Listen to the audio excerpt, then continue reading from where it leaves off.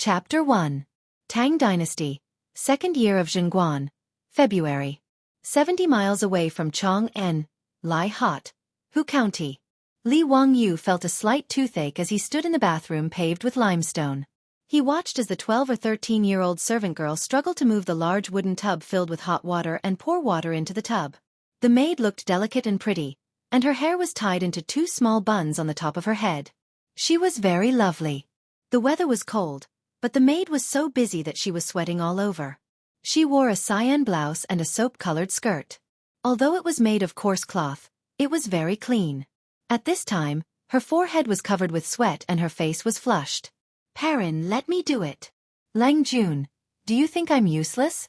The maid Perrin heard Li Wangyu's words and burst into tears, which made Li Wangyu feel that he was wicked beyond redemption. No, you did a good job. Continue." Li Wangyu looked up and sighed. What an evil feudal society. The maid named Perrin stopped crying and smiled. She carried the wooden tub and continued her work. Li Wangyu was bored and used his hand to stir the hot water in the tub. He asked casually, "Perrin, what did you add to the water?" "It smells good." "Lang Jun, it's orchid. You have just recovered from a serious illness. Bathing with orchid can drive away the disease." Li Wangyu suddenly realized that this should be the so-called Mulan in the Tang Dynasty. The tub was finally filled with hot water. Li Wangyu breathed a sigh of relief. He didn't have to watch the maid work anymore. He reached out to take off his clothes and take a bath, but suddenly froze and looked at the maid Perrin. "Why don't you go out?" "Lang Jun, I'll help you take a bath." The maid Perrin's face was red. It was unknown whether it was because of the hot work or because of shyness. Li Wangyu was so shocked by Perrin's words that his fingers trembled. After a long time he replied stiffly, "No need. You can go out. I'll wash myself." "Lang Jun, this is against the rules of the mansion." "What rules? Are you not going to listen to me anymore?" "This slave doesn't dare." The little maidservant began to cry again. This time, Li Wangyu did not fall for her trick. He directly pushed her out of the bathroom and closed the wooden door. Li Wangyu really couldn't do such a beastly thing as letting a 12 or 13-year-old little lowly help him take a bath. After all, he was a good child who grew up under the red flag.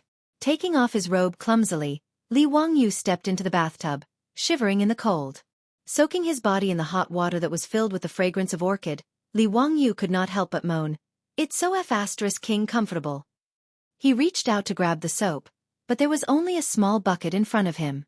It was filled with a yellowish-brown greasy liquid. Li Wangyu stared blankly for a moment, wondering what it was. After a while, it dawned on him. It was a soap pod soup. The skin and seeds of the soap pod were peeled off, and only the flesh was dried. Then, the liquid was boiled in hot water. It was the Tang Dynasty's version of liquid soap that was used for bathing. Li Wangyu helplessly scooped up some of the greasy soap pod soup with his hands and smeared it on his body while secretly cursing.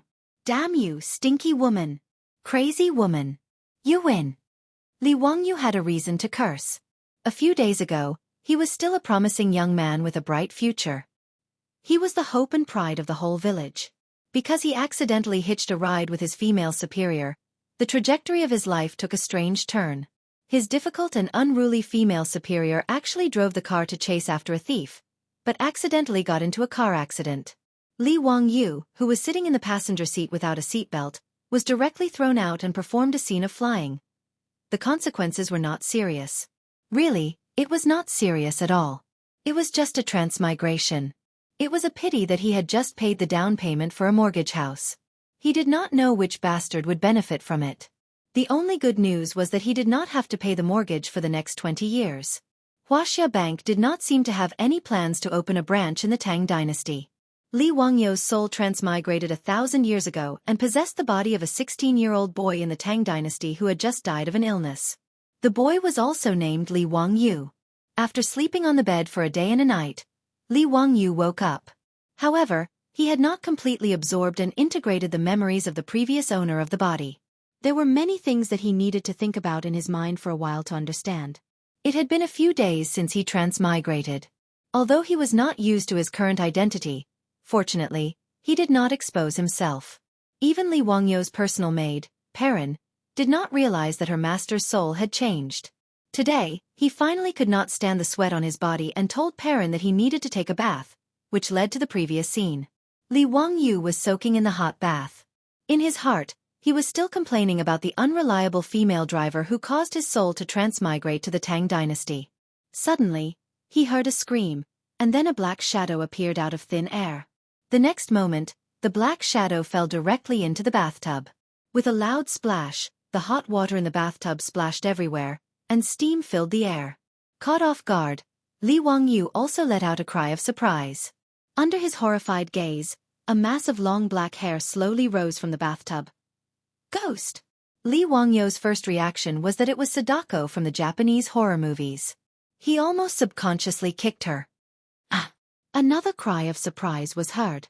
Li Wangyu realized that the thing he kicked did not seem to be a female ghost, but a person, a woman.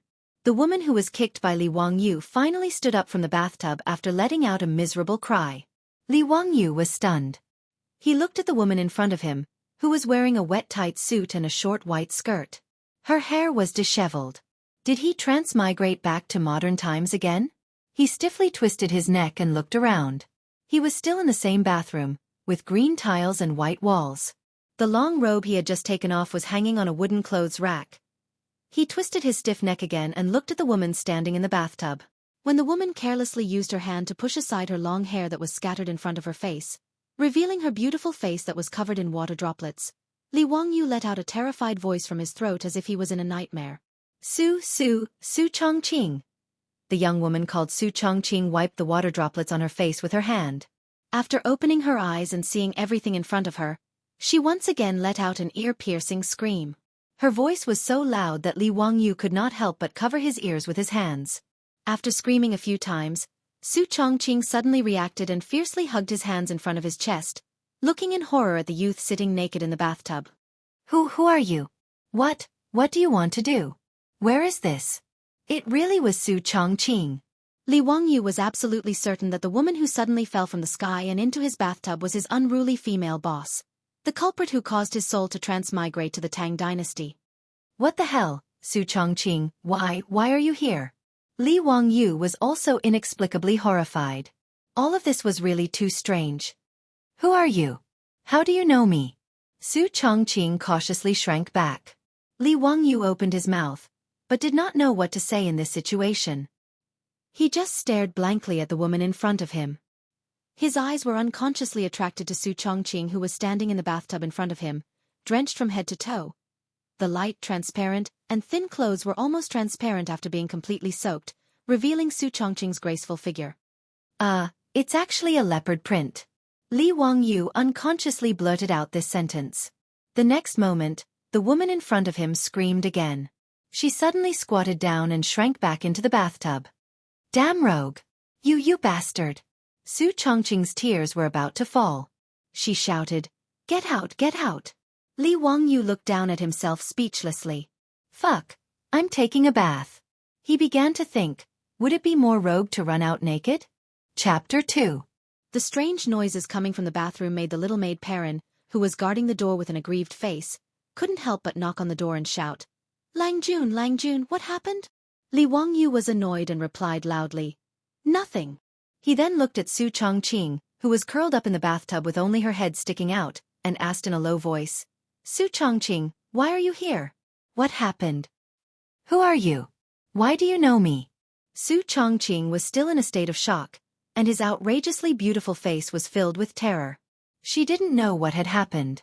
She accidentally fell and inexplicably appeared in a completely unfamiliar environment, and there was a naked young man in front of her. All of this frightened her. I'm Li Wangyu. Do you think I know you?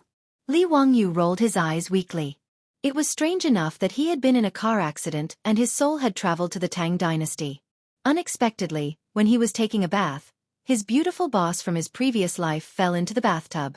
This completely subverted his worldview. Li Wangyu? No, you are not Li Wangyu. Li Wangyu is dead. It was fine if Li Wangyu didn't say his name, but when Su Chongqing heard Li Wangyu's name, she suddenly broke down and burst into tears. Oh, I'm sorry, it's all my fault. Li Wangyu, who had been cursing his beautiful boss, couldn't help but soften when he saw the beautiful woman in front of him like this. Instead, he comforted her. Okay, don't cry. I don't blame you. I'm not dead. I should say I'm alive again. No, I should say I'm reborn. Ah, what a mess. His words didn't stop the woman in the bathtub from crying. She could only weakly cover her forehead with her hand. Was this woman really so sad that he was dead? It seemed that the beautiful boss didn't seem to be as indifferent and ruthless to him as she usually did. This beautiful boss of Su Chongqing, Li Wangyu and the other single dogs in the company all worshipped her as the goddess of the company. However, it was just a thought in his heart. White collar, backbone, elite.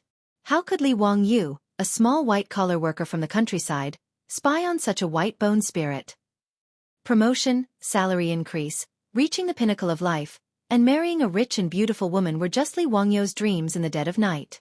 However, Su Chongqing's tearful complaint made Li Wangyu's heart throb a little. Could it be that there were times when the goddess was blind? Su Chongqing cried for a while and finally vented his emotions.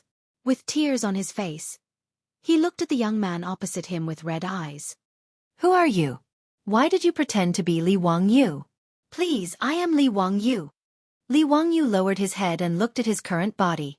It was indeed not convincing.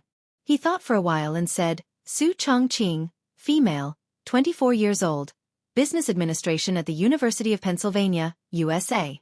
Extremely strong, outspoken, and abhorred evil. You killed me because you chased a thief with your car. You were the manager of Zhonghai Group for 2 years. As a subordinate, you were very harsh to me and asked me to work overtime for a long time. I also wanted you to learn more. Besides, I also worked overtime with you. Su Chongqing weakly defended herself. The next moment, she opened her beautiful eyes wide and asked in disbelief, You are really Li Wangyu? You believe that I am Li Wangyu? But you are not. Su Chongqing felt that all of this was too unbelievable. After the car accident, she was filled with guilt and helped Li Wangyu with his funeral. After that, she was in a trance for the next few days. That was why she accidentally missed a step and fell down the stairs. However, she did not expect that she would fall into an ancient-looking bathtub with a young man who claimed to be Li Wangyu who had passed away. Li Wangyu softly told Su Chongqing about what happened to him. After the woman heard it, her voice went up an octave. This is the Tang dynasty? We have all transmigrated? He wanted to reach out and cover this stupid woman's mouth. Was she shouting so loudly because she was afraid that the little girl outside the door could not hear her? That is the truth. Li Wangyu helplessly spread his hands. But why did your soul transmigrate? And I didn't? Su Chongqing asked curiously. Li Wangyu rolled his eyes again.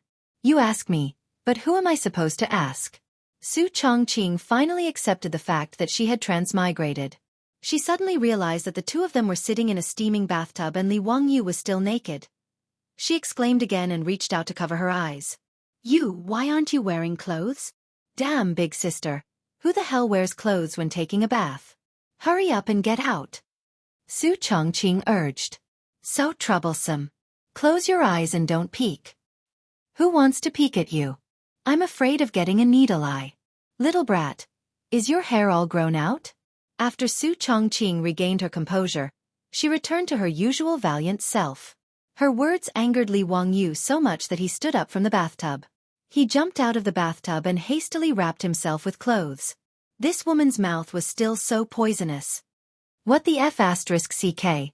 I owe you. Wait here, I'll ask someone to bring you some clothes. Li Wangyu looked at Su Chongqing who was still soaking in the bathtub and felt a headache coming on. How should he explain the identity of this woman who appeared out of nowhere? He lightly knocked on the wooden door of the bathroom. Perrin, are you there? Yes, Lang Jun. What happened inside? The little maidservant Perrin had been very nervous. She didn't know what her Lang Jun was doing in the bathroom. It's nothing. Go find another tall maidservant and borrow some clothes. The little maidservant Perrin was less than 1.5 meters tall, while Su Chongqing was tall. She had the body of a model with long legs and a height of 1.7 meters. She had to make do with the other maidservant's clothes. Lang Jun, what did you say? Borrow clothes? You want maidservant clothes? The little maidservant Perrin outside the door almost thought that she had misheard. That's right. Don't ask why. Go quickly. Yes. Perrin was full of doubts, but she could only quickly leave to find other maidservants in the mansion. Li Wangyu looked back at Su Chongqing in the bathtub with a bitter smile. Suddenly, his heart throbbed. He had inexplicably traveled back to the Tang dynasty. It was impossible to say that he wasn't afraid and nervous. In addition, he also had a deep sense of vigilance and isolation for this era. Noda's Lai Hot was full of people, but Li Wangyu's loneliness could not be hidden. Su Chongqing had fallen from the sky, which made him feel surprised and excited. In the past few days, he had been carefully disguising himself and trying to adapt to life in the Tang dynasty. It was as if he was acting all the time. The moment he faced Su Chongqing, Li Wangyu's defensive shield in his heart suddenly collapsed. In this strange world, there was finally someone who could understand him. Thinking of this, Li Wangyu's tone became much gentler. He asked, Su Chongqing, how should I introduce you? This. How about you say that I'm your sister? Su Chongqing was not sure. Li Wangyu was speechless. I'm the only son of the Lai Hot. How can I have a sister? I'm now a member of the royal family. Do you think you can just make up a relative? Humph, what's so great about being a member of the royal family? What do you say? Li Wangyu shrugged. Just say that you're a refugee I picked up and you'll be my maidservant in the future. Bah, I'm your boss. You actually want me to be your maidservant? Su Chongqing was anxious. Li Wangyu said unhurriedly, What the hell, this is the Tang dynasty. You're an unregistered person. You want to be a princess instead of a maidservant? Or do you think you're Zhen Huan? You. Su Chongqing was choked by Li Wangyu's words. At this time, the wooden door of the bathroom was gently knocked. Lang Jun, I've brought the clothes. Also, someone from the Wang clan of Taiyuan is here again. Chapter 3. The Wang clan of Taiyuan? Li Wangyu was overjoyed. The Wang clan of Taiyuan had finally come again. He was worried that the Wang clan would give up after the previous owner of his body fell ill from anger. The Li clan of Wuxia was a relative of the Li Tang dynasty. In the early Tang dynasty, in order to highlight the imperial family supremacy and suppress the aristocratic families, great ancestor Li Yuan made a rule that all officials with the surname should be above the same rank. Every province would have one grandmaster, who would be in charge of overseeing the affairs of the imperial family. It meant that all officials with the surname Li were above those of the same rank. Those who did not hold a position would not be able to serve the imperial family. Furthermore, every province would have one grandmaster, whose main function was to supervise and intimidate. It was institutionalized. Li Wangyu's father, Li Zhou, was trusted by Li Yuan. He oversaw one of Chang'an's major cities, Wuxia, and was in the limelight. The aristocratic families of Taiyuan Wangs took the initiative to propose marriage, betrothing their eldest grandson to Li Zhou's son, Li Wangyu. Both sides would only wait for Li Wangyu to reach the age of 16 before the marriage was consummated. Unexpectedly, the great and upright Pai Lupi killed his brother through the Xuanwu Gate incident, forced his father to retreat, and ascended to the throne. Under the rule of Zhenguan, the Tang dynasty flourished. However, because Li Zhou was dissatisfied with Pai Lupi seizing power and killing his brother, he spoke nonsense in court. The Pai Lupi directly demoted him and reduced his salary. He was also suspended from overseeing Wuxia. Li Zhou was so angry that he fell ill and died not long after. After learning that the Li family had been defeated, the Wang clan of Taiyuan immediately regretted it. The main reason was that the Wang clan of Taiyuan did not want to be tied to the Li family of Wuxia. They were afraid that Pai Lupi would hate them, so they sent someone to tactfully break off the engagement. As a result, the previous owner of this body was anxious and angry. He, who had been weak and sickly since childhood, fell ill just like his father. In the end, Li Wangyu took advantage of it. Li Wangyu welcomed and approved of the Taiyuan Wang clan's decision to break the engagement. Firstly, he really didn't want to take a 13 or 14-year-old girl as his wife. Secondly, from the memories of his dead master, he knew that the young lady of the Wang family was really too round and smooth. Li Wangyu felt that he did not have the fortune to enjoy such a beauty's grace. In the Tang dynasty, fat was considered beautiful, but it was only slightly fat, not huge fat like this. Therefore, when he woke up and learned about this matter from his memories, he had been hoping that the Taiyuan Wangs would send someone to him again, so that he could take advantage of the situation and cancel this marriage. Now that he heard Perrin say that someone from the Wang family came again, Li Wangyu immediately opened the wooden door of the bathroom and asked in surprise, "Is it really someone from the Wang family again?" He couldn't hide the surprised expression on his face. Perrin almost thought that her Lang Jun had lost his mind because of the shock. "Ai, my poor Lang Jun." This blow was too big. The Taiyuan Wangs had gone too far. The young maidservant angrily bit her lower lip, revealing a pair of cute canine teeth. Li Wangyu was so happy that he didn't notice the young maidservant's worries. He pointed to the bathroom and said, "You go in and help the young lady change her clothes." Perrin heard Li Wangyu's words and looked into the bathroom in astonishment. She saw Su Chongqing sitting in the bathtub with his head sticking out. She couldn't help but step back in fear. "Lang Jun, who is this?" The young maidservant couldn't speak clearly. Why was there another woman in the bathroom when her Lang Jun was taking a bath? Moreover, she was shamelessly soaking in his bathtub. Li Wangyu also had a headache about this problem. He could only vaguely say, "Don't worry about it. Go help her change her clothes and then take her to my study." After that, Li Wangyu left the bathroom as if he was escaping and went straight back to his study. Perrin pouted and reluctantly went into the bathroom with the clothes in her hands. Soon, Perrin knocked on the door of the study and came in with Su Chongqing, who had changed his clothes. Li Wangyu looked at Su Chongqing, who had also combed his hair and tied it into two small buns on top of his head. The image of Wu Mainyang in the TV series immediately appeared in his mind. The clothes that Perrin found for Su Chongqing were still short. In the Tang dynasty, it was not easy to have long legs like Su Chongqing, who was about 1.7 meters tall. Su Chongqing wore the maid's high-waisted soap-colored long coat that was worn by Su Chongqing, which made her look like a knee-length dress. The apron under the blue short coat was even more cramped. Half of her breasts were exposed, which made Su Chongqing's proud bosom squeeze out a deep cleavage. Li Wangyu was used to seeing Su Chongqing dressed as a capable and experienced professional woman. It was the first time he saw her wearing an ancient costume. However, she had a kind of seductive classical beauty, as if she should dress like this from the bottom of her heart. He was a little dazed for a moment. The young maidservant Perrin was dissatisfied with her Longjuan's appearance. She cursed in her heart and coughed softly to wake Li Wangyu up. Li Wangyu was also embarrassed. He was actually despised by a little girl when he peeked at a girl. He touched his nose and said, "Perrin, you go out first and find Li Heng by the way." "Lang Jun, she." Perrin saw that he was going to drive her away again and leave this vixen alone. She pouted her mouth discontentedly again. "Go quickly. I have something to talk to Li Heng." Perrin felt wronged and said, "Yes, Lang Jun. I know." After the young maidservant Perrin left, Su Chongqing, who had been silent all this time, suddenly asked, "That little girl called you Lang Jun?" "You and her." "What?" Li Wangyu was stunned by Su Chongqing's words, and then he laughed loudly. Seeing that Li Wangyu was laughing so hard that he couldn't straighten his back, Su Chongqing's face was a little red. She knew that she must have said something wrong. In order to cover up her embarrassment, she turned her pretty face and snorted softly to show her dissatisfaction. Li Wangyu laughed until tears came out of his eyes. He wiped the tears from the corners of his eyes and said with a smile, "Miss, this is the Tang dynasty.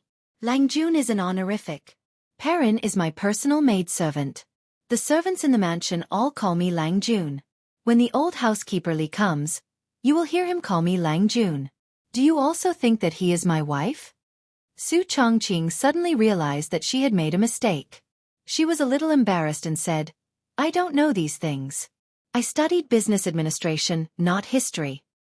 I will teach you these things later. Otherwise, you will get into trouble if you say something wrong. You should listen more and talk less. If you don't understand, you can ask me." Li Wangyu said, "Got it." Su Chongqing knew that the ancient people's speech habits and address were very different from the modern people.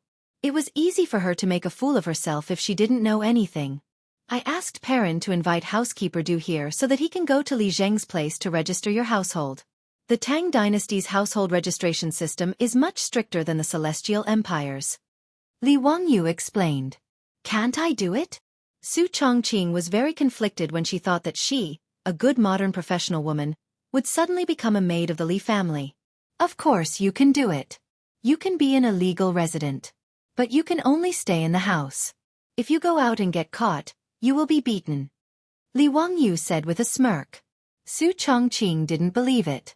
There were many transmigrations in TV and novels. How could it be so troublesome? Seeing that she didn't believe it, Li Wangyu explained to her a little. In the Tang dynasty, if you want to go out, you must have a public inspection. It is similar to our ID cards and passports. If you are caught by Wu Ho and can't take out the public inspection, you will be charged with the crime of escaping from your household registration. If you are a man, you will be sentenced to 3 years in prison. If you are a woman, you will be beaten 100 times and then sent to the mountains to do hard labor. It is not impossible for a beautiful woman like you to be sold as an official prostitute. Do you want to give it a try? Li Wangyu's words scared Su Chongqing so much that her pretty face turned pale. She didn't refute, and her hands uneasily grasped the corner of her clothes. Seeing her like this, Li Wangyu laughed in his heart. Su Chongqing, you also have this day. For the first time in many days, Li Wangyu felt that transmigrating to the Tang dynasty seemed to be quite good. Chapter 4. Seeing that he had scared Su Chongqing, Li Wangyu didn't continue to provoke his beautiful superior who had just transmigrated to the Tang dynasty and hadn't recovered yet. He waved his hand and said, "Sit down and talk." Okay. Su Chongqing answered without thinking, but the next moment, she was dumbfounded. Where was there a place to sit in this study? There were several wooden bookshelves in the room, with some scrolls and bookboxes placed on them. There was no other furniture except for a low table. Where were the tables and chairs? What was the meaning of the mat and several cushions on the polished wooden floor in the room? Seeing Su Chongqing standing there in a daze, Li Wangyu couldn't help but laugh. He didn't say anything and directly took off his shoes, walked to the cushion in his socks, and sat down cross-legged. Su Chongqing finally understood that he was directly sitting on the ground. She imitated Li Wangyu and sat down, but she didn't cross her legs like he did.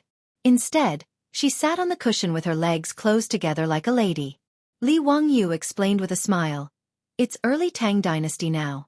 Tables and chairs aren't popular yet. Couches or floor mats are all used. And your sitting posture, you can't sit like this when you meet outsiders. He said and demonstrated, kneel on both knees, press your buttocks against your calves and ankles, and straighten your back. This is what the ancients call sitting upright and still, understand? Su Chongqing's beautiful eyes flashed. She curiously tried it, and soon complained, Li Wangyu, this is too uncomfortable. You can practice slowly. This is the basics. Although Li Wangyu said so, he quietly changed his sitting posture. He couldn't stand that standard sitting posture. Although this body was inherited, Li Wangyu was really not used to kneeling like this. Then, he pulled over a small object from the side and leaned against it comfortably. Naturally, he couldn't hide from Su Chongqing's eyes. Li Wangyu, what are you relying on? Li Wangyu smiled and pointed to the armrest. This is called a seat. You can think of it as the armrest of the sofa. The ancients were smart. With this, it's much more comfortable to sit on. Quick, let me try it. Su Chongqing was overjoyed. Li Wangyu smiled as he passed the wooden table to her. It was a wooden table with 2 supporting legs and an arc-shaped armrest on top. After Su Chongqing took it, he didn't need to be taught and naturally placed his hand on it. Leaning forward, the weight of his body was supported, and his stiff waist could finally relax. Comfortable. By the way, remember to call me Lang Jun when there are people around. Be careful not to annoy housekeeper Li and drive you out.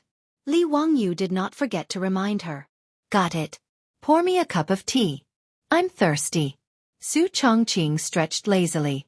Li Wangyu's eyes almost fell into her tempting curves. Tea. Yes, what's wrong? I want green tea. Li Wangyu rolled his eyes again. He felt that he had rolled his eyes too many times today. He was speechless and said, Madam, do you want another cup of coffee? Hey, don't bully me. I know there's no coffee in the Tang dynasty, but there's definitely tea. Yes, there is tea, but... But what? Li Wangyu smiled and said, but you're not used to it. I'm afraid you'll flip the table. Su Chongqing's beautiful big eyes flickered a few times, and she looked at Li Wangyu in confusion. What's wrong with tea? Hey, let me tell you how to drink tea in the Tang dynasty. The tea in the Tang dynasty is called fried tea. The tea leaves are roasted with fire and then crushed, poured into boiling water, and boiled together with scallion, ginger, pepper, mint, jujube, sugué, salt, cheese, and butter or mutton fat. Enough, stop talking. Li Wangyu was still describing vividly. Su Chongqing could not stand it anymore. Was this still tea? Was this not soup? She felt a little sick listening to it. And do you think tea leaves are common? Except for temples in the south of the Tang dynasty, tea leaves are not common. There are not many tea shops in Chong, and that sell tea. Su Chongqing did not expect that it would be so complicated to just drink a cup of tea. Be content.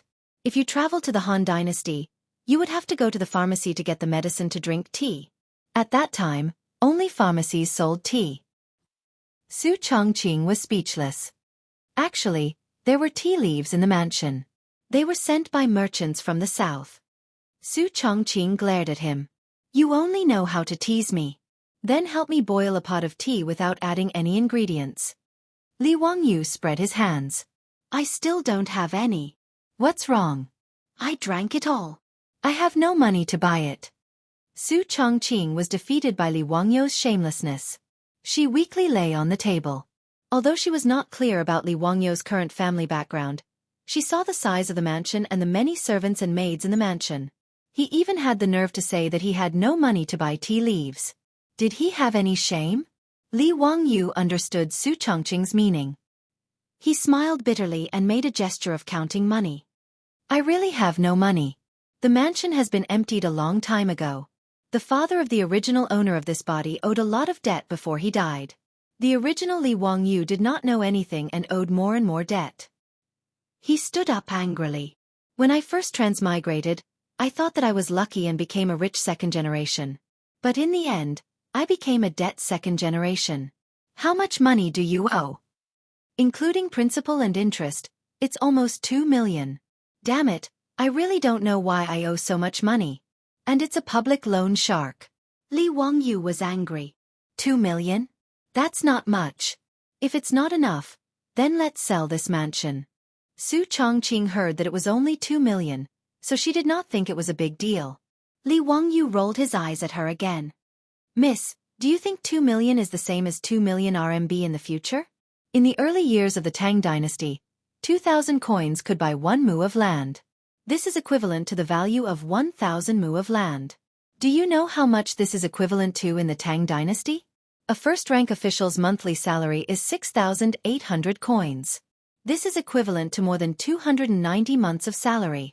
That's more than 20 years of salary. He began to count with his fingers for Su Chongqing. 1,000 copper coins is equivalent to a string of coins. A string of coins is roughly equivalent to 4,000 RMB. 2 million copper coins is 2,000 strings of coins, which is almost equivalent to 8 million in the future. As for this mansion you mentioned, I've asked around. It's worth at most 50,000.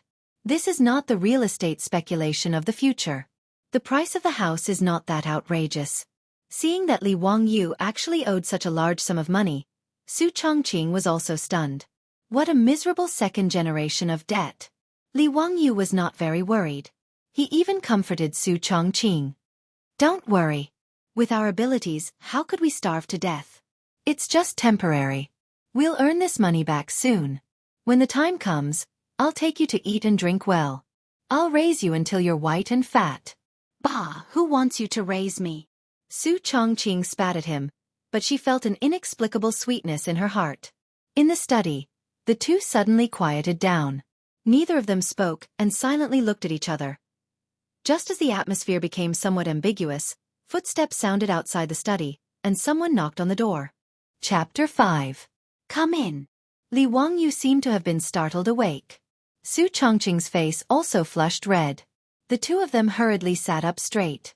After getting Li Wangyu's permission, a skinny old man came in. It was the housekeeper of Lai Hot, Li Heng. Lang Jun, you were looking for me? Yes, this is Chongqing. She will be my personal maid from now on. Help her go to Li Zheng's place to do a public inspection. Li Wangyu pointed at Su Chongqing and introduced her to Li Heng. Li Heng looked at the woman who appeared out of nowhere in surprise, but he didn't say anything. He had been a housekeeper for many years, so he had a good eye. Since his master didn't want to tell him, he shouldn't ask. Although he was old, he wasn't muddle-headed.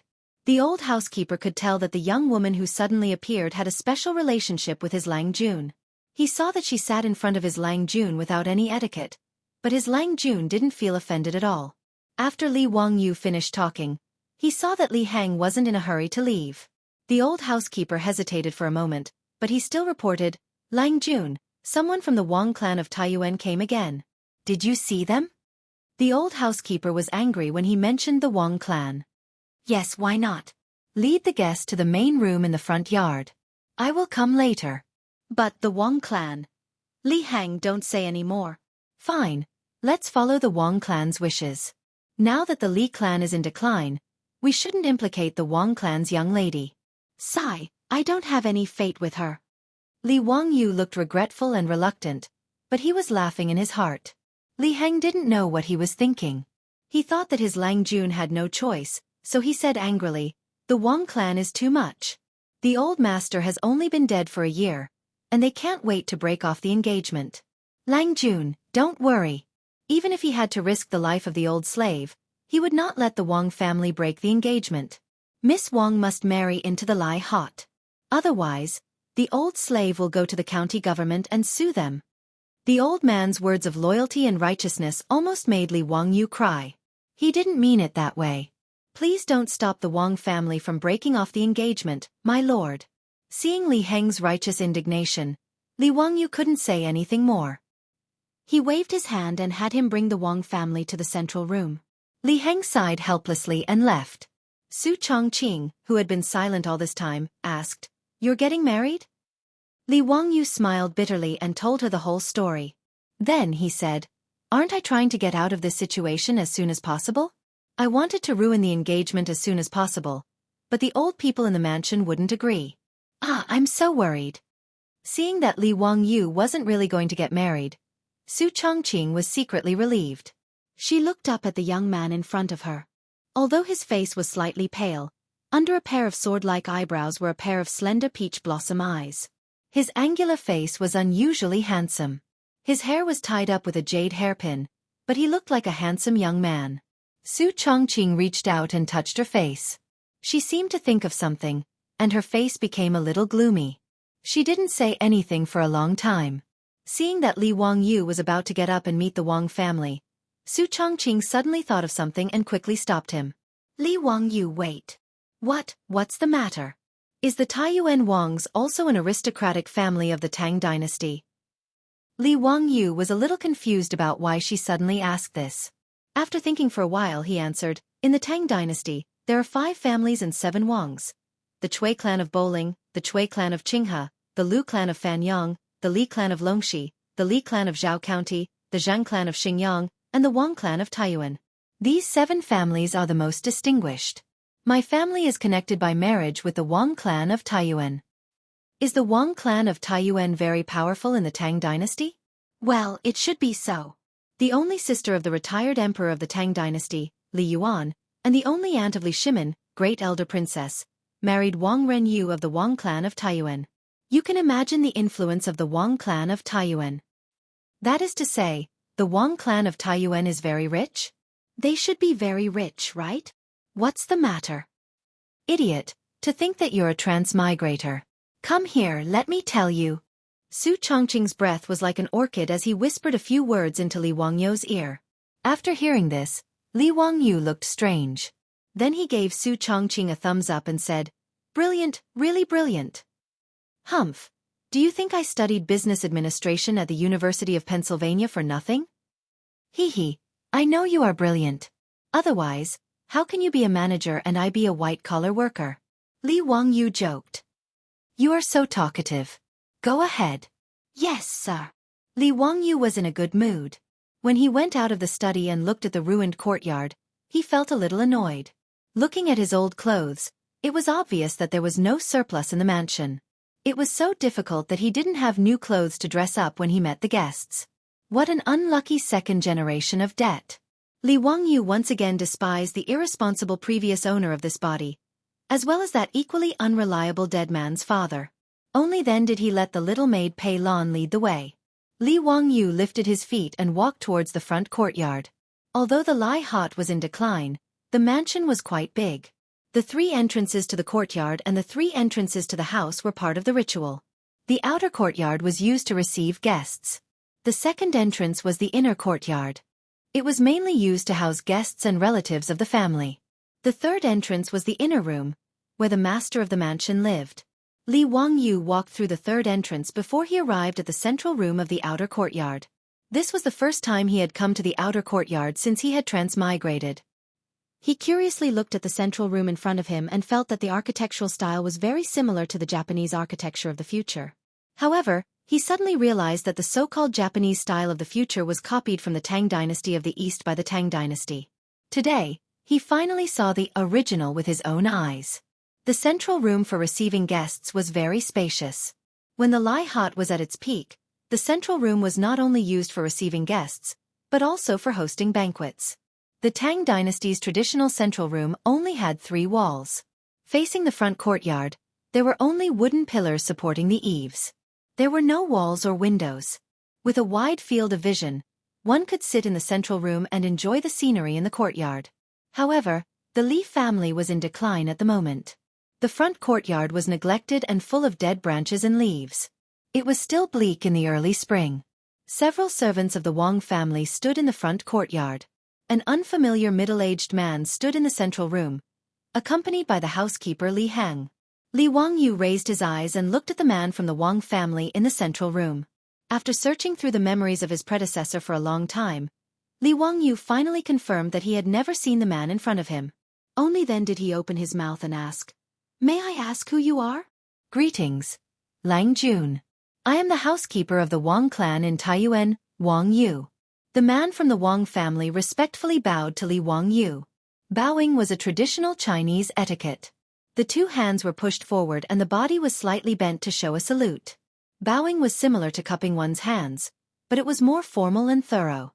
"Sit down and talk," Li Wangyu said indifferently.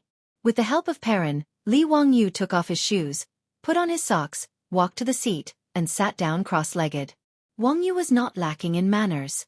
After Li Wangyu sat down, he took off his shoes and sat down. Then, he respectfully knelt on the ground with his buttocks pressed against his calves and ankles. His back was straight. "Uncle Wang, are you well?" "Lang Jun, everything is well with my master." The 2 of them talked nonsense for a long time, but the housekeeper did not mention the purpose of his visit.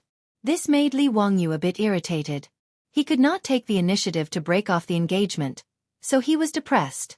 In addition, he was still not used to kneeling, so he uneasily twisted his body. Fortunately, Perrin, who was standing at the side, had good eyesight. Seeing her Lang Jun like this, she thought that he had just recovered from a serious illness and was not feeling well. She quickly moved a table from the side and placed it in front of Li Wangyu. Li Wangyu looked at the little maid with gratitude. He leaned his body and put his arm on the table. Perrin consciously knelt behind Li Wangyu and gently massaged his waist to relax him. Comfortable. Damn, the feudal society was really rotten. Despising his own depravity, Li Wangyu also relaxed. Since this Wangyu is patient, then you can slowly kneel. I want to see how long you can endure. Chapter 6. Having made up his mind, Li Wangyu began to slowly grind his teeth with Wangyu. After talking for a long time, it was clear that Wangyu couldn't take it anymore and was ready to make his intentions clear. "Lang Jun, I took the liberty of visiting today, but there is something I don't know if I should mention." Li Wangyu raised his eyebrows. "There's no harm in saying it." "Lang Jun, when do you plan to give the naive sign to the Wang family?" "Nanny? What sign?" Li Wangyu was at a loss. He pretended to look at the old housekeeper and continued to search his memories. As soon as Wangyu said this, Li Heng's originally ashen face suddenly flushed red. He gritted his teeth and said to Wangyu, "Steward Wang, you don't need to worry. In 2 years, the Li family will arrange this marriage even if we have to sell everything." Li Wangyu was even more confused.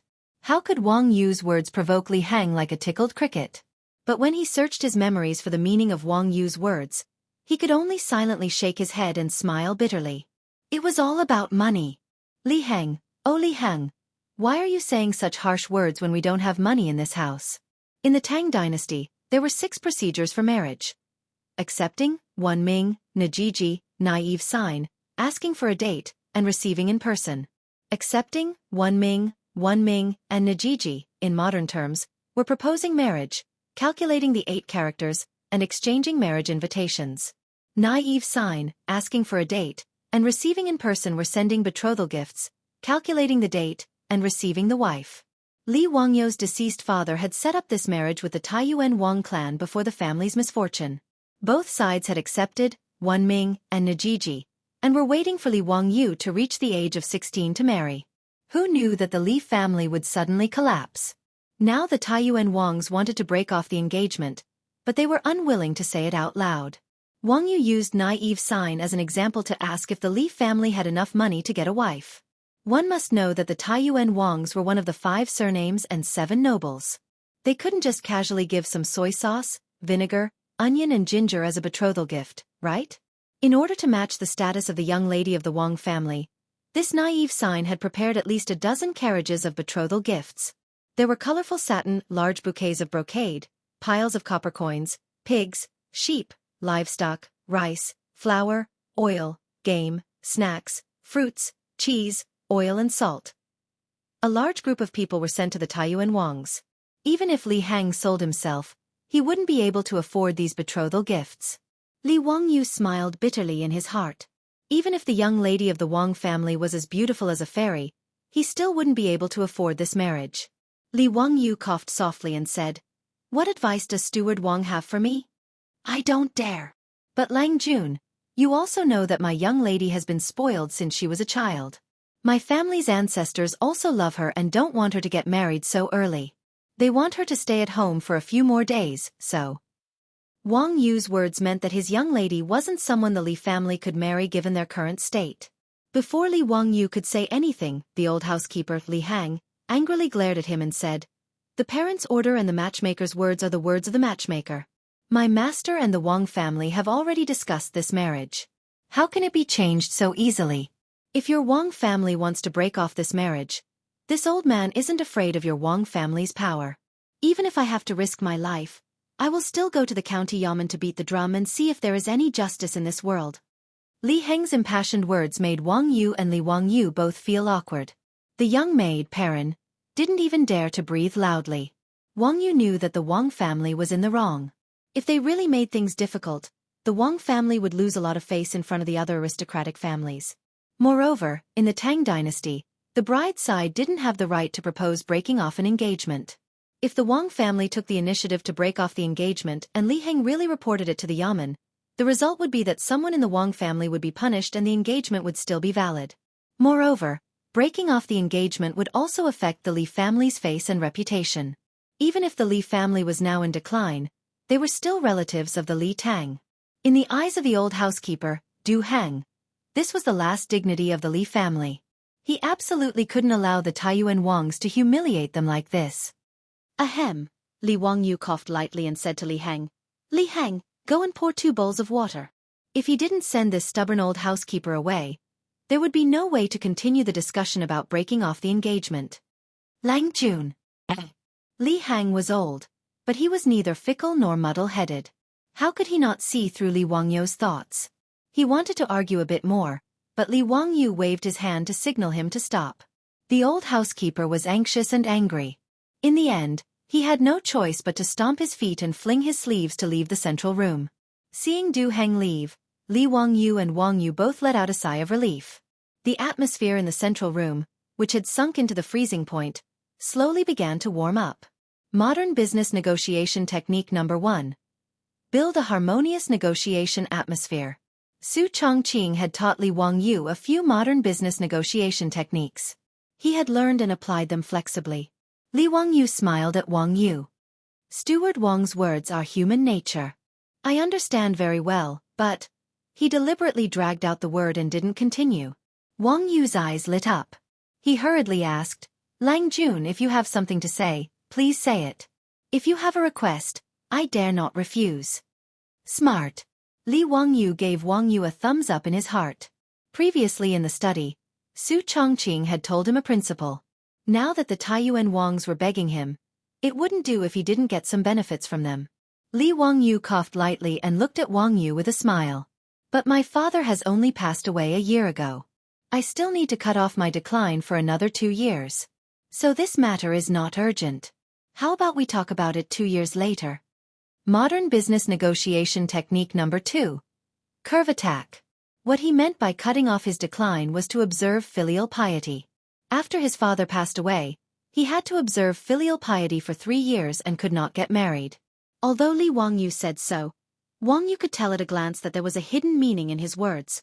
It was not that Li Wangyu was unwilling to break off the engagement like Li Heng, but that Li Wangyu was just manipulating him. Lang Jun, you should be clear about the intentions of my master and the old ancestor. Furthermore, given the current state of your residence, Wang Yu was also anxious. When he came to Chang'an from Taiyuan this time, his master had repeatedly instructed him to bring back the annulment letter. Haha.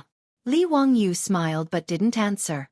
Modern business negotiation technique number 3. Fully understand the negotiation opponent. Wang Yu looked at his attitude and understood. He simply gritted his teeth and said, "How about we give you 100,000 yuan to revitalize the family business? Lang Junru is 16 years old this year. You're in the prime of your life. Why worry about love?" For the Wang clan of Taiyuan, it didn't matter to pay a little money. The most important thing was to not get involved with the unlucky Li family of Huxian. Damn it, it would have been better if we had talked about the money earlier. After beating around the bush for so long, my legs are numb. Li Wangyu moved his numb legs and changed his posture. He leaned comfortably on the table and calculated silently. 100,000 yuan was 100 strings of copper coins, which was equivalent to 400,000 yuan in the future. Aristocratic family. How stingy. Did they think they were beggars? Even though he had told Su Chongqing that the monthly salary of a first-rank official was only 6,800 coins, it would cost a few copper coins to find a confidant to accompany him in Chang and city's Pingkong Square for a night. Moreover, compared with the huge debt he was now carrying, 100,000 yuan was simply a drop in the bucket. Li Wangyu didn't agree. Instead, he began to manipulate him. Haha, this time it was the Wang clan who was begging him. How could he not take advantage of a local tycoon who came to his door? Chapter 7. Steward Wang. My Li family is now in trouble. However, my father taught me since childhood that I cannot forget righteousness in the face of profit and cannot go back on my words. Therefore, how can I not respect my father's teachings regarding the marriage arranged by my father? Business negotiation technique 4. Give way to attack. Li Wangyu's words were righteous, but Wang Yu secretly despised him. This Li family's appetite is not small. What can't forget righteousness in the face of profit? Isn't he implying that my price is not enough? 500,000. 2 million. Li Wangyu also opened his mouth like a lion and directly bargained with 5 or 6 times the price. 1 million, that's not much. Seeing Wang Yu gnashing his teeth, Li Wangyu estimated that he had reached his bottom line. So be it 1 million, I can repay half of the huge debt. Li Wangyu was satisfied. Business negotiation technique 5. Cannot be fickle. Li Wangyu knew when to stop. No matter what, his goal was achieved. Not only did he cancel the marriage, but he also solved a lot of the debt crisis. Right now, he even wanted to hug and kiss Su Chongqing. Sigh, I also have no fate with the Wang family's young lady. If that's the case. Li Wangyu said halfway and stopped. He looked at Wang Yu and then at the Wang family's servants outside the central room. Damn, where's the money? He suddenly thought of a problem. 1,001,000 strings of copper coins. 1,000 strings of copper coins is not light at all. The Tang dynasty's Kaiyuan Tongbao is very particular about the materials used and the workmanship is very delicate. 1 Kaiyuan Tongbao is about 5 grams. 1,000 pieces is 5,000 grams. In other words, 1,000 strings of copper coins is 5 kilograms. 1,000 strings of copper coins is 5,000 kilograms, 5 tons. Li Wangyu sized up Wang Yu in front of him several times. He did not think that this guy is Doryman, who can take out 5 tons of copper coins to give him. It was impossible to break off the engagement with empty words. What if he agreed later and the Taiyuan Wang clan refused to give him money? How could he reason with them? As the butler of the Taiyuan Wangs, Wang Yu had good eyesight. Li Wangyu's stare made his face darken. For better or for worse, the Li family in Hu County could be considered an aristocratic family. Although they were in decline, how could the Li family be so unscrupulous? He didn't say much and directly waved at the servants in the hall. Immediately, a strong servant came up to the hall and untied the bag on his back. He took out a wooden box and placed it on the table in front of Li Wangyu. The servant opened the lid of the wooden box and left with his hands hanging down. Li Wangyu was dazzled by the dazzling objects in front of him. There were dozens of gold ingots neatly arranged in the wooden box, which was very alluring. Li Wangyu was a modern-day white-collar worker. When had he ever seen so much gold? His eyes almost popped out of their sockets. In the Tang dynasty, one tael of gold was exchanged for 6 strings of copper coins. There were a total of 34 gold ingots of 5 taels. Lang Jun, here is 170 taels of gold, which is more than 1 million yuan. Are you satisfied? No wonder Wang Yu insisted on 1 million strings of copper coins. It turned out that the Taiyuan Wang clan had already planned to use this gold to buy the annulment agreement. They had already made preparations. Li Wangyu was not pretentious. He directly called the little maid Perrin to the study to get a pen and paper. Exchanging a marriage that he did not want to have in exchange for 170 taels of gold was a good deal. Li Wangyu was happy, but the little maid Pei Lon beside him had a face full of anger. She did not dare to get angry at her Lang Jun. She could only glare fiercely at Wang Yu and run out of the central room. Li Wangyu was not angry at her. He was in a good mood. He chatted with Wang Yu and waited for Perrin to come back with a pen and paper. However, the little maid did not come back. Instead, Li Heng came. As soon as the old housekeeper came to the hall, Li Wangyu and Wang Yu were shocked. What was going on? They saw the old housekeeper take off his upper clothes. In the cold weather, he was bare-chested, revealing his skinny body. His hands were holding a shiny dagger-like saber. He went to the front of the hall and directly knelt in the central room. When Li Wangyu saw Li Heng's appearance, how could he not understand the old man's intention? He was going to remonstrate with death. Was it necessary? Wasn't it just annulment? It was not Li Heng who was getting married. Was there a need to be so exaggerated? Lang Jun, the old slave, has failed the old master's trust. He really has no face to live in this world. Today, since Lang Jun agrees that the Taiyuan Wang clan will annul the marriage, then let the old slave accompany the old master in the underworld. Li Heng's words made Li Wangyu speechless. What kind of enmity did this old man have with him?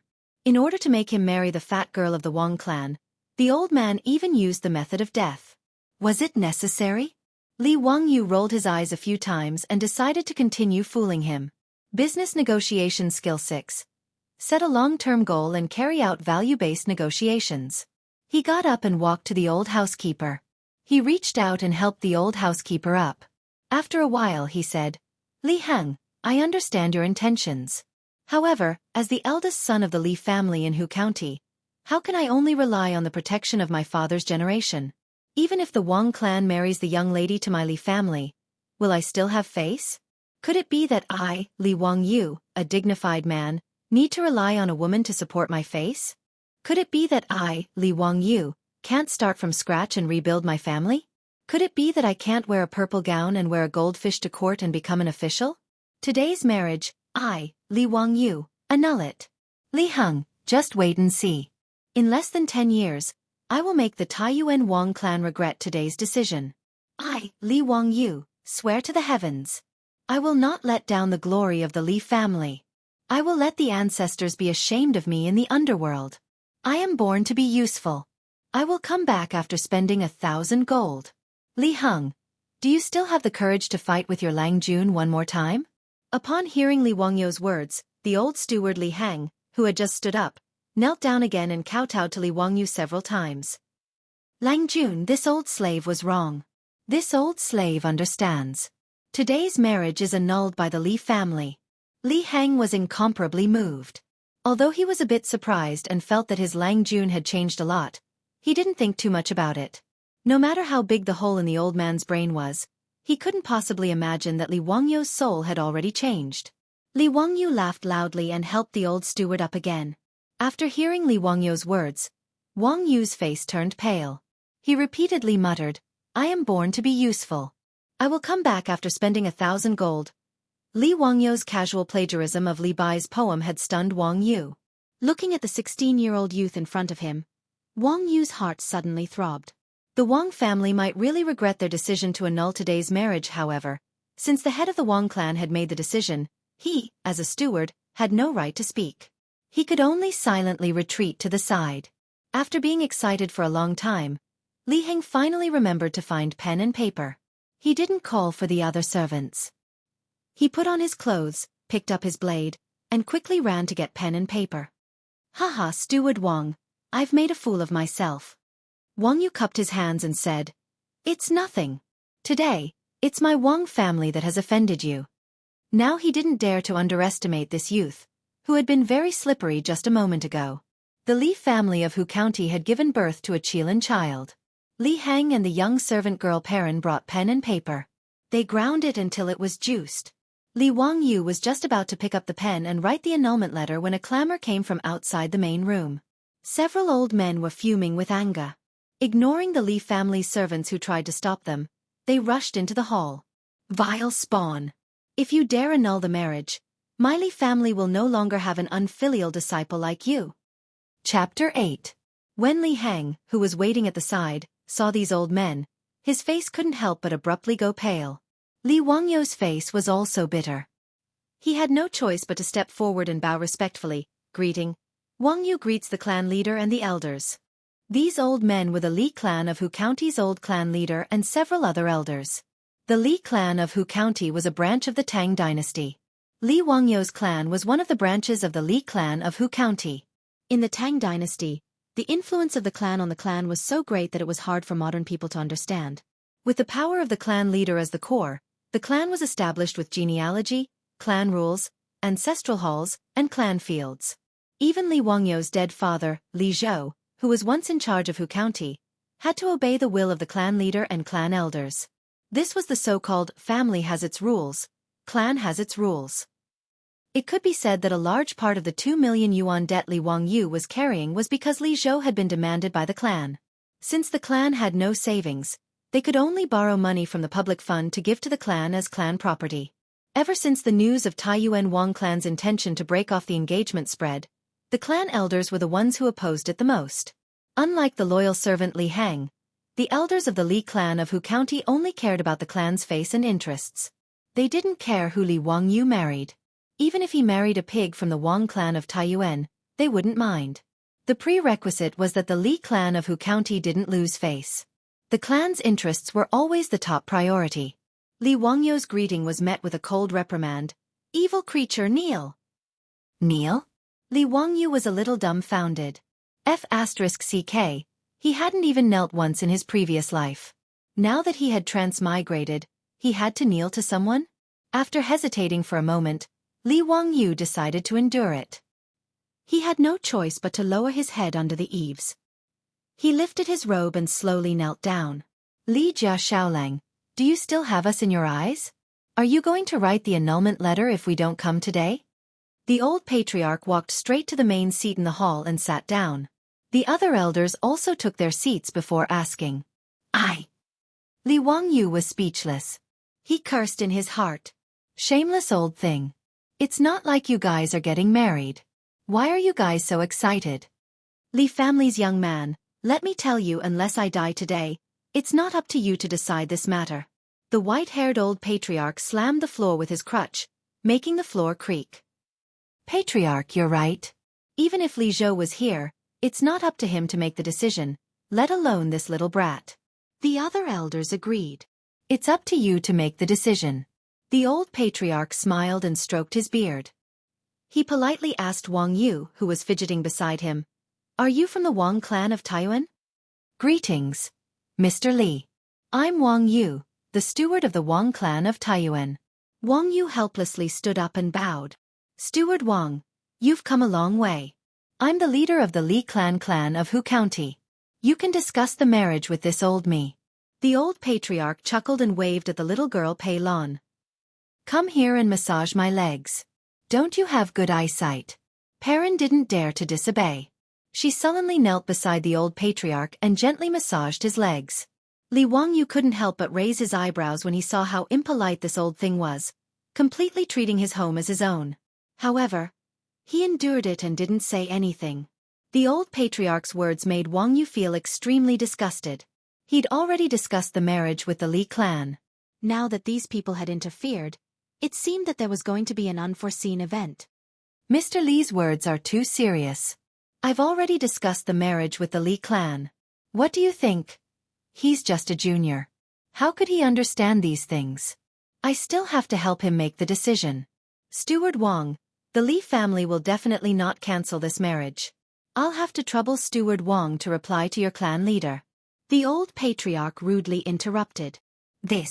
Facing the patriarch and elders of the Li clan of Hu County, Wang Yu didn't know what to say. He turned his pleading gaze to Li Wang Yu, who was kneeling in the center of the room. Li Wang Yu was helpless and could only say, "Old patriarch, elders, Wang Yu has already discussed this matter with Steward Wang. One cannot go back on one's word." Impudent! When did it become your turn to speak? You better kneel there properly.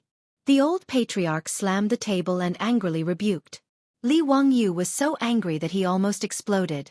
Did they still have human rights? He actually didn't have the right to speak about his own marriage. This was an evil feudal society. His temper also flared up. These elders completely treated him as a dish and could do whatever they wanted with him. Li Wang Yu straightened his neck and loudly said, "Replying to the patriarch when my clan leader was alive, he often taught me to keep my word." Confucius said, "Keep your word and act accordingly." What a petty person. It can also be considered second best. Since I've already promised Steward Wang, how can I go back on my word? The lord he was referring to was his father, Li Zhou. With a bang, the old patriarch directly flipped over the table in front of him. How could my Hu County Li clan give birth to such a vile spawn like you? The Li clan's face has been completely lost by your Li family's father and son. You're just like your dead father, only knowing how to smear the Li clan's name. You good for nothing. That's right. Li Zhou is also a scoundrel. He disobeyed our clan leader and lost his job for no reason, bringing shame to our Hu County Li clan. The elders also spoke up one after another, pointing their spears at Li Wang Yu's father, Li Zhou. Li Wang Yu, who had originally maintained a respectful attitude, was so angry at the elders' words that his body trembled. Although he had never even met Li Zhou, he was still the father of his current body. How could he endure being humiliated by these elders? Even the young maid Perrin, who was kneeling on the side and massaging the old patriarch's legs, couldn't help but speak up. "Patriarch, my family's old master is a good person, he—" Before the young maid could finish speaking, the old patriarch raised his hand and slapped her across the face. With a bang, the young maid fell to the side. "Uneducated lowly servant, when did it become your turn to interrupt? This Li Zhou doesn't discipline his son well. Even his own servant girl is so unruly." The elders on the side shook their heads and mocked. "Sure enough, like master like servant. If this were my family, I would have already dragged her out and beaten her to death to feed the dogs." Li Wang Yu couldn't hold back any longer. He stood up and quickly walked to Perrin's side. He carefully examined the little girl to see if she was injured.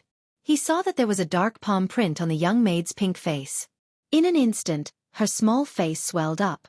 The corner of her mouth was also broken, and a trace of bright red blood flowed out. When Perrin saw Li Wang Yu come over, she didn't dare to cry out in pain. Instead, she quickly knelt down and lowered her head. "Husband, this servant was wrong." "Silly girl, you weren't wrong. They were the ones who were wrong." Li Wang Yu used his sleeve to wipe the blood from Perrin's mouth. He stood up and roared, "Enough! My marriage doesn't need the elders to worry about. Please go back. Li Hang, see the guests out." Chapter 9. When Li Hang heard Li Wang Yu's words, he didn't dare to move. He only thought that his Lang Jun was speaking out of anger. The several elders who were scolding to their heart's content were stunned by Li Wang Yu's sudden roar. No one in the clan had ever dared to speak to them like this. One of the elders was so angry that his whole body was trembling, and his face was flushed red. "This is going against the heavens. This is going against the heavens." Lawless, simply lawless. Punished according to the clan's rules. Punished according to the clan's rules. Li Wang Yu's roar enraged the elders. "You shameless elders! You have the nerve to talk about the clan's rules? Tell me, Where did the money that my lord gave to the clan go? Since they had already shed all pretense of cordiality, Li Wangyu didn't care that Wang Yu of the Taiyuan Wang clan was still present.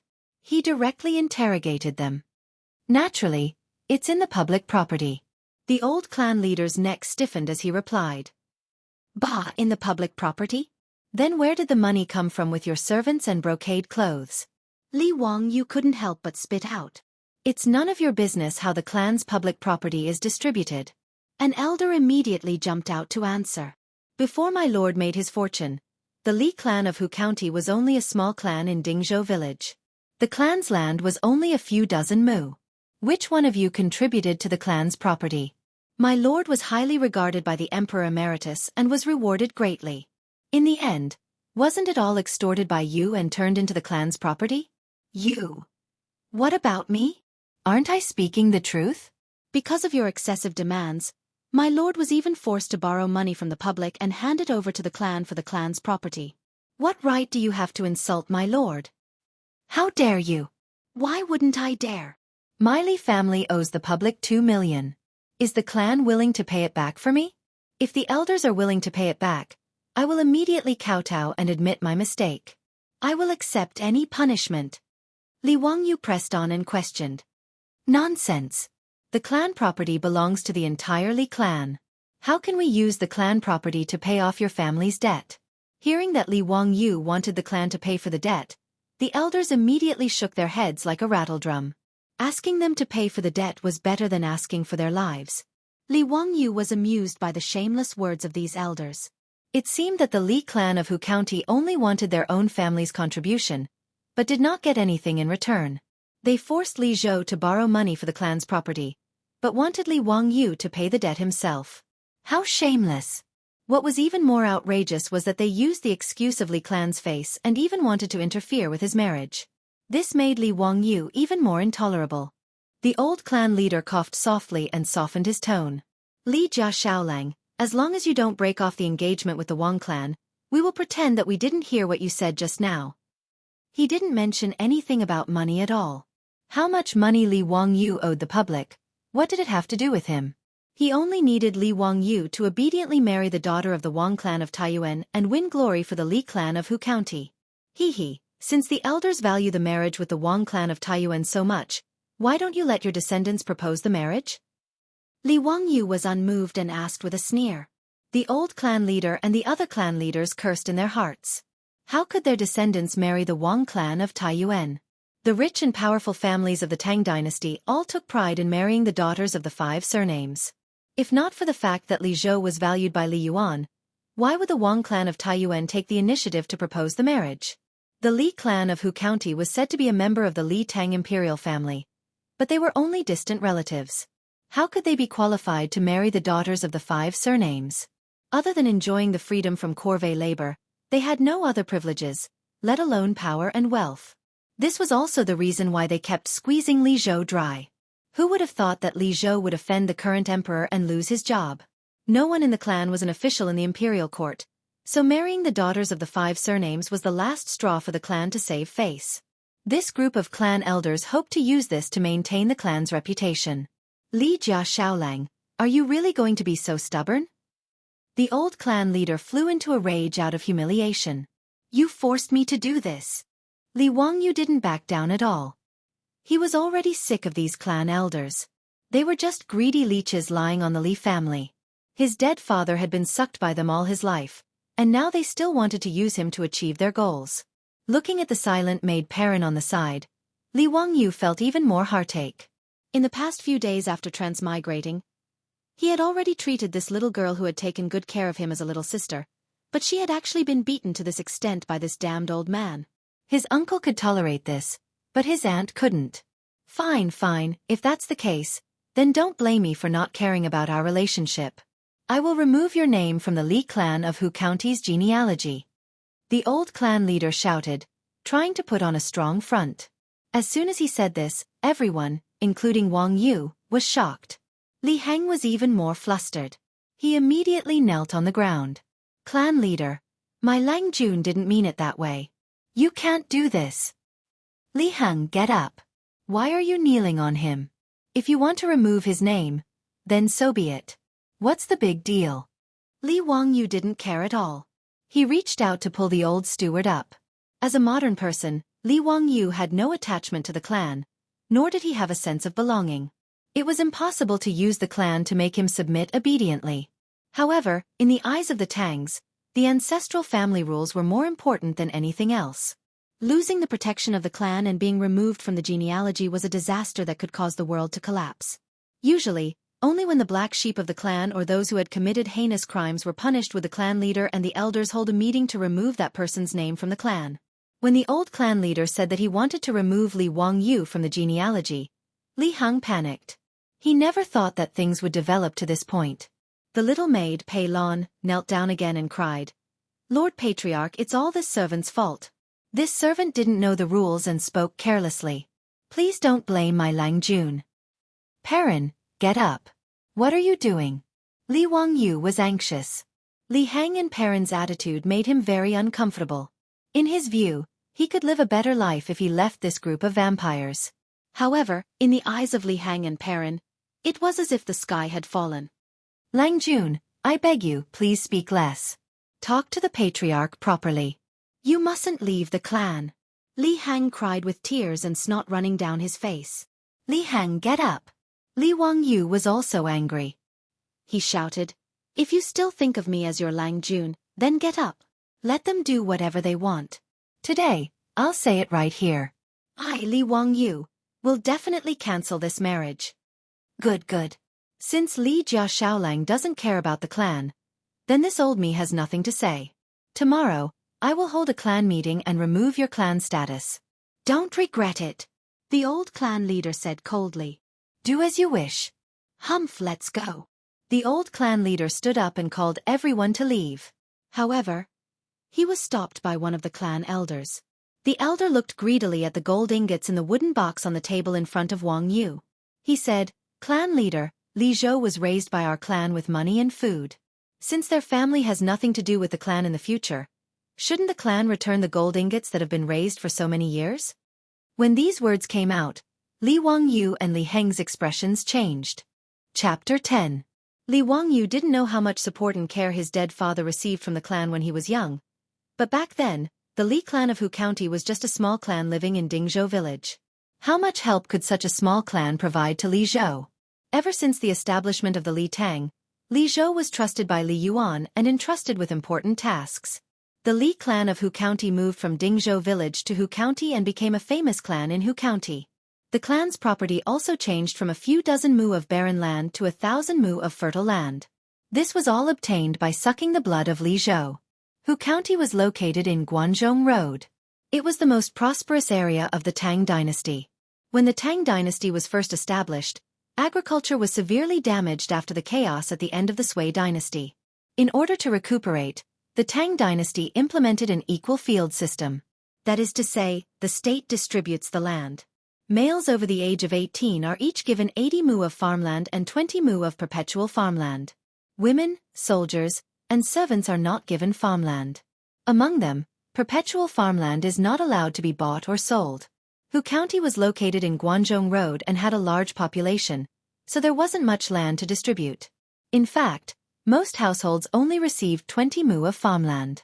In the Li clan of Hu County, there were only a few dozen people who were given farmland. The farmland they were given was private property and not public property. Currently, the price of fertile land in Hu County had reached 2 strings of coins per mu. 1,000 mu of farmland would cost around 2 million yuan. Where else could they get this money other than from Li Zhou? These clan elders had forced Li Zhou to borrow money from the public. They weren't satisfied even with a huge debt. They actually had designs on the Li family's last bit of property. This made Li Wangyu and Li Heng extremely angry. Even Wangyu felt that the clan elders of the Li clan of Hu County were too unsightly. Li Wangyu was so angry at the clan elders' shameless words that he laughed. With a mocking tone he asked, "Then according to Grandpa's meaning, how many things do we need from the Li family to return to the clan?" Li Zhou is deeply indebted to our Li clan. If his surname wasn't Li and he wasn't a clan relative, why would the Emperor Emeritus allow him to oversee Hu County? This is my Li clan's doorstep. Since your family no longer has anything to do with the Li clan of Hu County, Shouldn't you return these things to the clan? The shameless words of this elder won the approval of the other elders and the old patriarch. That makes sense. The reason Li Zhou is where he is today is all because of his identity as a member of the clan. It's only natural for him to return to his clan. That's right, what you said makes sense. These things that were obtained because of my Li clan must be returned to the clan. Li Zhou's Yongye on this house, and this servant must be returned to the clan. Li Wangyou's face became even more ashen. Shameless people were truly invincible. The old patriarch coughed lightly. That's enough. Li Zhou is already dead. Since Li Jia Xiaolang is still young, let's forget about this house. However, Li Zhou's 100 mu of Yongye Tian should be returned to the clan. As for those servant girls, the clan will suffer a bit of loss. Let's use this gold to make up for it. The Li family's 100 mu of Yongye Tian had been granted to Li Zhou when he was an official. These fields could be bought, sold, and transferred. Actually, the decision to expel Li Wangyu from the clan had been made by the Li clan leader and the elders of Hu County a long time ago. There were two reasons. First, they were worried that the Li clan of Hu County would be implicated by Li Zhou and would be angered by Pai Lupi. Second, they were worried that the Li family would not be able to pay back the 2 million yuan debt and would rely on the clan to pay it for him. If the marriage between Li Wangyu and the Taiyuan Wang clan did not change, then they were willing to wait and see. After all, the Taiyuan Wang clan had great influence in the Tang dynasty. No one knew if Li Wangyu would receive help from the Taiyuan Wang clan after the marriage and turn over a new leaf. Now that Li Wangyu insisted on breaking off the marriage with the Taiyuan Wang clan, the elders of the Li clan of Hu County would naturally not allow Li Wangyu to continue to stay in the clan to avoid getting into trouble. Li Hang trembled with anger at the elders' words. They were trying to take away the last hope of the Li family. They had no land, no money, and a huge debt. All they had left was an empty house and a group of servants for Li Wangyu. What vicious elders! Li Wangyu clenched his fists so hard that his nails dug into his skin. But if I give you the land and gold, we will have nothing to do with each other in the future? He took a deep breath and asked coldly with a pale face. Lang Jun, you can't do that. Li Hang was so anxious that he wanted to stop Li Wangyu. Li Wangyu waved his hand at him and asked again. But from now on, the Li family and the Li clan of Hu County will have nothing to do with each other? His words made the elders look at each other. They did not understand what Li Wangyu meant. The old clan leader's eyes lit up. That's right. As long as you return the land and gold to the clan will have nothing to do with the Li family from now on. Words are no guarantee. Write the document. Li Wangyu pointed to the pen and ink on the table beside him. Li Wangyu had already lost all hope in the Li clan of Hu County. Since that was the case, he did not mind using the land and gold to buy himself freedom. As a modern time traveler, Li Wangyu did not care about the 100 acres of land and 100 taels of gold in front of him.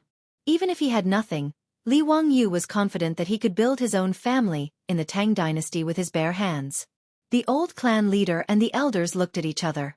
Without hesitation, he beckoned a servant and ordered him to go to the ancestral hall to get the genealogy book. Then, he sat down in front of the table and began to write. Soon, the document stating that the Li clan of Hu County and the Li Wangyu family was finished. The old clan leader stamped it and threw it to Li Wangyu. The servant who went to the ancestral hall to get the genealogy book also came back. The old clan leader took the genealogy book and crossed out Li Zhou's and Li Wangyou's names in front of him. Then, he wrote a note below. The unfilial man Li Zhou did not respect the saints and disobeyed the clan.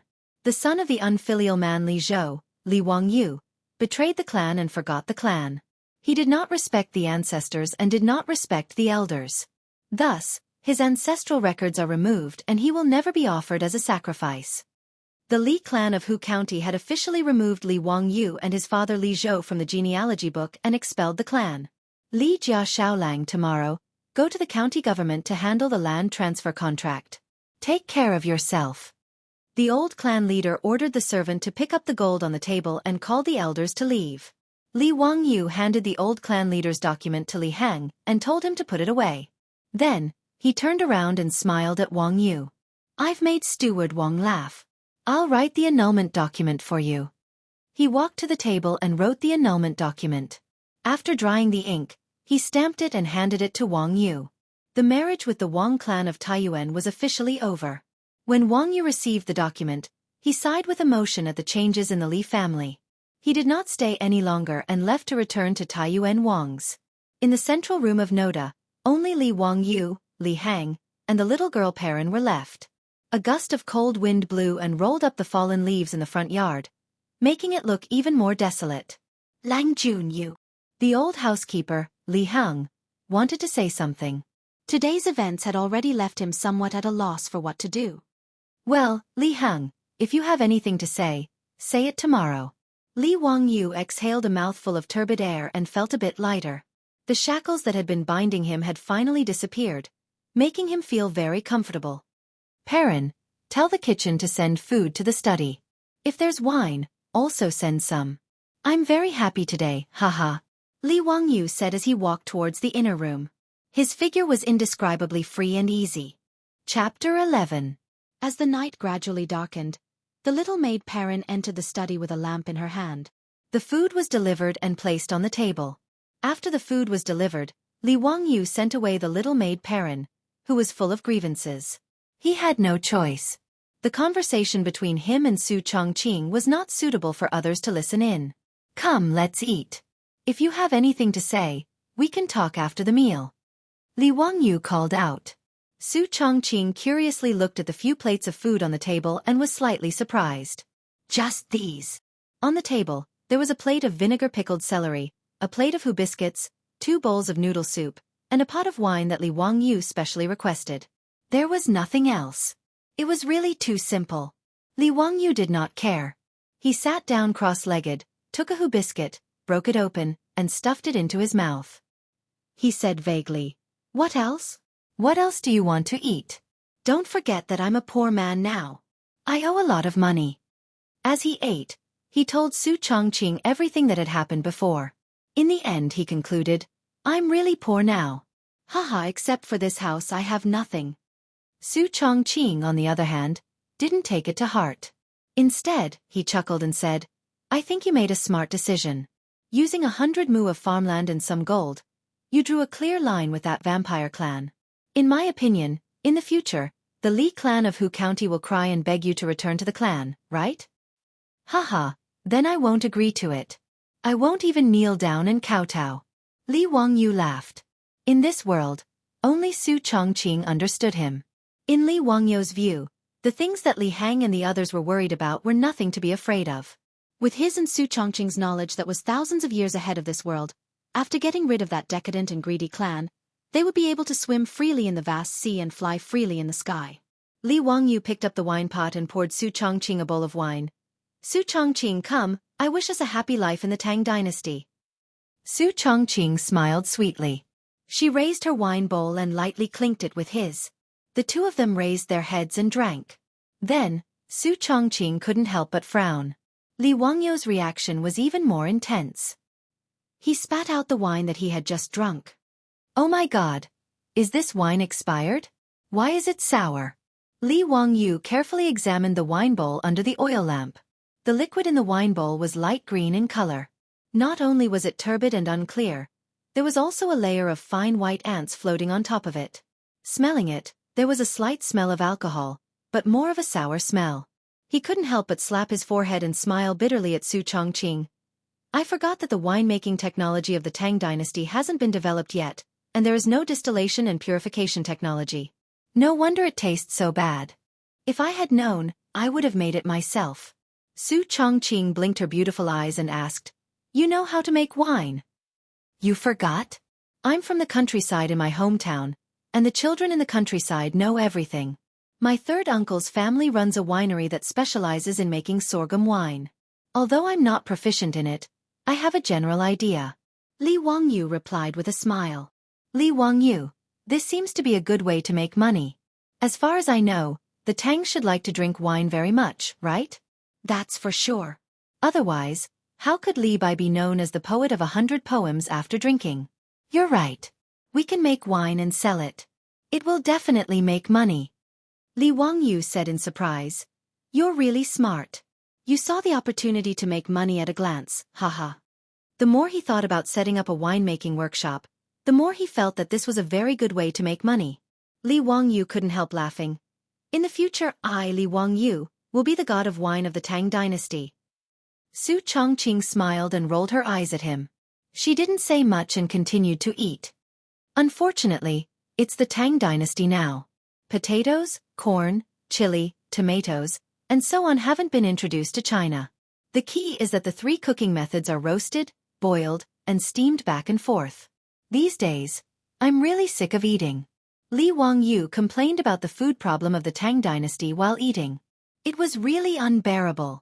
In fact, iron cooking utensils had begun to become popular in the Tang dynasty, but the Tang dynasty didn't have the habit of cooking. I'll make something delicious for you later. Su Chongqing picked up a piece of vinegar-pickled celery and chewed it carefully. You know how to cook? Li Wangyu was surprised. His beautiful boss, as a modern white-bone fairy, actually knew how to cook. It was really rare.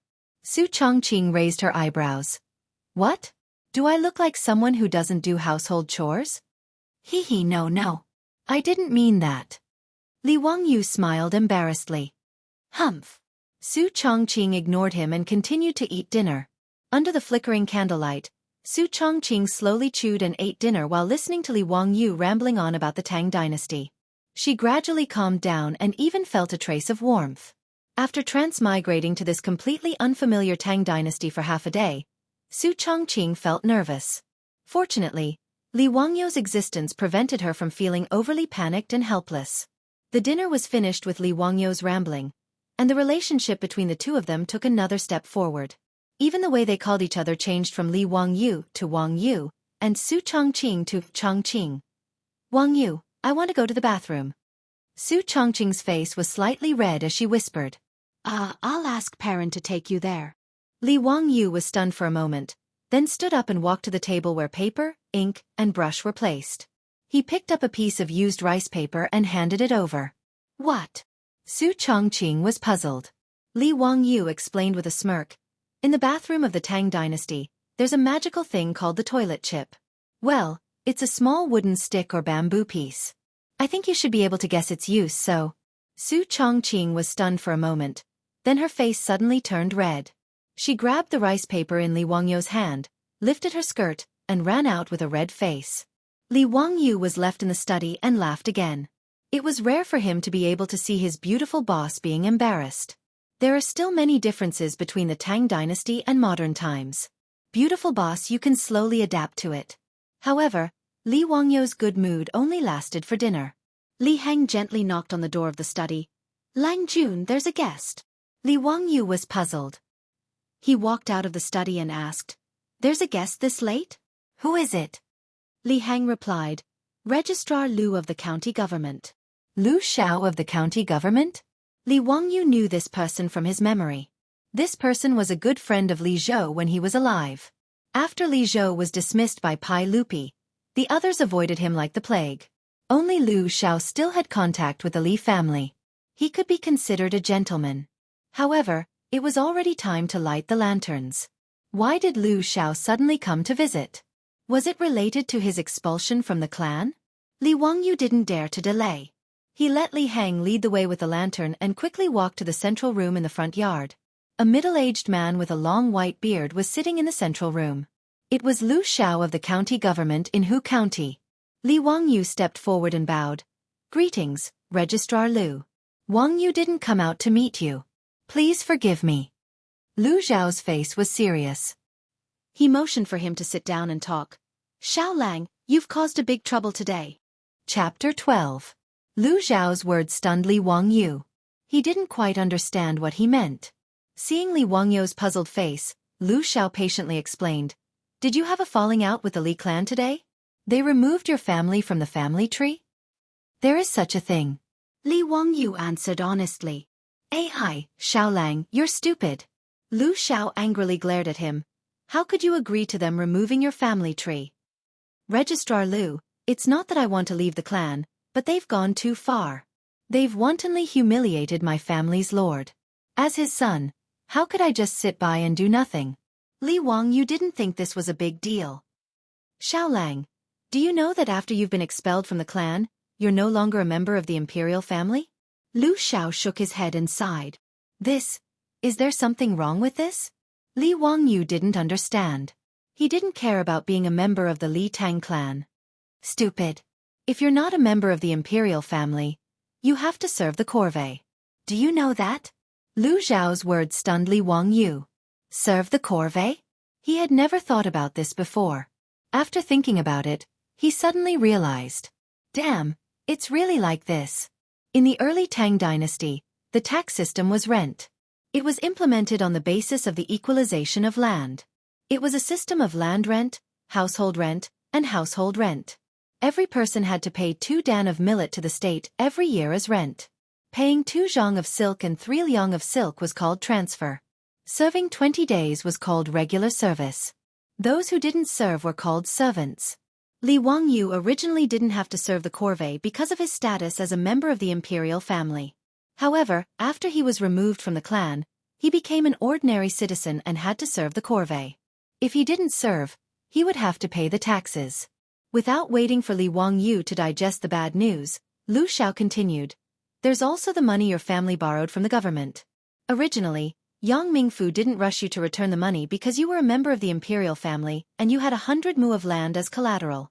However, after finding out that your name has been removed from the clan and that the 100 mu of farmland will be transferred to the Li clan, Yang Mingfu ordered that tomorrow the bailiffs will come to your house to collect the debt and clear it. The Yang Mingfu that Lu Xiao mentioned was the county magistrate of Hu County, Yang Quan. Ming House was the honorific title for county magistrates in the Tang dynasty. You want me to return the money tomorrow? How could the manor have the money to pay it back? Li Wangyu curled his lips. Right now he was poor. Li Heng had said that there was only 7 or 8 strings of coins left in the mansion. It was almost not enough to cover the food expenses of the servants in the mansion. Asking him to return the money? Was he dreaming? Xiaolang. Have you forgotten about this servant in the mansion? Servant? Li Wangyu was stunned, then suddenly stood up. Registrar Lu, does Yang Mingfu mean that he wants to take the servants of the Li clan to pay off the debt?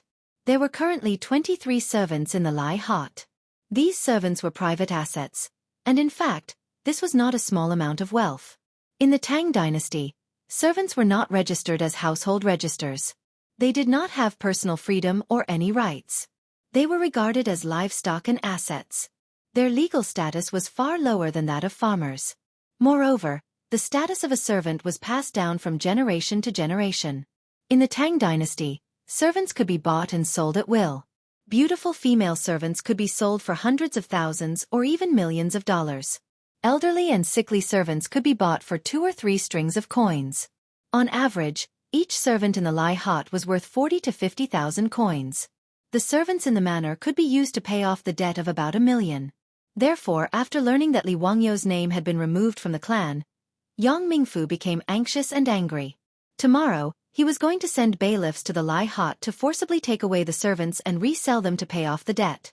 Li Wangyu finally realized that if that was the case, the old housekeeper Li Heng and the little servant girl Perrin would all be taken away by the county government and resold.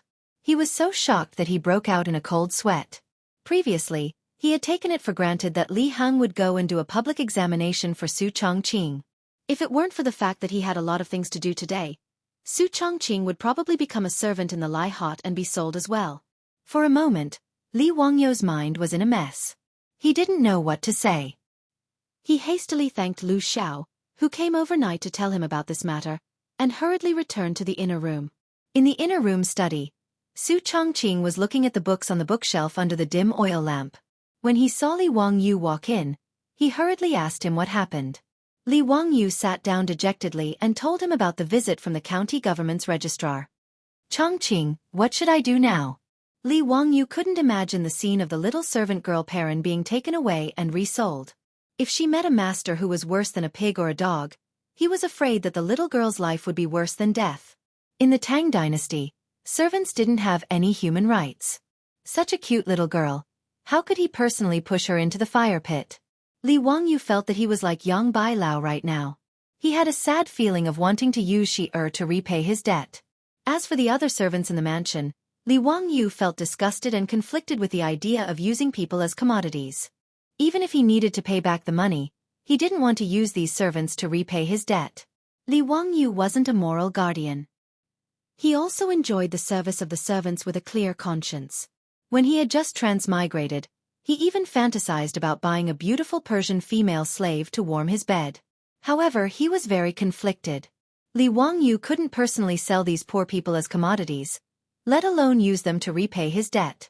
Li Wangyu was now facing a difficult situation. Su Chongqing was also at a loss. Even if she was smart and proficient in business operations, she wasn't an immortal. She couldn't conjure up money, and she didn't know how to face the current situation in the Tang dynasty. The two of them were silent. In the study, it was so quiet that they could hear the light crackling of the oil lamp from time to time. After a long time, Li Wangyu suddenly slapped the table. "I'll bear this debt alone. I won't give away any of the servants in the mansion. Tonight, I'll release all of them." Releasing all of them meant releasing them. In the Tang dynasty, it was allowed to release private servants as good people. After the master of the house wrote a letter, the servant could be removed from the slave status and released as a good person. After Li Zhou's death, Li Wangyu was now the master of Lai Hot. As long as he wrote a letter, these former Lai Hot servants could be released from the slave status and become good people again. "Wangyu, have you thought it through? It's easy for you to release them, but if the people from the county government can't get them tomorrow, you'll be in trouble." Su Chongqing stared at Li Wangyu's eyes and asked. "Chongqing, I've thought it through. I, Li Wangyu, will bear this debt myself." Li Wangyu said resolutely, but Su Chongqing was stunned. "As long as you've decided, I'll support you." Su Chongqing's beautiful eyes flashed. At this moment, she realized that Li Wangyu was such a responsible man.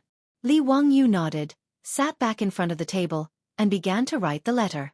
Su Chongqing helped him grind the paper, but from time to time, she raised her eyes and peeked at the young man who was seriously writing. Under the flickering light of the oil lamp, Li Wangyu's side profile was as beautiful as a sculpture, which made Su Chongqing blush. Outside the room, the sound of the night watchman rang out. It was late at night, and no one was sleeping. Chapter 13. The next day, before dawn, Li Wangyu walked out of the study with red eyes and ordered Li Heng to gather all 23 servants in the mansion. Li Heng didn't know what had happened, but he followed his master's orders and called all the servants in the mansion to the inner courtyard. After everyone had arrived, Li Wangyu walked out with a stack of papers in his hand. "Greetings, Lang Jun." All the servants in the mansion bowed to Li Wangyu. "I called you here today because I have something to tell you. My master owes the county yamen 2 million yuan. Today, the county yamen will come to the mansion and take you away to pay off the debt." As soon as Li Wangyu finished speaking, there was a burst of exclamations from the servants. Although the Lai Hot was in decline, both the old master and Li Wangyu treated them well. At least, they didn't beat or scold them. These servants didn't think that they would be sold off by the county yamen because of the old master's debt. Now that they heard Li Wangyu say this, they all panicked. Some immediately knelt down and begged, some burst into tears, and some were at a loss. The courtyard became chaotic for a moment. "All right, quiet down." Li Wangyu took a deep breath and shouted loudly. Only then did the servants in the courtyard calm down. However, the sound of crying could still be heard from the crowd. "I, Li Wangyu, am the head of the Li family. How can I let you sell yourselves to pay off the debt for the Li family? I've decided. Today, I will release all of you. This is the release document I wrote last night. Take this document to the yamen to complete the citizenship procedures." After Li Wangyu finished speaking, the crying crowd suddenly quieted down. The servants couldn't believe their ears. They looked at each other, trying to confirm that they hadn't heard wrong. "Lang Jun, this can't be done." The old housekeeper, Li Heng, stumbled out and knelt on the ground, crying, "Thank you for your kindness, Lang Jun. But Lang Jun has released all of us. How are you going to explain this to the people from the county yamen?" "I have my own plans. You don't have to worry about it. Lang Jun, if you drive the old slave away, the old slave will kill himself on the steps." Li Heng knocked his head on the ground. His white hair was messy and scattered on his shoulders. "Li Heng, get up." Li Wangyu grabbed the old housekeeper and tried to pull him up. "No, Lang Jun. The old slave was born a member of the Li family. Even if he dies, he will be a ghost of the Li family. Today, if you don't take back what you said, he will not get up." After Li Heng finished speaking, He turned his head and shouted at the servants below. Say something. Persuade Lang Jun. However, except for the little maid Perrin who ran out of the crowd and knelt in front of Li Wangyu, the other servants suddenly became silent. Releasing them was good. This was what they had dreamed of. No one wanted to be a servant forever, and they didn't want their descendants to be slaves. Now that Li Wangyu had offered to release them, how could these servants not be moved? Seeing that the servants were silent, the old housekeeper became angry. Your conscience has been eaten by dogs? Did the old master and Lang Jun mistreat you? He wanted to continue cursing, but he was stopped by Li Wangyu. Li Hang, that's enough. I have decided to release them. Perrin, give them the release papers. The little maid Perrin didn't listen to him this time. She didn't speak, but stubbornly knelt there and didn't move. Li Wangyu sighed. Li Hang, Perrin, why bother? Even if I don't release you, you will be taken away by the county government and sold again. What is the point? Lang Jun, it is. Li Hang said stubbornly. At least the old slave can reduce the debt of the Li family and make your life easier. In the future, when I go to hell, the old slave will have the face to see the old master. Li Wangyu didn't know whether to laugh or cry at this loyal old housekeeper.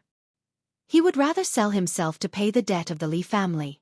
This damned feudal society should really be criticized.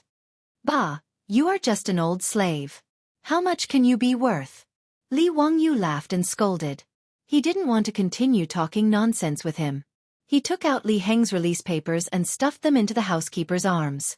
He then took out Perrin's papers, pulled the little maid's hand, and stuffed them in. Then he stood on the steps in the courtyard and read the names of the servants one by one. He personally handed the release papers to each of them. The servants all had guilty looks on their faces as they silently walked forward. They first knelt down and kowtowed to Li Wangyu a few times. Then they respectfully took the release papers that represented their freedom with trembling hands and left. Many of the servants who received the papers couldn't help but cry. At this moment, they didn't even dare to dream. Freedom was such an unattainable word. Li Wangyu could understand their feelings. Seeing these pitiful people cry tears of joy, his mood also improved greatly. Soon, the release papers of the 23 servants in the residence were all given out. Li Wangyu laughed and said, "All right, you can all leave.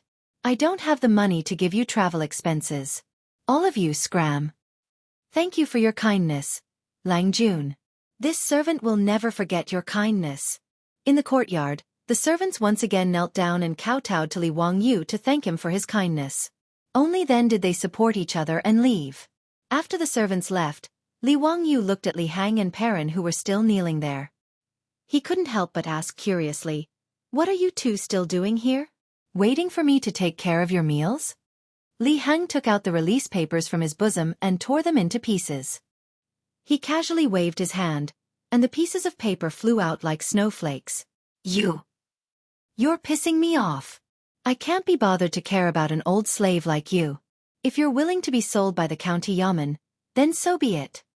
Li Wangyu stomped his feet in anger at this stubborn old man. Perrin also picked up the release papers and was about to tear them apart when Li Wangyu pulled her back. "Silly girl. He's just an old man and he's like that after being sold. You don't dare to learn from him. What if you meet an unscrupulous master who beats you and scolds you every day? What will you do?" Li Wangyu said to scare the little girl. "Perrin, I'm not afraid. What if your future master asks you to warm his bed? He could be a damn fatty or an old man who could be your grandfather." Li Wangyu continued to scare her. The little girl was already on the verge of crying. Tears were desperately swirling in her eyes. "Li Hang, can you bear to see this little girl who's about the same age as your granddaughter be sold again?" Li Wangyu said to the stubborn old man. The old steward, Li Hang, looked at Perrin. After a long time he sighed and said, "Perrin, listen to Lang Jun. Keep the release papers properly." Hearing Li Wangyu and Li Heng's words, Perrin didn't tear the release papers in her hands. After hesitating for a moment, she finally put them away. Li Wangyu let out a long sigh. At this moment, the servant who had left earlier ran in with a panicked expression. "Lang Jun, someone from the county yamen is here." Chapter 14. When Li Wangyu heard this, he wasn't nervous at all. He kicked Li Heng and said, "Let's go, you stubborn old man. The people from the county yamen are here. It's too late for regrets now. Although he said this, he had already made up his mind to protect his old housekeeper. In any case, he had already released all of the servants. The county yamen wouldn't insist on taking the old housekeeper away and selling him. This old man was already so old. At most, he could be sold for 2 or 3 strings of coins. The county yamen wouldn't be so heartless, right? I won't regret it. This old slave won't regret it. Li Heng quickly got up from the ground, wiped his face, and led the way for Li Wangyu. The two of them rushed to the front yard. Lai Hot's front yard was a mess. The yamen runners had stopped all of the servants who were carrying their bags and trying to leave Lai Hot. None of them were allowed to leave. Li Wangyu saw that the county yamen registrar, Lu Xiao, who had visited last night, had also come. He was following behind a middle-aged man wearing a light green 9th-rank official's robe. The Tang dynasty was divided into prefectures and counties. Counties were further divided into upper, middle, and lower ranks. Hu County was the middle county. The county magistrate was at the 7th rank and wore a light green official's robe. Unsurprisingly, this person was the county magistrate of Hu County, Yang Quan, Yang Mingfu. Li Wangyu hurriedly stepped forward and bowed. Wang Yu greets Yang Mingfu. Please forgive me for not coming out to meet you. Li Jia Xiaolang, let me ask you, why do all of the servants in the mansion have to leave? Yang Quan asked with an unkind expression. Back to the Ming house. Because the mansion is in a difficult situation, I can't afford to raise so many servants. As a result, I released all of them this morning. I let them find their own way out.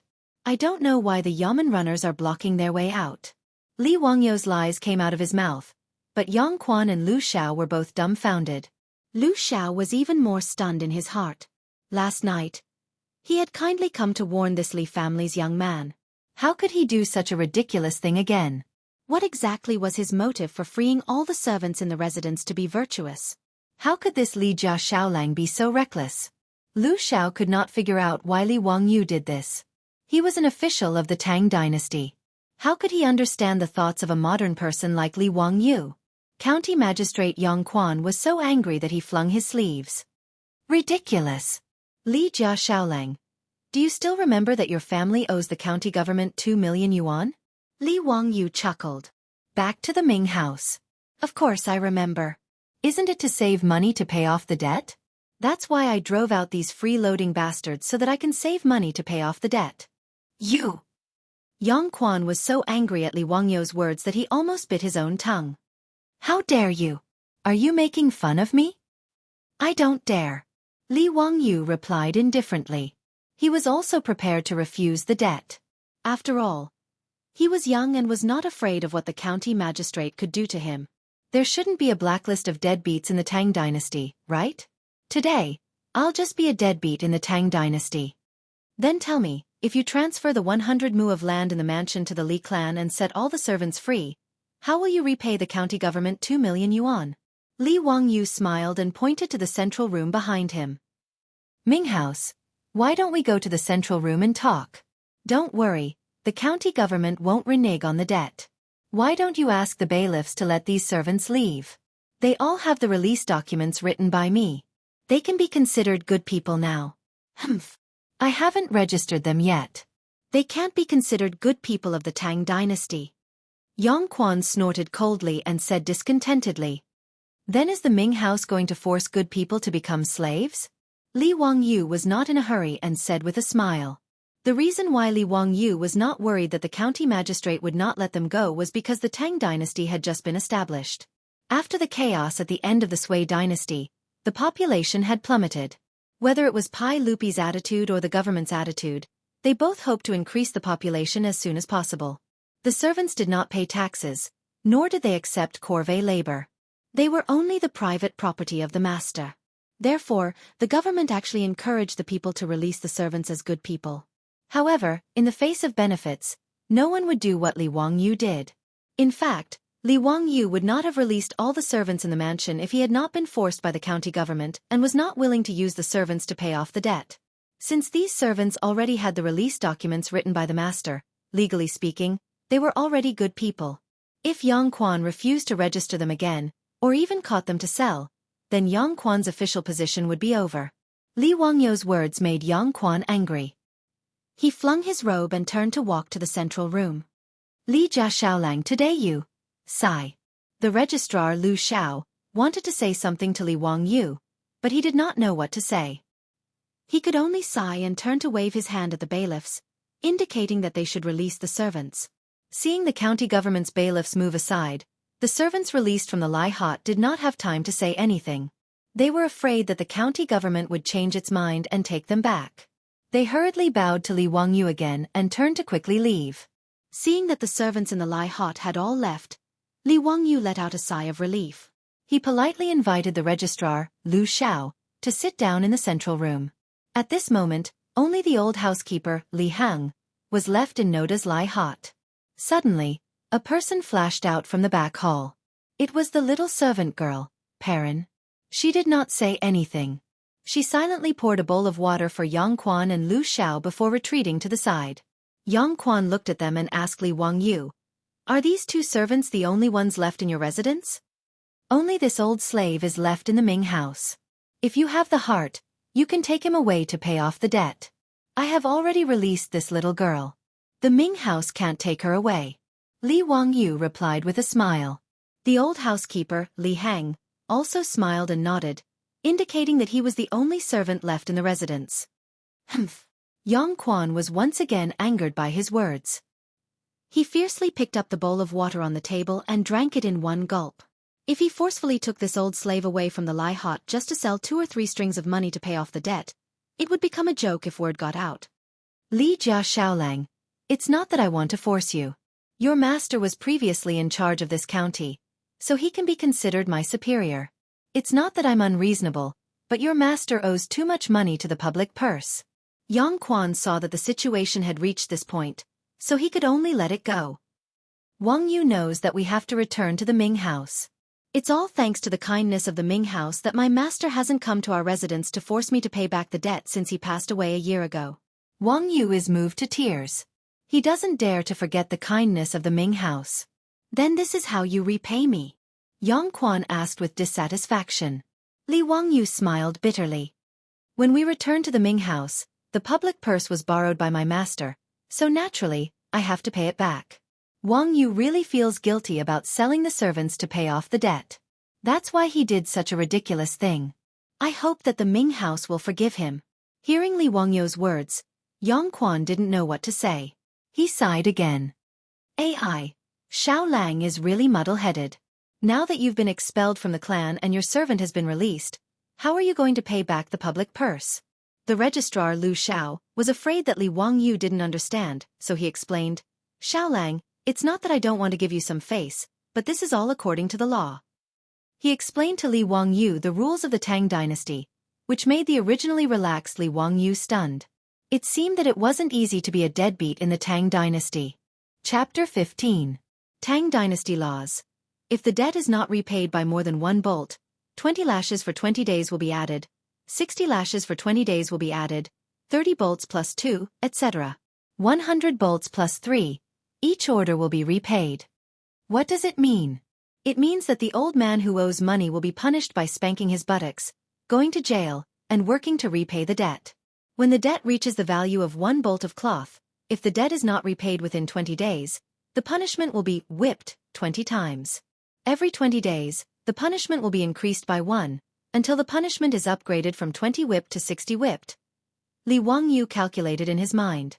1 bolt of silk is 500 copper coins. 1 bolt of coarse cloth is 100 copper coins.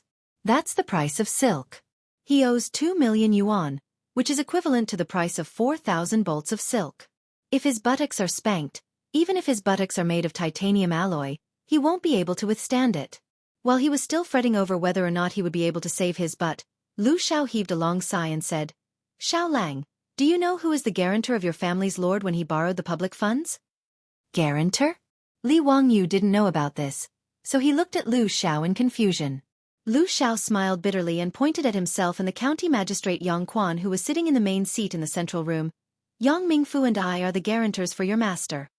Lu Xiao was also annoyed. Last night, he kindly reminded the descendant of his old friend so that he could be mentally prepared. In the end, He didn't expect that Li Wangyu would release all the servants in the residence. This made him very regretful. Li Wangyu didn't know what to say. No wonder the county magistrate Yang Quan was so anxious. The Tang Dynasty order for collecting lost miscellaneous things, article states. If the debtor escapes, the guarantor will pay on his behalf. It turns out that if he can't repay the 2 million public funds, the county magistrate Yang Quan and the registrar Lu Xiao will have to pay. Li Wangyu broke out in a cold sweat. The money that the Li family owed was the money that Li Wangyu's dead father, Li Zhou, had borrowed from the public accounts when he was alive. And it was a King loan shark. In the Tang Dynasty, there were merchants, monasteries, and public banks that lent money, which were the usury of the government. In order to obtain office expenses and official salaries, the government would take out taxes, treasuries, and other gifts to lend out loans and charge high interest rates in order to make a profit. In the Tang Dynasty, the highest annual interest rate for public loans was 100%, which was very frightening. Fortunately, Li Zhou was, after all, a relative of the Tang Dynasty at that time. Under the guarantee of County Magistrate Yang Quan and Registrar Lu Xiao, he only charged a 5% interest rate for the money he borrowed from the public treasury, which was 5% per month. In the first 2 years, Li Zhou had borrowed about 1 million from the public treasury. 1 year's interest was 600,000, and 2 years' interest was about 1 million. This was also because the Li family was a relative of the Tang Dynasty, so there was no compound interest. If Li Wangyu couldn't pay back the money this year, he would have to pay back 6 million next year. He stood up and bowed deeply to Yang Quan and Lu Xiao. Yang Mingfu, Registrar Lu, I was rash. But please don't worry. I, Li Wangyu, will definitely pay back this debt. I will not implicate the Ming House and the registrar. Xiaolang, what are you going to pay back now? Yang Quan asked. With such a huge debt, it wasn't that Yang Quan and Lu Xiao couldn't pay it back, but it would definitely hurt them. They might even have to sell their own fields and servants. Li Wangyu had indeed thought of a way to make money, which was to brew wine, but this matter still needed to be kept secret. It was not convenient for him to say it clearly, so he could only say vaguely, Yang Mingfu, please bear with me for a few days. Wangyu will definitely pay back the public debt. Xiaolang, it's not that I don't want to give you a chance, but I have been in office for 3 years. At most, I will leave in 1 year. This public debt must be settled before I leave office, otherwise. Yang Quan didn't finish his words, but Li Wangyu understood the meaning behind his words. When he left office, the public debt as a guarantor must be paid back. Otherwise, Li Wangyu could only eat a plank and go to jail, and then Yang Quan and Lu Xiao would have to pay out of their own pockets. 1 year's time. Li Wangyu calculated in his heart. It was indeed difficult to earn a huge sum of money equivalent to 8 million yuan in his previous life, but now he could only grit his teeth and fight. Yang Mingfu, Registrar Lu, if the two of you believe Wang Yu, please give Wang Yu 1 year's time. I will definitely pay back this debt. Li Wangyu stood up and replied resolutely. You are just a young man. How can you boast like this? Yang Quan shook his head. He didn't believe that Li Wangyu could pay back the debt in 1 year.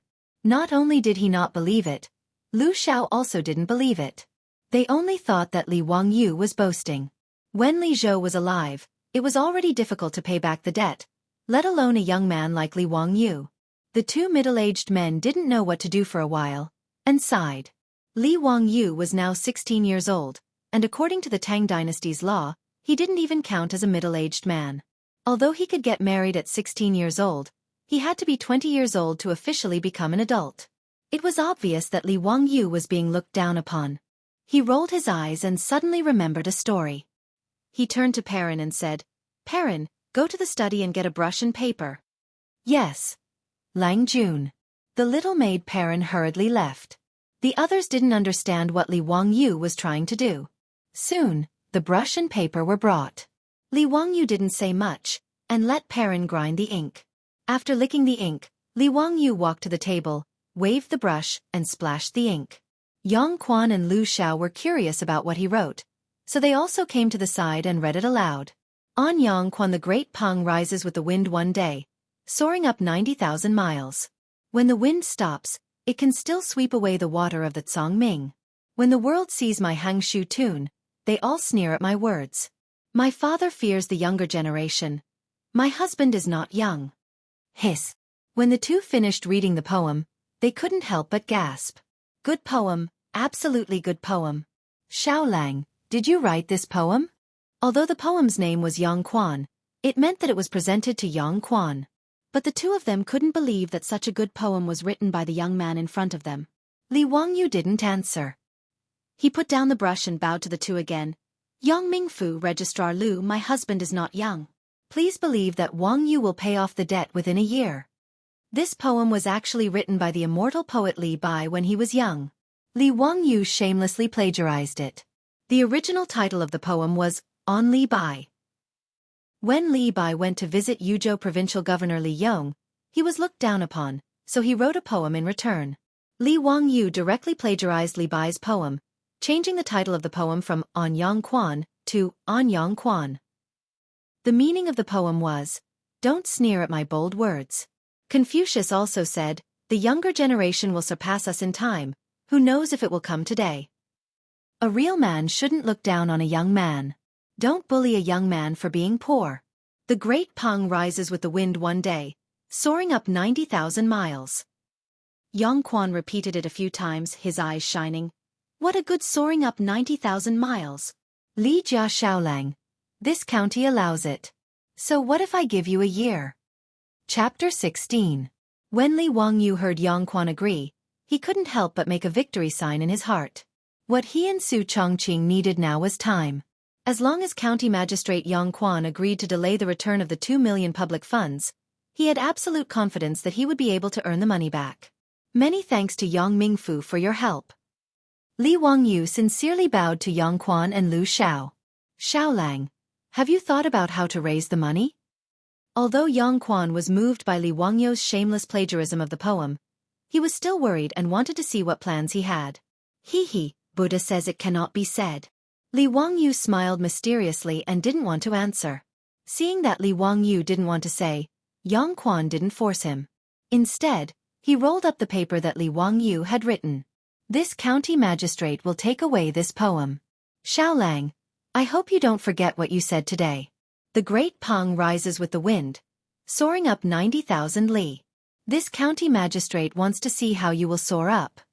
Lu Xiao looked regretful. Obviously, he also wanted to collect this poem.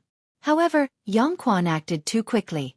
He could only think about going back and writing it out again. Li Wangyu nodded and said seriously, Yang Mingfu, I can't let the two of you come here for nothing. Why don't you give my family's mansion to the county magistrate to pay off the debt? When he said this, the old housekeeper Li Heng became anxious. Lang Jun, you can't. This mansion was bought by the old master. How can you use it to pay off the debt? Why not? Now that I have released all the servants in the mansion, will you, an old slave, clean Noda's mansion alone? Li Wangyu said with a smile. Lang Jun, this servant can also help clean. The young maid Perrin said crisply. Aren't you going to leave the mansion? Li Wangyu looked curiously at the young maid. He had already given her the release document. Did she still want to follow him? The young maid bowed to Li Wangyu. As long as Lang Jun doesn't chase the servant away, Perrin is willing to serve Lang Jun forever. Li Wangyu shook his head speechlessly. This young maid was both lovable and annoying. Why did she want to follow him? However, when he thought about it, he remembered that Perrin was sold when she was young and didn't seem to have any relatives. He was indeed worried about letting her leave the Fu, so he simply nodded and agreed. Seeing that Li Wangyu agreed to let her stay, Perrin couldn't help but cheer. She quickly shut her mouth, afraid that she would disturb the people in the central room. Was sans. Yang Quan stroked his beard and said with a smile, Xiao Lang's servant is indeed affectionate and righteous. It's rare. The Ming residence is overpraising me. What I said just now is the truth. Please send someone to take over this residence. Xiao Lang, have you thought it through? This mansion is your family's master's blood and sweat. Return to Ming House. Wang Yu has thought it through. As the saying goes, break the cauldrons and sink the boats. Without destruction, there can be no construction. Since Wang Yu has decided to start from scratch, why should he care about this mansion? Li Wangyu actually had something in his heart that he didn't say. If he, Su Chongqing, Li Heng, and Perrin were to live in such a large and dilapidated mansion, he was afraid. Moreover, he planned to open a brewery. How could he do it in a county town with so many people talking? It would be better to move to the countryside. It would be easier to keep the secret. Good, you have ambition. I now believe that you can pay off your debt within a year. Since that's the case, I'll give you 3 days to move out of this mansion. As for this mansion, I'll pay it off with 80,000 yuan. Thank you Ming House for your kindness. Li Wangyu knew that Yang Quan had given him extra money. The mansion was worth 50,000 yuan to pay off his 80,000 yuan debt. Although it was a drop in the bucket for his debt of 2 million yuan, it was still a kind gesture. Lang Jun, where will we live after we move? Li Hang saw that Li Wangyu had made up his mind and could only sigh helplessly. Back to the old mansion in Zhou village.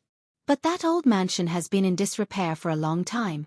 It's too much for Lang Jun to live there. Li Wangyu waved his hand. It's fine. As the saying goes, when heaven is about to give a great responsibility to a man, it will first torment his will, tire his muscles and bones, starve his body, and empty his body. This little bit of suffering is nothing. Good, Li Jia Shaolang is indeed ambitious. Yang Quan was not stingy with his praise. After today's interaction, he had a good impression of Li Wangyu. The two got up and prepared to return to the county yamen. Li Wangyu suddenly remembered something and hurriedly called out to Lu Xiao. He whispered, Registrar Lu, there's something I don't know if I can ask you for a favor? What is it? Haha, it's a small matter. I have a distant cousin. Because her family is in trouble, she wants to marry into the family. I want to apply for her citizenship in the county. I don't know if Registrar Lu would be able to make an exception. The issue of Su Chongqing's identity had to be resolved. Previously, he had half-joked and wanted to tease Su Chongqing. He had asked Li Heng to go to the village chief and register Su Chongqing as a servant of the Li family. However, after this incident where the county yamen wanted to use the Li family's servant to pay off the debt, he did not dare to joke about this matter anymore. If he wanted to give Su Chongqing an official Li family household registration, he could only ask Lu Xiao, the registrar, for help. The registrar was an assistant to the county magistrate in charge of documents. He was responsible for checking errors and supervising officials. Originally, Li Wangyu had not left the Li clan, so this matter was indeed difficult to handle. However, since he had been removed from the Li clan, he was no longer a member of the imperial family. He was just an ordinary citizen. Adding a new person to the household registration was not a big deal. Lu Xiao was also straightforward. He asked Li Wangyu for Su Chongqing's name, age, and appearance. He wrote down one by one and recorded it as a registration. It was the Tang dynasty's version of the household registration form. Lu Xiao took this registration back to the county yamen. After the registration, Su Chongqing would officially have the Tang dynasty's household registration. There were a total of 3 copies of this household registration. The Chong and Ministry of Revenue would send 1 copy to the archives, the prefectures and counties would keep another copy, and the county would keep another copy. It could be said that if Su Chongqing had not coincidentally fallen into Li Wangyu's bathtub, she would have had a hard time moving around in the Tang dynasty. She might even have been caught and beaten with a plank. This was definitely not a threat from Li Wangyu. After sending off the county magistrate Yang Quan and the registrar, Lu Xiao, Li Wangyu ordered Li Heng and Perrin to pack up and prepare to move. He went straight to the inner room to find Su Chongqing. Li Wangyu was the only master of Lai Hot now. He lived alone in the main room, and the little maid Perrin slept in the side room outside the main room. Last night, Li Wangyu originally wanted Perrin to take Su Chongqing to the side room in the inner room. Who knew that Su Chongqing would be afraid to live alone, so she simply squeezed into the side room with Perrin. She accidentally crossed over to the Tang dynasty yesterday and was frightened for a long time. She also accompanied Li Wangyu to write the release document for most of the night, so she didn't get up until late in the morning. Chongqing, are you up? Li Wangyu gently knocked on the door of the side room. After a long time, a slightly lazy voice came from inside the room. Wangyu, what time is it? What time? Do you still think you're in modern times? Li Wangyu ridiculed in his heart. After crossing over for so many days, Li Wangyu had long lost the concept of hours and minutes. Instead, they were replaced by the unit of time, the hour. Li Wangyu looked at the sky and estimated that it was around 9 in the morning or noon. When he was about to answer, he heard Su Chongqing call out softly from inside the room. It's already 10:30? Why didn't you wake me up? 10:30? Li Wangyou's brain didn't react. How did she know it was 10:30? Chongqing, how did you know the time? Li Wangyou asked curiously. By looking at my watch, Su Chongqing answered matter-of-factly from inside the room, but Li Wangyou was stunned again. What? Did he mishear? Su Chongqing said watch? Chapter 17. Where did you get the watch? Li Wangyou was stunned. The door of the side room opened with a squeak. Su Chongqing yawned and appeared at the door with a tired face. I usually wear the watch. What's wrong? Su Chongqing was still not fully awake, and replied in a slightly confused manner. Li Wangyou slapped his forehead. Wasn't that right? He was possessed by a soul, so naturally, he couldn't bring any modern items with him. However, Su Chongqing's body inexplicably fell into her bathtub yesterday. She was still wearing modern clothes, so naturally, the watch and other personal items were also brought to the Tang dynasty. He immediately became excited and asked, Chongqing, what other modern items do you have on you? Hearing Li Wangyou's words, Su Chongqing suddenly reacted. She turned around and ran back into the room. Li Wangyou quickly followed her in, but saw Su Chongqing take out a lady's bag and pour all the things inside on the bed. At this moment, Li Wangyou couldn't help but want to thank God. Modern women were usually used to carrying all kinds of bags to carry some personal items. When Su Chongqing fell into the bathtub yesterday, she also carried her bag, but Li Wangyou didn't notice. As a high-class white-collar woman in the workplace, Su Chongqing's income was not low, and the quality of her bag was also good. At least when she fell into the bathtub yesterday, the things in her bag didn't get into the water. Li Wangyou looked carefully. There were a lot of small things on the bed. Wallet, lipstick, hand cream, sunglasses, chewing gum, makeup foundation, makeup mirror, perfume, mobile phone, cable, tissue. One item was suddenly snatched by Su Chongqing. Her face was slightly red, and she stuffed it behind her back. However, Li Wangyou's sharp eyes had already seen the small wings on the packaging. Fine, personal items. See no evil. Li Wangyou was pleasantly surprised to find a box of cephalosporin capsules from a pile of junk. It was the medicine that Su Chongqing had bought from the pharmacy a few days ago when he was not feeling well. He couldn't help but be overjoyed. In the Tang dynasty, this box of cephalosporin capsules was the most valuable thing. In the Tang dynasty, modern medicines that could save people's lives could not be bought with money. In addition to the lady's watch on Su Chongqing's wrist and the wet set of modern clothes, these were all the modern items that Li Wangyou and Su Chongqing owned in the Tang dynasty. Li Wangyou casually tossed a piece of chewing gum into his mouth. As he chewed, he smiled happily and said, Chongqing, you brought a bunch of treasures. Although it had only been a few days since he transmigrated to the Tang dynasty, Li Wangyou was still playing with all kinds of modern items like a naughty child. In particular, Su Chongqing's mobile phone almost made him cry. After the screen was lit up, Li Wangyou mischievously took a picture of Su Chongqing with the mobile phone and let her see how she looked in the Tang dynasty-made uniform. Then, he took a selfie of himself. Looking at the strange young man in the picture, Li Wangyou was a little absent-minded. After a long time, he reluctantly returned the mobile phone to Su Chongqing and asked her to turn it off. There was still about half of the battery left. In the Tang dynasty, when the battery of this mobile phone ran out, it would not be able to be turned on again. Su Chongqing suddenly thought of something. She reached out and took the makeup mirror, waving it at Li Wangyou proudly. Wangyou, the Tang dynasty still used bronze mirrors, right? If I sell this mirror, will you be able to pay off the money you owe? Sell the mirror? Li Wangyou was stunned, and then shook his head firmly. Chongqing, put these things away. We won't sell any of them. I believe we can earn back the money, but the memories of the past can never be found again if we sell them. His words made Su Chongqing silent for a long time. Then she nodded silently and carefully put away all the things on the bed. These small things might not be eye-catching in modern society, and they were very common. But for the two young people who accidentally transmigrated to the Tang dynasty, these were unforgettable memories. Su Chongqing even had a trace of extravagant hope in her heart. Maybe she didn't know when she would open her eyes and transmigrate back. However, when she looked at Li Wangyou, her heart grew hazy and uncertain. In the future, Li Wangyou was indeed dead. Would he be able to return home? Yes, go home. Until now, the two of them, including Li Wangyu, had not regarded the Tang dynasty as their home. Modern society was their home. After a long silence, Li Wangyu smiled and reached out to take Su Chongqing's wallet. Forget about the other things. This wallet is the most useless thing. Haha, let me see how much money you have. He winked at Su Chongqing mischievously and was about to open Su Chongqing's wallet. But just as he opened it a crack, Su Chongqing whispered and snatched his wallet back. Don't look. Su Chongqing's face was a little abnormal, with a trace of shame and anger. Li Wangyu was speechless. If you don't want to look, then don't look. Why are you so fierce? However, the moment the wallet was opened, his sharp eyes saw a photo in the wallet.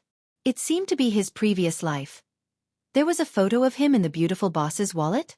Li Wangyu was a little surprised. Did Su Chongqing really like him? Thinking about it carefully, the beautiful boss seemed to treat him differently. Although she made him work overtime for a long time, she would always work overtime with him. There were so many colleagues in the office, but only he and the beautiful boss often worked overtime in the office at night. And every time after working overtime at night, Su Chongqing would drive him home. Although it was very deceptive that he lost his life because of the beautiful boss's car, and his soul went to the Tang dynasty. But Li Wangyu thought that the beautiful boss's car had never been taken by another colleague. Could it be that the beautiful boss was interested in him? He looked at Su Chongqing, whose face was a little red, with a playful gaze. The beautiful boss's neck stiffened. What are you looking at? Don't think too much. I put your photo in my wallet because the master told me that you died because of me. In order to not be haunted by the ghosts, I have to put your photo with me for 49 days. Yes, that's right, that's it. The beautiful boss pretended to be calm and explained, but Li Wangyu almost couldn't hold back his laughter. Then the master you found is not reliable. He sent me to the afterlife, but you sent yourself to me, haha. Li Wangyu couldn't help but laugh. Su Chongqing, who was angry out of shame, reached out and pinched him hard. Okay, I won't joke with you. The two laughed for a while, and Li Wangyu said seriously, put these things away carefully. Don't let others see them. These things are all great things in the Tang dynasty. I'm afraid that money will move people's hearts and attract people to peep. Su Chongqing knew this, and nodded and put away the modern things. Chongqing, I've helped you with your household registration. Now you are my distant cousin. You came to me because your family is in trouble. Remember it clearly. Got it, little cousin. How am I little? Have you seen it? Li Wangyu couldn't help but joke. Bah, you little dirty turtle. Chapter 18. Haha, it's good to be a turtle. It can live a long life, Li Wangyu said with a smile. By the way, I gave this house to the county government according to our agreement. County Magistrate Yang took good care of me and paid off the debt of 80,000 yuan. Paid off 80,000 yuan? He's a good man. Su Chongqing heard from Li Wangyu that the house was only worth 50,000 yuan. Since he paid off an extra 30,000 yuan, he obviously took good care of Li Wangyu. Su Chongqing's words made Li Wangyu laugh. What are you laughing at? Su Chongqing asked, puzzled. Haha, Chongqing, are you going to recognize that County Magistrate Yang as your godfather? Bah, what godfather? It sounds so bad. Su Chongqing thought Li Wangyu meant godfather in the future, so he spat at him. Haha, if you don't want others to misunderstand, don't call him Lord in the future, Li Wangyu said with a sneaky smile. Su Chongqing blinked in confusion and asked with dissatisfaction, what do you mean? Don't they call him that in the TV series? In the Great Tang, my lord refers to one's father. If you call someone else County Magistrate Yang Lord, what do you think others will think? Ah! Su Chongqing exclaimed softly and covered his mouth. Remember, when you meet a county magistrate, just call him by his surname and official position. If you don't know his official position, just call him Duke. Su Chongqing nodded repeatedly, rejoicing in his heart that he had Li Wangyu by his side to teach him, and his gaze towards Li Wangyu carried a trace of tenderness. After having a simple lunch with Su Chongqing, Li Wangyu took the old butler Li Heng to the county government to deal with the land transfer contract. Because the house was short of money, the cattle and horses had been sold out. Li Wangyu didn't pretend to be pretentious. He walked with Li Heng to the county government. When they arrived at Cross Street, they saw that there was a huge crowd in front of them. It was even livelier than the New Year. Li Wangyu was curious, so he squeezed into the crowd with Li Hang to see what was going on. After squeezing through the crowd with great difficulty, he saw a monk sitting cross-legged by the roadside with his eyes closed, not saying a word. Beside the monk, there were a few old men who were talking to the monk. It's them? The ones who were talking to the monk were the clan leader and several elders of the Li clan of Hu County. What was going on? Out of curiosity, Li Wangyu asked the crowd what had happened, but the answer he received surprised him. It turned out that this monk had been meditating here for 3 days and 3 nights. He did not move at all and did not eat or drink. Although it was already early spring in February, the temperature at night was still very low. Many people were worried that the monk would freeze to death on the street. But after 3 days, the monk's face was glowing red, and his breathing was even. He was safe and sound. In 3 days, the news had spread throughout Hu County. Other than Li Wangyu, who was in seclusion and didn't know anything, the people of Hu County all thought of this monk as a senior monk. Some people even began to burn incense and kowtow to the monk. Today, as the crowd was discussing the monk, the clan leader and several elders of the Li clan happened to pass by. After hearing the news, they were very surprised and came to take a look. When the monk saw the elders arrive, he, who had been silent all this time, suddenly shouted, "Do you know that a great disaster is imminent?" His sudden outburst scared the few elders and they quickly asked the monk why he said that. But after the monk shouted those words, he closed his eyes again and didn't say a word. This made the clan leader and several elders anxious. They wanted to leave, but they didn't dare to. They kept asking the monk why. When Li Wangyu arrived, he saw the elders of the Li clan surrounding the monk and talking non-stop, hoping to get an explanation. The onlookers were also discussing in whispers. The monk said that a calamity will befall these old men. Looks like it's not far from the truth. I recognize these people. They are the clan leader and elders of the Li clan of Hu County. Teskese, I'm afraid the monk's words are true. Why do you say that? Do you know that the Li clan leader's family has been involved in a murder case recently? The man said mysteriously. The people around him quickly asked him, but he didn't say anything. Is this monk really that amazing? He even knows about this? Isn't that right? This monk is amazing. He didn't eat or drink for 3 days and 3 nights. Which normal person can do that? Yeah, the weather is so cold now. I feel cold even when I sleep with a thick blanket. I thought that this monk would either starve to death or freeze to death here. Who knew that after 3 days, he was still fine? It's really amazing. Sure, you guys, don't talk nonsense. What monk? Call him master. He's an enlightened monk. A devout follower immediately corrected them. He even put his palms together and bowed to the monk. When Li Wangyu heard these discussions, he thought to himself, could there really be an enlightened monk? He didn't believe in any god, Buddha, or religion. But since he could even encounter something like transmigration, and his beautiful boss fell into his bathtub for no reason, then it wasn't impossible for there to be an enlightened monk. The group of elders begged the monk for a long time before the monk slowly opened his eyes and chanted, Amitba. Poor monk has already revealed the secret of heaven. How can I say anything more?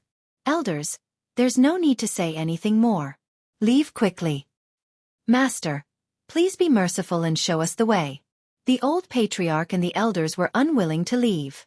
Although they were skeptical of the monk's words, they didn't dare to be careless at this time. The monk glanced at them and chanted, Amitba. It's not that poor monk isn't willing to help. It's just that your troubles are too big. Poor monk can't help. Master, please be merciful. Fine, this penniless monk will speak frankly. You have been haunted by ghosts recently. I'm afraid your lives are in danger, the monk said calmly. The old patriarch and the elders' faces stiffened when they heard this.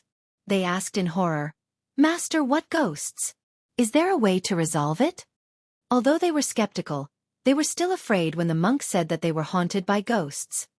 Amitba. It's fate that we met. Poor monk will help you this time. Whether it succeeds or not depends on your luck. After the monk finished speaking, he put his palms together and chanted the name of Buddha. He rubbed his palms together. Buddha's palm. The monk shouted. A blue flame suddenly ignited between his palms and covered the monk's hands. This change scared the surrounding people into an uproar. Many believers knelt down and kowtowed to the monk when they saw this magical spell. Seeing this, Li Heng's legs couldn't help but go soft. He wanted to kneel down as well, but he was pulled back by Li Wangyu. Lang Jun, this is an eminent monk. You can't be rude. What's the hurry? Let's wait and see. Li Wangyu almost laughed when he heard the words Buddha's palm. The image of a beggar holding a tattered martial arts manual quickly appeared in his mind. Wow, that's amazing. Do you know that there's a spiritual light shooting out from the top of your head? You're so young and yet you've already trained your muscles and bones. You're really a rare martial arts genius. If one day you open up your conception and governing vessels, won't you soar into the sky? As the saying goes, if I don't go to hell, who will? I'll leave the task of punishing evil to you, okay? I have a manual here. It's fated to be with you. The original price is 13.80 yuan. I'll sell it to you for 10 yuan. Chapter 19. While Li Wangyu was hiding in the crowd to watch the show, an ox cart came to his side. An old man walked down from the ox cart with the help of an old servant. The old man was dressed plainly and the ox pulling the cart was also an old ox. It seemed like the old man was not from a wealthy family. The old man looked very timid. He whispered to Li Wangyu, Xiaolang, what happened here? Why are there so many people gathered here? Li Wangyu saw that it was an old man and bowed respectfully. He whispered to the old man what he knew. In the end he said, Old man, don't worry and watch. That monk definitely can't do anything to the little ghost. Why does Xiaolang say that? Hee, Buddha said that I can't say, so I can't say. Old man, just continue watching. The old man looked at Li Wangyu in surprise. He did not say anything and looked carefully at the monk. In the crowd, the monk's hands were burning with blue flames. It was very scary. The Li clan leader and elders beside him could not help but take a few steps back. The surrounding crowd also let out all sorts of exclamations. The old man beside Li Wangyu also had a look of fear on his face. Although he was experienced and knowledgeable, he had never seen such a miraculous scene. The old man could not help but put his palms together and silently recited Buddhist scriptures. The monk did not seem to feel burned at all. He stood up and used his burning palms to strike the elders with various mysterious palm techniques. Not long after, the flames on the monk's hands slowly extinguished. He sat down again and sighed while reciting Buddhist scriptures. The old clan leader and elders who were originally skeptical no longer had any doubts in their hearts. They believed in this miraculous monk to the extreme. Seeing that the monk had sat down again, they gathered again and hurriedly asked, Master, did you help us drive away the little ghost? Ba. Sigh, I don't have enough mana. I used all my power but still could not succeed. The monk said sadly. The monk's words made the elders panic. Even such a powerful monk couldn't do anything to the little ghost. Wouldn't they be doomed? In a panic, all the elders, including the old patriarch, knelt down before the monk and begged him to save their lives. This scene caused another round of discussion among the onlookers. The Li clan is finished. Even an enlightened monk can't do anything to the little demon. They're dead for sure. You have to stay away from the Li clan. Don't let that brat harm you. Bah, it must be that the Li clan has done too many bad things and suffered retribution. The person who said that the Li clan leader's family had a murder case spat on the ground. Be careful with your words. The Li clan of Hu County is a relative of the royal family. Li Wangyu couldn't help but curl his lips when he heard the discussions of the crowd. The elder beside him looked at Li Wangyu in surprise. Thinking of how Li Wangyu said that the monk couldn't drive away the little ghost, he couldn't help but be curious. Xiaolang is right. How did Xiaolang know? Li Wangyu smiled. I guessed. The old man couldn't help but glance at him from the corner of his eyes when he heard those perfunctory words. Li Wangyu suddenly thought of something. He squeezed past the person who said that the Li clan leader's family had a murder case and whispered a few words into his ear. The person first shook his head, then hesitated for a moment and whispered a few words to Li Wangyu. Li Wangyu thanked the man, then turned around and continued to stand outside the crowd to watch the show. The elder had been curiously watching Li Wangyu's every move. Seeing him return, he asked in a low voice, Xiaolang, what did you ask? Can you tell old me a thing or two? Li Wangyu grinned at the elder. Buddha says I can't say this sentence again. The elder's curiosity was piqued, but he was almost angered to death by this sentence. The old servant beside him glared and was about to reprimand Li Wangyu, but the elder waved his hand to stop him. The elder and the youth continued to stand in the crowd and watch, but the monk closed his eyes again and didn't say a word.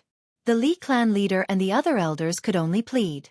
After seeing this miraculous scene with their own eyes, they now completely believed the monk's words. After a long time, the monk sighed again. Ba. Forget it. Poor monk will use 10 years of cultivation to fight this little demon for you. The monk ordered someone to bring a bucket of water and a piece of white paper. Immediately, a servant of the Li clan ran away and returned with a bucket of water and a piece of white paper. Seeing that the monk was going to fight with the little demon on the street, more and more people gathered to watch. After all, Li Wangyu was only 16 years old and thin. He was almost squeezed out of the crowd by the onlookers. He turned around and saw the old man's ox cart. Rolling his eyes, he persuaded the old man that there were too many people here, so it was better to stand on the cart and watch. The old man smiled and nodded. With the help of his servant and Li Wangyu, he slowly got on the cart again. Li Wangyu tried to get close to the old man and wanted to climb onto the ox cart to watch, but he was stopped by the old man. Xiaolang, you can't get on old me's cart. Li Wangyu was dumbfounded. Why is that? Buddha says, can't say, haha. The old man laughed like a naughty child who succeeded in a prank. Li Wangyu was so angry that his nose was almost crooked. The old man was taking revenge on him. Li Wangyu smiled and rubbed his nose. He looked around. At this moment, both sides of the street were full of people. Even the walls were full of people. Where could he find a place to watch the show? Li Wangyu looked pitifully at the old man who was standing on the cart and watching the show. The old man couldn't help but stroke his beard and laugh. He beckoned him to get on the cart. The old man and the young man stood side by side on the cart. The old man couldn't help but scold, Xiaolang, you must be honest. These words made Li Wangyu dazed. He almost wanted to ask the old man if he had also transmigrated. Are you a fan of Teacher Gua? Li Wangyu smiled and cupped his hands at the old man. He didn't say anything and continued to watch the crowd. He saw the monk murmuring Buddhist scriptures. Not long after, he looked at the old patriarch and said, The little devil has a grudge with you. Only you can resolve it. I can only help.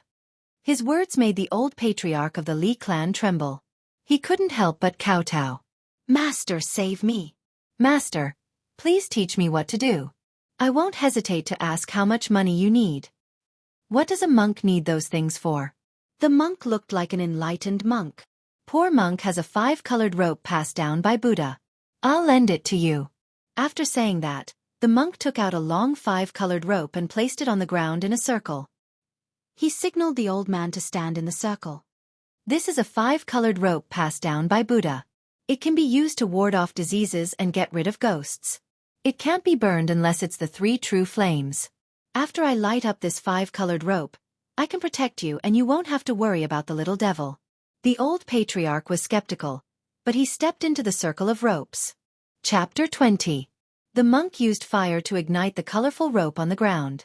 After the colorful rope started to burn, he said, Stretch out your hands. The old patriarch stretched out his trembling hands, but the monk took out his alms bowl and signaled the Li clan servant to bring him a bowl of water. After the water was brought, the monk chanted a sutra and made the old patriarch put his hands into the alms bowl to wash them. After the old patriarch took out his wet hands from the alms bowl, the monk shouted, The evil fate between you and the little demon has gathered in your hands. Quickly slap the paper. He pointed at the white paper that the Li clan servant had brought and signaled the old patriarch to slap it with both hands. As the old patriarch's hands slapped the paper, his body trembled even more. The Li clan's elders could not help but take a few steps back. The crowd of onlookers exclaimed in surprise and retreated one after another. Li Wangyu and the old man on the ox cart saw clearly that there were 2 bloody handprints on the white paper. Bright red blood was flowing down the handprints. Is there really a vengeful spirit? The old man opened his eyes wide and muttered to himself in disbelief. The monk took the white paper with the bloody handprints and threw it into the bucket filled with water. The monk made the demon-subduing seal with his right hand, covering his right knee and his fingers touching the ground to show that he was subduing the demons. He chanted a sutra and his hand moved above the bucket. However, to everyone's surprise, the water in the bucket suddenly emitted a thick smoke, followed by sparks. With a boom, The water in the bucket splashed everywhere. This sudden explosion caused the crowd to exclaim again. More people knelt down and kowtowed to the monk. The old man beside Li Wangyu put his palms together and kept chanting Buddhist sutras to suppress the shock in his heart. The monk was indifferent, as if he had done something insignificant. He bent down and picked up the burning colorful rope and extinguished the flame. Everyone was surprised to find that the colorful rope was intact and there was no trace of it being burned. Treasure. It's really a Buddhist treasure. As expected, only the 3 true flames can destroy this treasure. Ordinary flames are completely ineffective. Master, you just said that this colorful rope can ward off diseases and get rid of ghosts. It must be an incredible treasure. Great Master, have the little ghosts that pestered us been executed? The old patriarch was concerned about the little ghosts that pestered him. That's right, the little ghost has been released from purgatory. You can leave now. The monk didn't say much. He sat cross-legged on the side of the street and closed his eyes to rest. Thank you for saving my life, Grandmaster. The Li clan's patriarch felt his body, and sure enough, he felt a bit lighter. He then looked at the 5-colored rope in the monk's hand, his eyes filled with greed. Grandmaster, may I ask if you can lend the treasure to old me for a look? The monk was not pretentious and directly handed the 5-colored rope in his hand to him. The old patriarch held the 5-colored rope in his hand, and all the elders gathered around to examine it carefully. It looked like an ordinary multicolored rope, but it was made of green, red, yellow, white, and black threads. However, it was so magical that it could not be destroyed by fire. What a treasure! Ward off diseases and get rid of ghosts. Immune to fire and water. It's really a Buddhist treasure. An elder suddenly whispered, Patriarch, if you leave this treasure in our Li clan or offer it to His Majesty. He didn't finish his sentence, but all the elders understood what he meant. Their eyes were filled with greed. Master, this old man has a presumptuous request. Can you transfer this 5-colored rope to my Li clan so that we can worship it day and night, so that we can feel the mercy of Buddha and the boundless Dharma of Buddha? The old patriarch raised his request to the monk. No. This is a gift from Buddha. How can it be given to others? The monk directly refused. Besides, poor monk still needs this 5-colored rope to display the power of Buddha. It can't be lost. The old patriarch looked at the 5-colored rope in his hand, his heart filled with reluctance. An elder suddenly asked, Great Master, may I ask how much gold is needed to cast Buddha's golden body? Our Li clan is willing to donate it to the Great Master. His words made the eyes of the old patriarch and the other elders brighten. That's right, if the monk wanted to cast Buddha's golden body, wouldn't he need gold? Using gold to exchange for this 5-colored rope was not a loss. Gold was easy to obtain, but this immortal treasure was hard to come by. Yes, how much gold does the Great Master need? Our Li clan is willing to donate it. We only ask that the Great Master bestow this 5-colored rope. The words of the elders made the monk hesitate. He asked with uncertainty, to cast Buddha's golden body, it requires 1,000 taels of gold. Are you willing to give it? The monk's words made the elders gasp. 1,000 taels of gold. 6,000 strings of coins. 6 million taels of gold. This was an astronomical figure. The conversation between the Li clan's elder and the monk also made the crowd gasp. Everyone coveted treasures, but 1,000 taels of gold immediately made everyone's eyes widen. Li Wangyu was also stunned. This monk's appetite was too big. He only owed 2 million taels of gold, yet the monk asked for 1,000 taels of gold. Even if the Li clan sold themselves, they still wouldn't be able to afford it. Li Wangyu calculated that the Li clan could only take out 2 to 3 million taels of gold, not including the fields and servants. This also included the 170 taels of gold that they extorted from him yesterday. The elder beside him also let out a long sigh. It was unknown whether he was regretting that he had no fate with such an immortal treasure, or sighing at the monk's offer of 1,000 taels of gold. Great Master, our Li clan really can't afford 1,000 taels of gold. Yes, Great Master. Even those aristocratic families in Chong, and wouldn't be able to take out so much gold, right? The old patriarch hesitated for a moment, then gritted his teeth and said, Great Master, our Li clan is willing to give 200 taels of gold in exchange for this 5-colored rope. Please help us. The monk slowly opened his eyes and whispered the name of Buddha. Amitabha. Monks don't care about the amount of gold. They only want to cast Buddha's golden body. Fine, since we're fated to meet, I'll give this 5-colored rope to you. Many thanks, Great Master. Many thanks. Great Master. Please wait for a moment. This old me will immediately send someone to fetch the gold.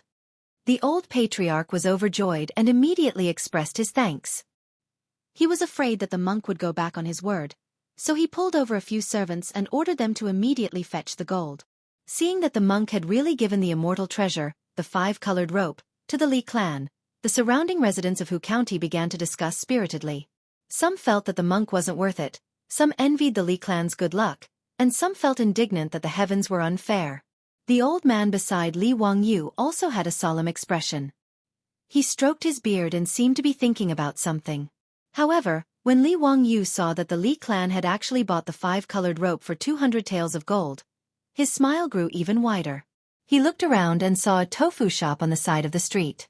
He excused himself from the old man, jumped off the ox cart, and ran straight into the shop. Not long after, Li Wangyu mysteriously ran out of the shop and climbed back onto the ox cart. Chapter 21. Not long after, the Li clan servants came back with 200 taels of gold. The old clan leader's face was pained as he counted the gold and gave it to the monk. The dazzling gold caused the surrounding people to exclaim.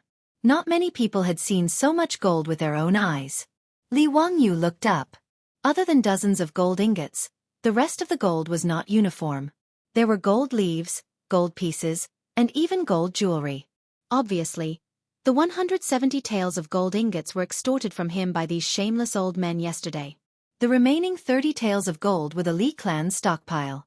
200 taels of gold was not heavy. During the Tang dynasty, 16 taels of gold was 1 jin. 200 taels of gold was only 12 or 13 jin. The monk did not count them. He looked at the gold and whispered a Buddhist mantra. Then he put the gold into the alms pouch. The old clan leader had been holding the magical colorful rope tightly in his hand. Now that the monk put away the gold, he sighed in relief. Thank you for giving it to me. May I know your Buddhist name? Where are you going to help the Buddha build his golden body? When the Buddha's golden body is completed, we will go burn incense and thank the Buddha. Poor monk is a righteous monk. Xinghua Temple in Duke Town, Chang'an County, the monk replied. He stood up and put his palms together. Ba. Poor monk will take his leave. Take care, righteous master. The Li clan's elders were very happy. They bowed respectfully and sent the monk off. Seeing the monk leave without looking back, there was no more drama to watch. The surrounding people started to talk and then dispersed. The originally crowded cross street quickly became quiet again. The elders who were still admiring the colorful rope finally noticed Li Wangyu standing on the ox cart. The old clan leader curled his lips in disdain. Li Jia Xiaolang, you kept your promise. Let's go. This old me has been waiting for you for a long time. Now go to the county government to sign the land transfer contract. Let's go, let's go.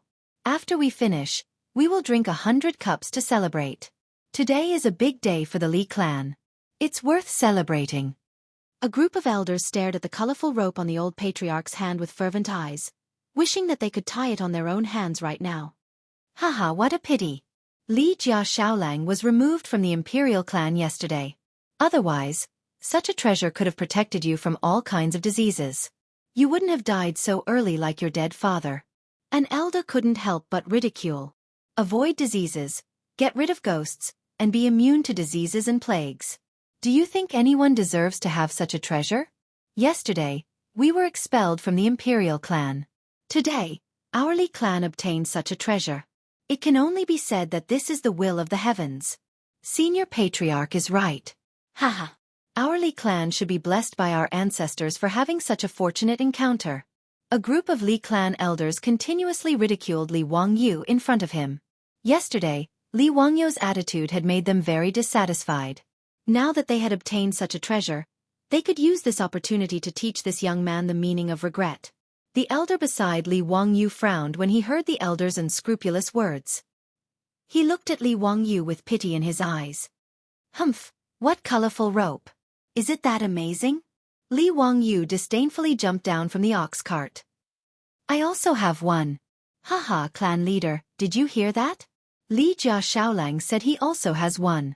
What a joke. What does he think this treasure is? Is it a vegetable from the fields? Li Jia Shaolang, if your family had such a treasure, why did your father die of illness? Why have you been plagued with illness for so long? Ha! Li Wangyu didn't get angry. He directly raised his arm. His wide sleeve slid down, revealing the colorful rope wrapped around his wrist. Do you see? Do you think I would lie to you? This colorful rope was accidentally obtained by my father. He didn't know how to use it, so he missed the opportunity to recover. I only understood the use of this colorful rope when I was on the verge of death. Otherwise, how could I still be standing here talking to you? Li Wangyu spoke as if it was natural, but Li Heng was puzzled. The colorful rope tied around his Longjuan's wrist, no matter how he looked at it, looked like the one that Perrin, that little maid, had tied around Li Wangyu's wrist in order to pray for him when he was seriously ill. Was this a treasure? Li Heng shook his head. If this was a treasure, then wouldn't that little maid, Perrin, be a fairy?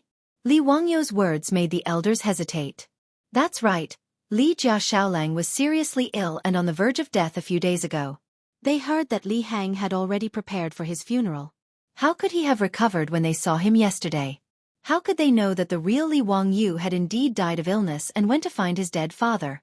And ever since Li Wangyu's soul crossed over into his body, for some unknown reason, his body miraculously recovered. One of the elders hesitated for a moment before asking, "This colorful rope is impervious to fire and water." Naturally, it is the same as the monk's rope. Li Heng, bring me a match. Li Wangyu removed the colorful rope from his wrist and hung it on the door knocker by the roadside. He blew on the match and set the colorful rope on fire. The elders of the Li clan, Li Heng, and the elder beside Li Wangyu all looked on in amazement. The colorful rope on the door knocker burned for a long time, but it didn't show any signs of burning. Li Wangyu extinguished the flame on the colorful rope and picked it up. It was as good as new.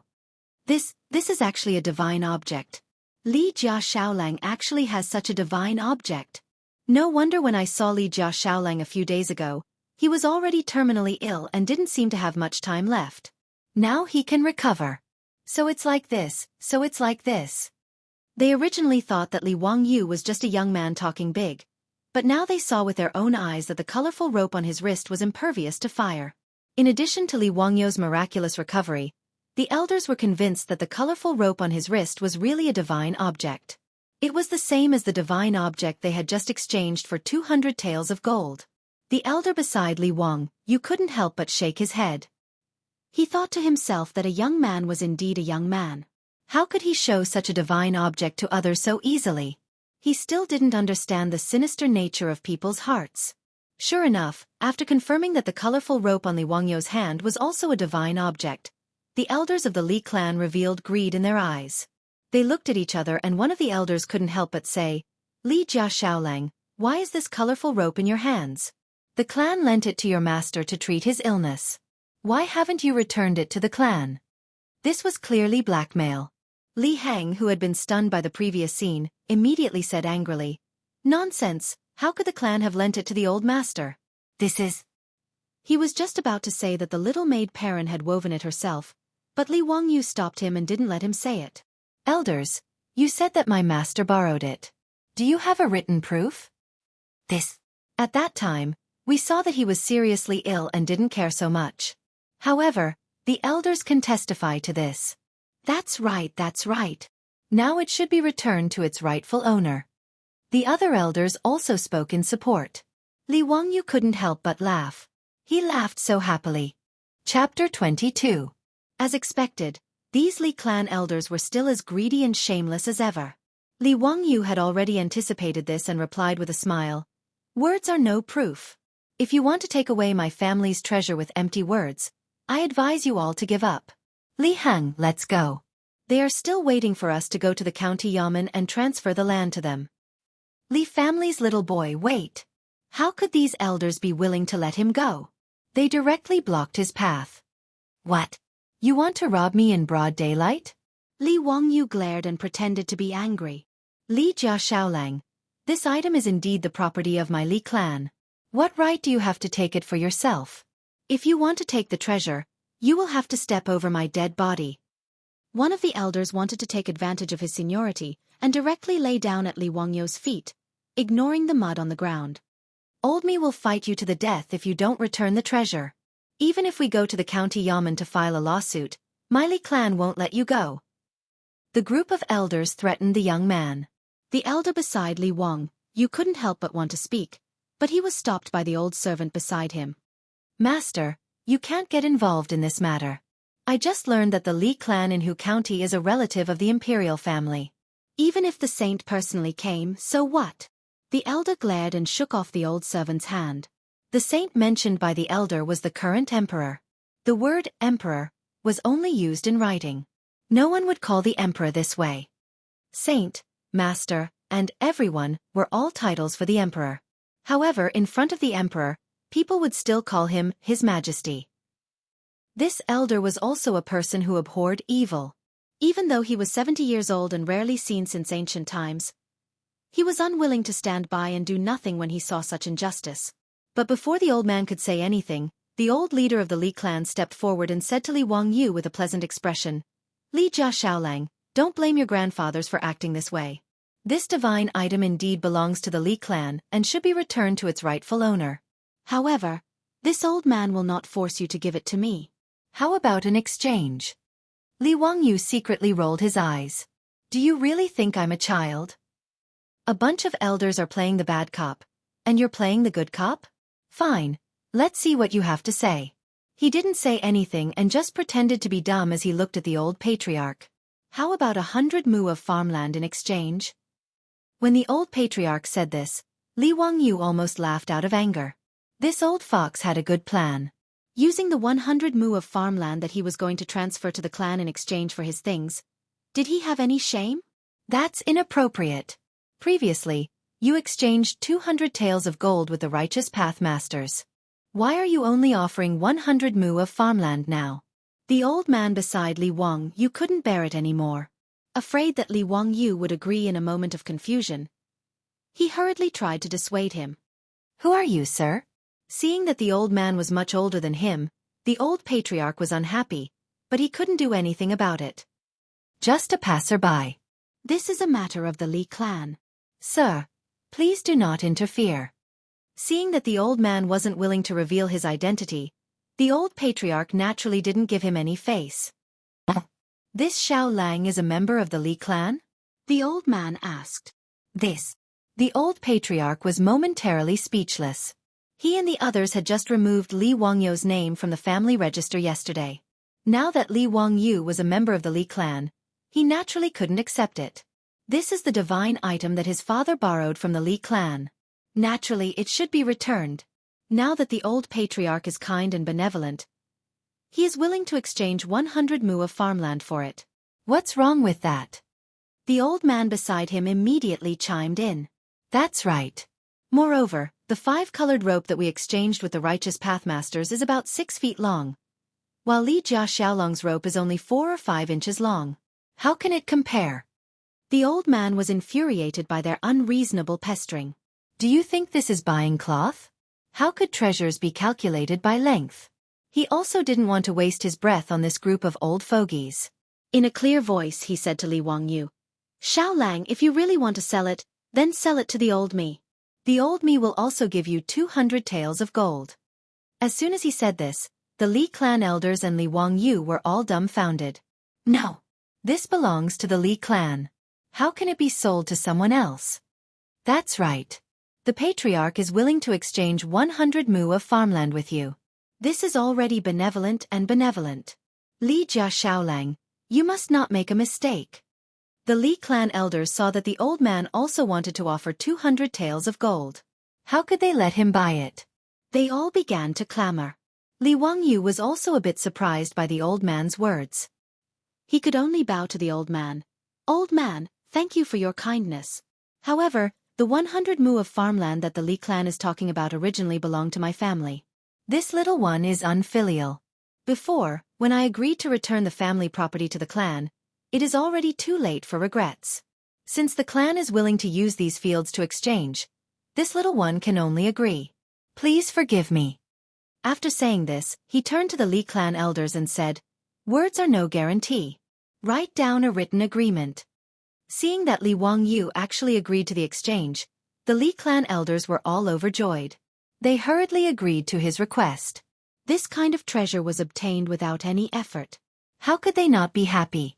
The elders were already thinking about how to maximize the benefits of these two five-colored ropes and let the Li clan of Hu County become an aristocratic family of the Tang dynasty. They found a pen and paper and wrote down a written agreement in front of Li Wangyu, stating that they were willing to use the 100 mu of farmland that Li Wangyu wanted in exchange for the five-colored rope in his hands. With the written agreement written in black and white, the contract was completed. After the patriarch signed the agreement and handed it to him, Li Wangyu finally threw the five-colored rope in his hands to them. Seeing that the two sides had completed the exchange, the old man could only helplessly sigh. What a waste! Xiaolang, why are you doing this? 100 mu of farmland is only worth 200 to 300,000 taels of gold. 200 taels of gold is 2 million taels of gold. You can buy 500 to 600 mu of farmland with that amount of gold. Hee, old man. A man whose heart is not content is like a snake trying to swallow an elephant. When the world comes to an end, the mantis stalks the cicada. This little one is content. Li Wangyu laughed. A man whose heart is not content is like a snake trying to swallow an elephant. When the world comes to an end, the mantis stalks the cicada. This sentence caused the old man to be slightly surprised. He repeated it a few times, and his eyes lit up. A man whose heart is not content is like a snake trying to swallow an elephant. Xiaolang, this old me still underestimated you. Li Wangyu didn't expect that the old man would agree with the common saying that people in the future were used to. His small face reddened. Did he accidentally plagiarize again? Seeing the Li clan elders gathered around the patriarch to admire the two five-colored ropes, Li Wangyu smiled very brightly. He took out another five-colored rope and handed it to the old man. Old man, this little one has another five-colored rope. I'll give it to you as a gift to thank you for your protection today. He deliberately spoke very loudly, causing the Li clan elders to raise their heads in astonishment and look at the five-colored rope in his hand. There was another five-colored rope?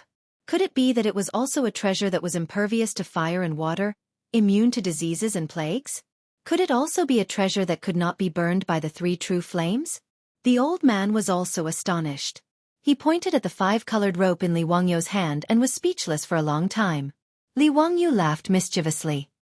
He used the lighter in his hand to light the five-colored rope and hung it on the door knocker by the side of the road. Under the stunned gaze of everyone, the five-colored rope burned for a long time without breaking. Li Wangyu stepped forward to extinguish the flame. As expected, the five-colored rope in his hand was still intact. Another divine object? Since when did this divine object become the same as the vegetables in the field? There was even a buy one get one free?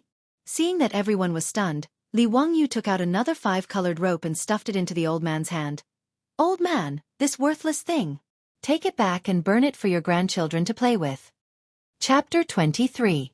The elder was also confused by Li Wangyu's actions. He stared in disbelief at the multicolored rope that Li Wangyu had stuffed into his hand. These are all treasures that are impervious to fire and water? Li Heng was also shocked. He couldn't believe that his Lang Jun had taken out so many multicolored ropes. As for the group of Li clan elders, they were even stunned on the spot and speechless. Li Wangyu laughed. Haha, what treasure! I just bought it from a peddler. It's not worth much. I only bought it for 1 copper coin. What? The elder shook his head. Then why doesn't the fire burn it? Li Wangyu pointed at the tofu shop on the side of the road and smiled. These multicolored ropes have been soaked in the tofu shop's salt brine. They won't burn for a while. If you're interested, you can find any rope to try. This. The elder and Li Heng were both dumbfounded. The miraculous treasures from before were actually ordinary ropes that had been soaked in salt brine? The elder suddenly turned his gaze to the multicolored rope that the Li clan leader still held tightly in his hand. Could it be that the orthodox master? That monk's magic tricks are not bad. Li Wangyu looked at the multicolored rope in the elder's hand and laughed happily. Magic tricks? The orthodox master is a fake? I don't know if he's a fake monk, but his Buddha's palm is really just a magic trick. When they heard Li Wangyu's explanation, the Li clan's patriarch and elders were greatly shocked. One of the elders was so angry that he spat out a mouthful of blood and fainted. In a panic, he ordered the servants to send the fainted elder to a doctor. Then, the group of elders surrounded Li Wangyu. The Li clan elder pointed a trembling finger at Li Wangyu, panting heavily. Since you knew that the monk was a fake, why didn't you expose him? Why would I expose him? Li Wangyu asked curiously. Do I know you all that well? How cruel Li Xiaolang is. This old man will report you to the county yamen. That monk must be in cahoots with you to deceive my Li clan. What a joke. Almost all the people in the county saw what happened just now. How can you say that I'm in cahoots with the monks? You just swindled away 100 mu of land with that lousy rope. You still dare to deny it? Li Wangyu didn't argue and directly waved the contract in his hand at them. When did I lie to you? You're the ones who forced me to trade with you. It's written clearly in black and white. Don't slander me. Li Wangyu's words caused the Li clan leader and elders to freeze. Thinking about it carefully, this Li Wangyu really didn't say what kind of divine item his multicolored rope was, nor did he say what use it had. He only used words to mislead them. What a sharp tongue. This old man won't argue with you. Let's go to the county yamen and let Yang Mingfu make the decision. After realizing that they had been tricked, the monk who called himself Righteous Path did not continue to search. The group of elders dragged Li Wangyu back and insisted on going to the county yamen with him. Li Wangyu naturally wasn't afraid and didn't resist. He followed them to the county yamen.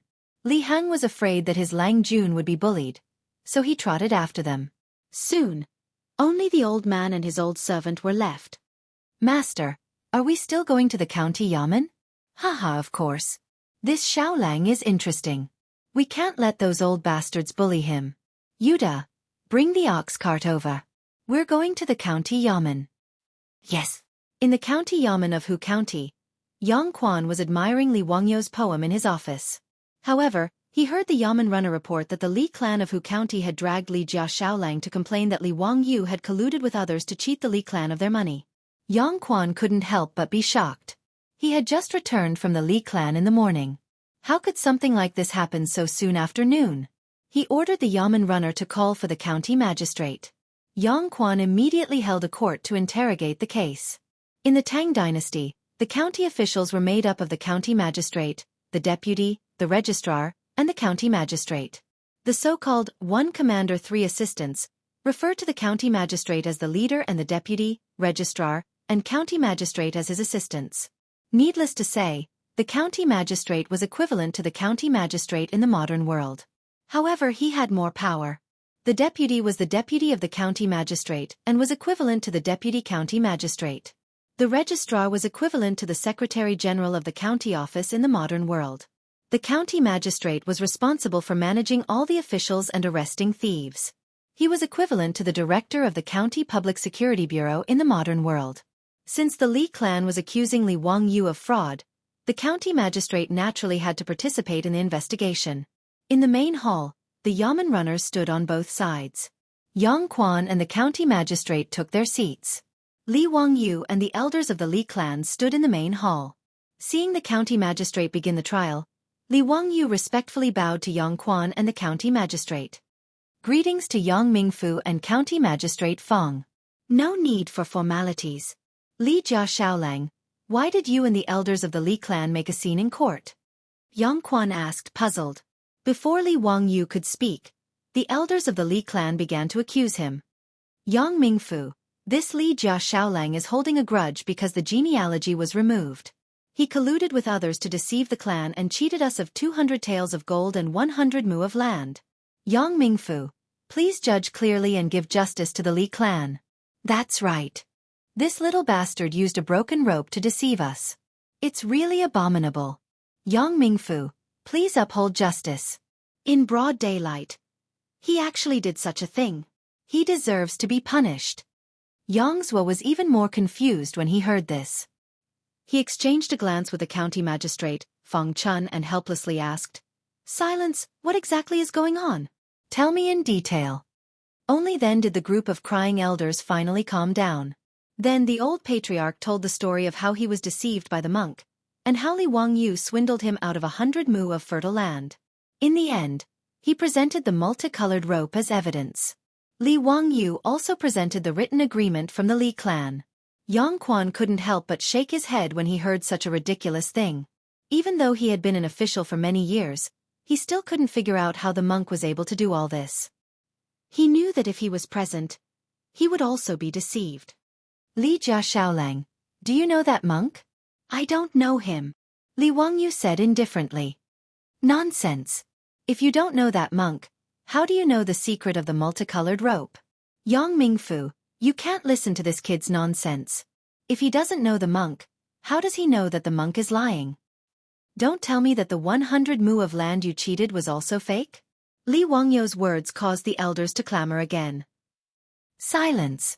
Silence. Yang Quan angrily slammed the gavel on the table. This is a county inquest. No one is allowed to make a racket. Yang Quan finally managed to silence the elders with great difficulty. He continued to ask, Li Jia Xiaolang, if you don't know the monk, how do you know that he is a swindler? Reporting to Yang Mingfu, I have already seen the monk's methods in books. They are only used to deceive ignorant people. However, that monk might not be a swindler. I think he might be a chivalrous warrior. Li Wangyu's answer angered the Li clan elders to clamor again. Yang Quan slammed the gavel on the table until it was about to break before they finally shut up. If there is any more noise, I will chase them out of the county office. Yang Quan angrily said. Then he turned to Li Wangyu and said, Li Jia Xiaolang, tell me the details. Chapter 24. Li Wangyu glanced at the Li clan members from the corner of his eye and said loudly, Let's return to the Ming residence. As far as I know, this monk who calls himself righteous has been sitting on the main street of Hu County for 3 days. For the past 3 days, the monk didn't say a word and just sat there meditating. Today, when he saw the elders of the Li clan, he suddenly spoke.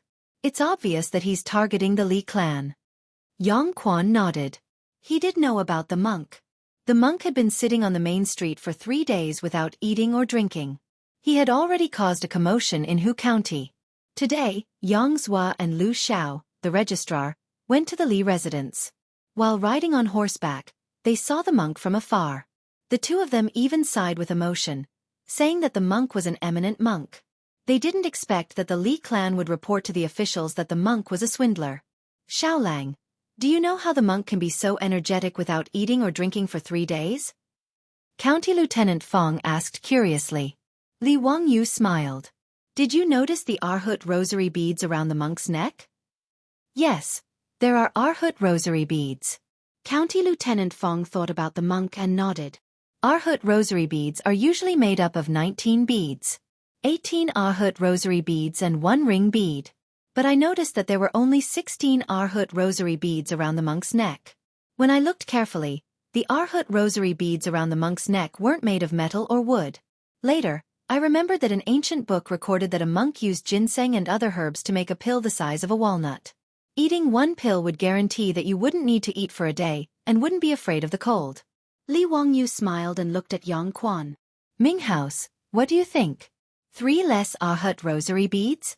Could it be that the Arhut rosary beads around the monk's neck were made from ginseng? He secretly ate 1 every day and that's why he didn't eat or drink for 3 days and was so energetic. Yang Quan immediately understood. That should be the case.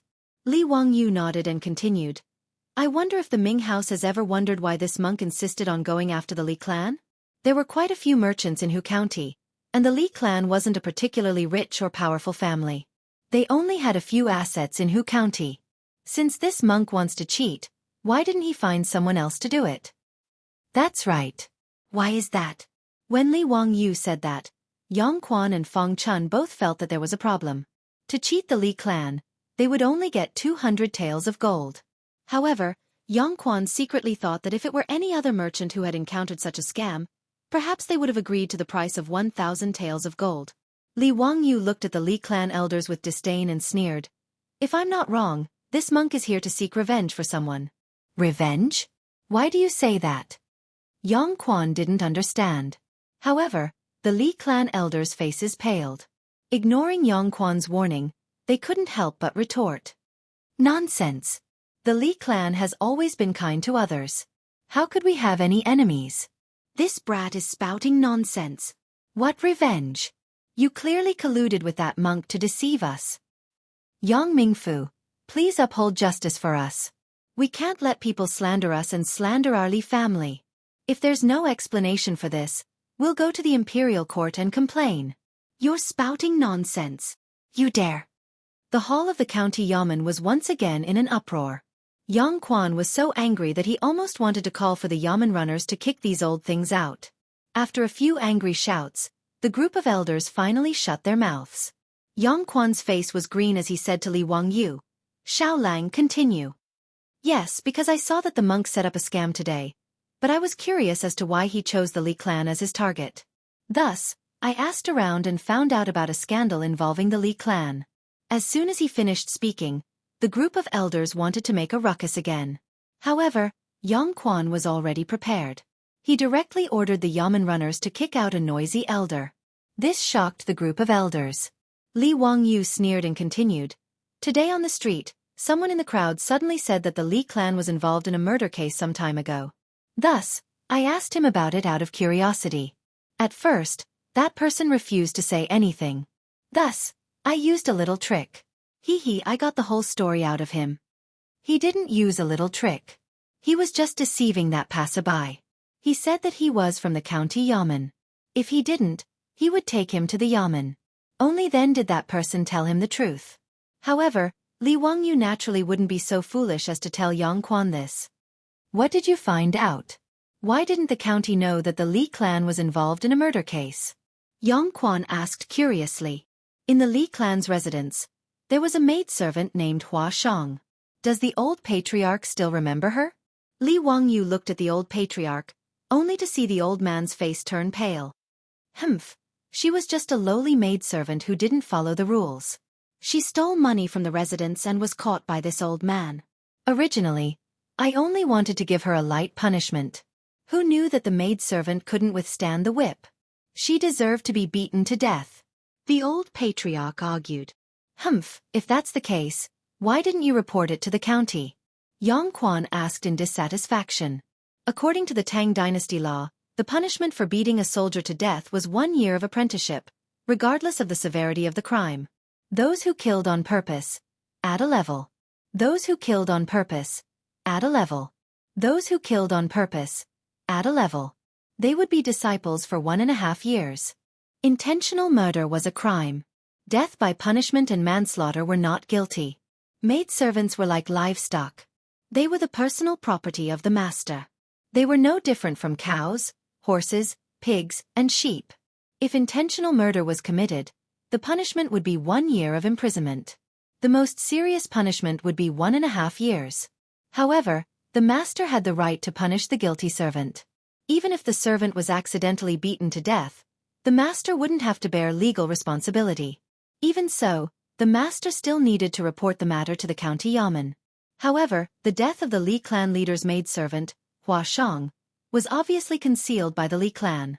Even so, Yang Quan could only reprimand at most. "I'm afraid it wasn't stealing money?" Li Wangyu's expression grew colder.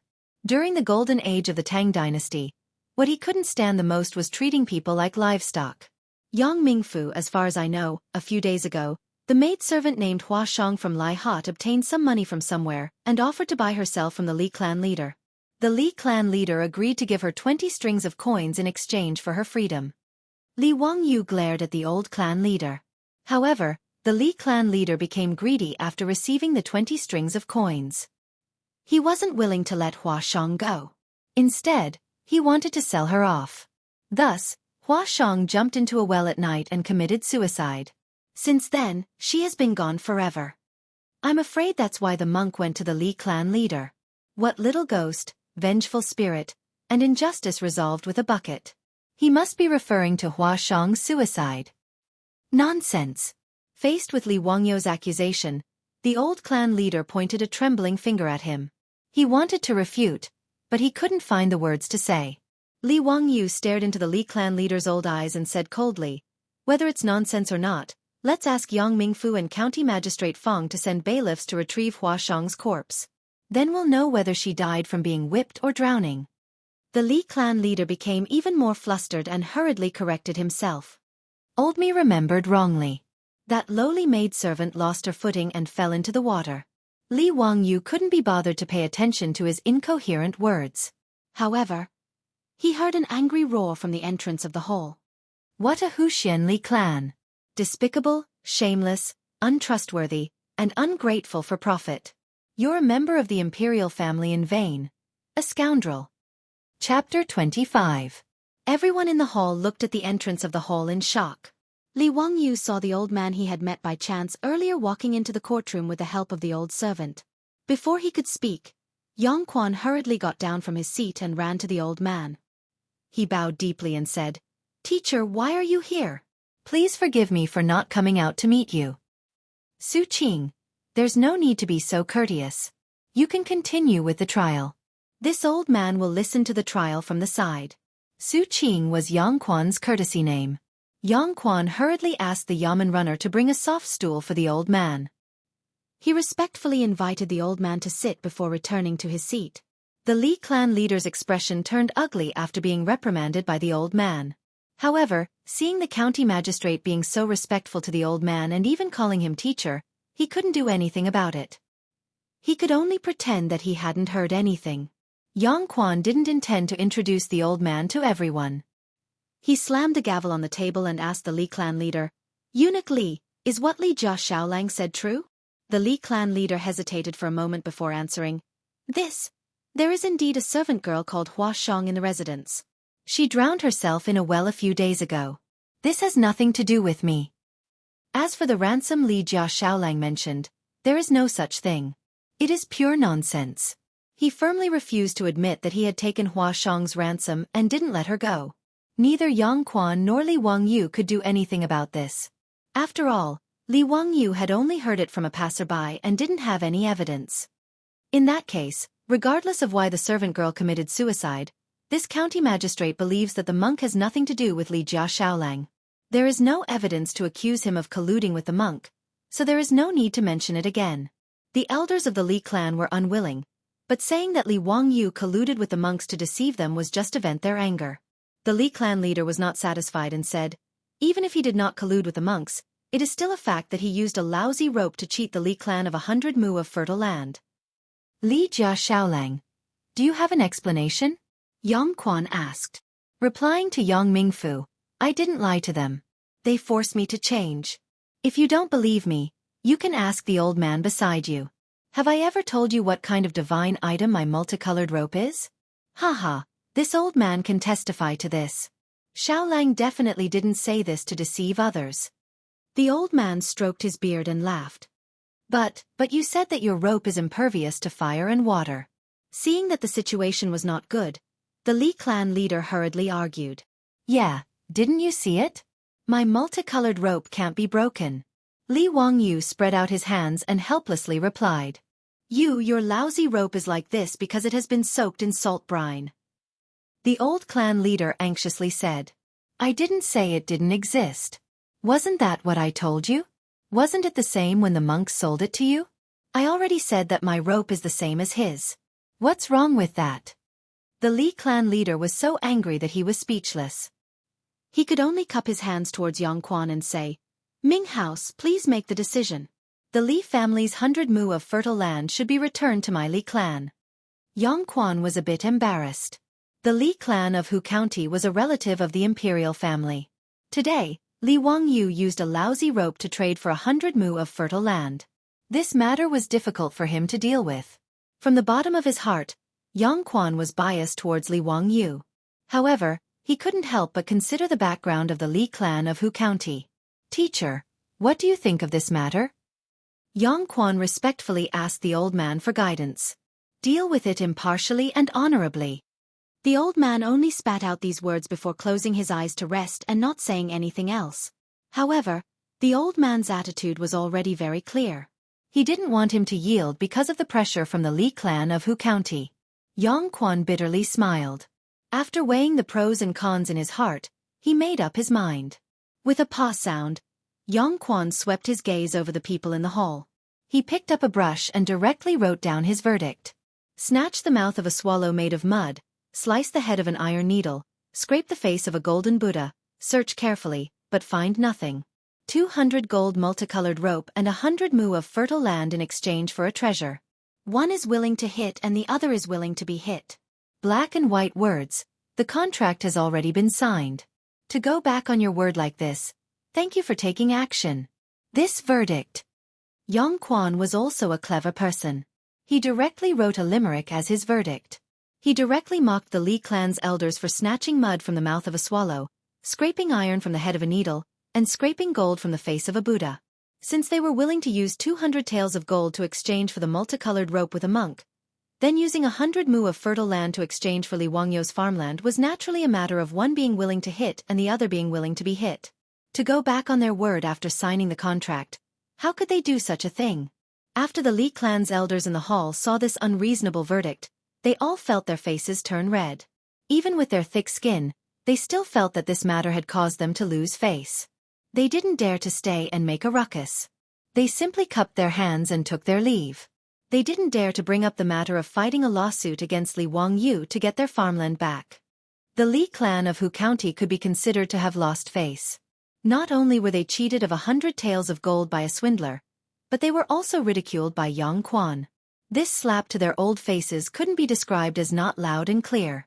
For the Li clan's elders who cared a lot about their reputation, this matter was even worse than death. However, Li Wangyu wasn't satisfied. Hua Shang's innocent death wasn't even explained, let alone punished. Regarding this matter, there was nothing he could do. However, he made a mental note of this matter. Li clan of Hu County, let's ride a donkey and read a songbook. Just wait and see. Many thanks for Yang Mingfu's protection. Seeing this, Li Wangyu hurriedly bowed respectfully to Yang Quan. He only wanted to anger the group of greedy elders of the Li clan. As for whether or not he could get his farmland back, he didn't have much hope. Li Jia Xiaolang, there's no need to be overly courteous. Quickly come and greet my teacher. Yin Qing Guanglu Dai Fu, Hongwen Guan Scholar, Secret Supervisor Yu. Yang Quan smiled as he left the court and pulled Li Wangyu over to greet the elder. Secret Supervisor Yu? Li Wangyu knew that Secret Supervisor referred to an official position, the junior supervisor of the secretarial department. A name suddenly flashed through his mind and he couldn't help but become excited. Yu Shernan. One of the four great families of the early Tang dynasty. Yu Shernan.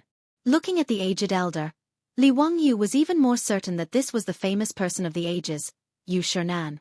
In the second year of Zhenguan, Yu Shernan was already 71 years old. He submitted a petition to resign from his position, but Pai Lupi refused and promoted him to the crown prince's right concubine's son.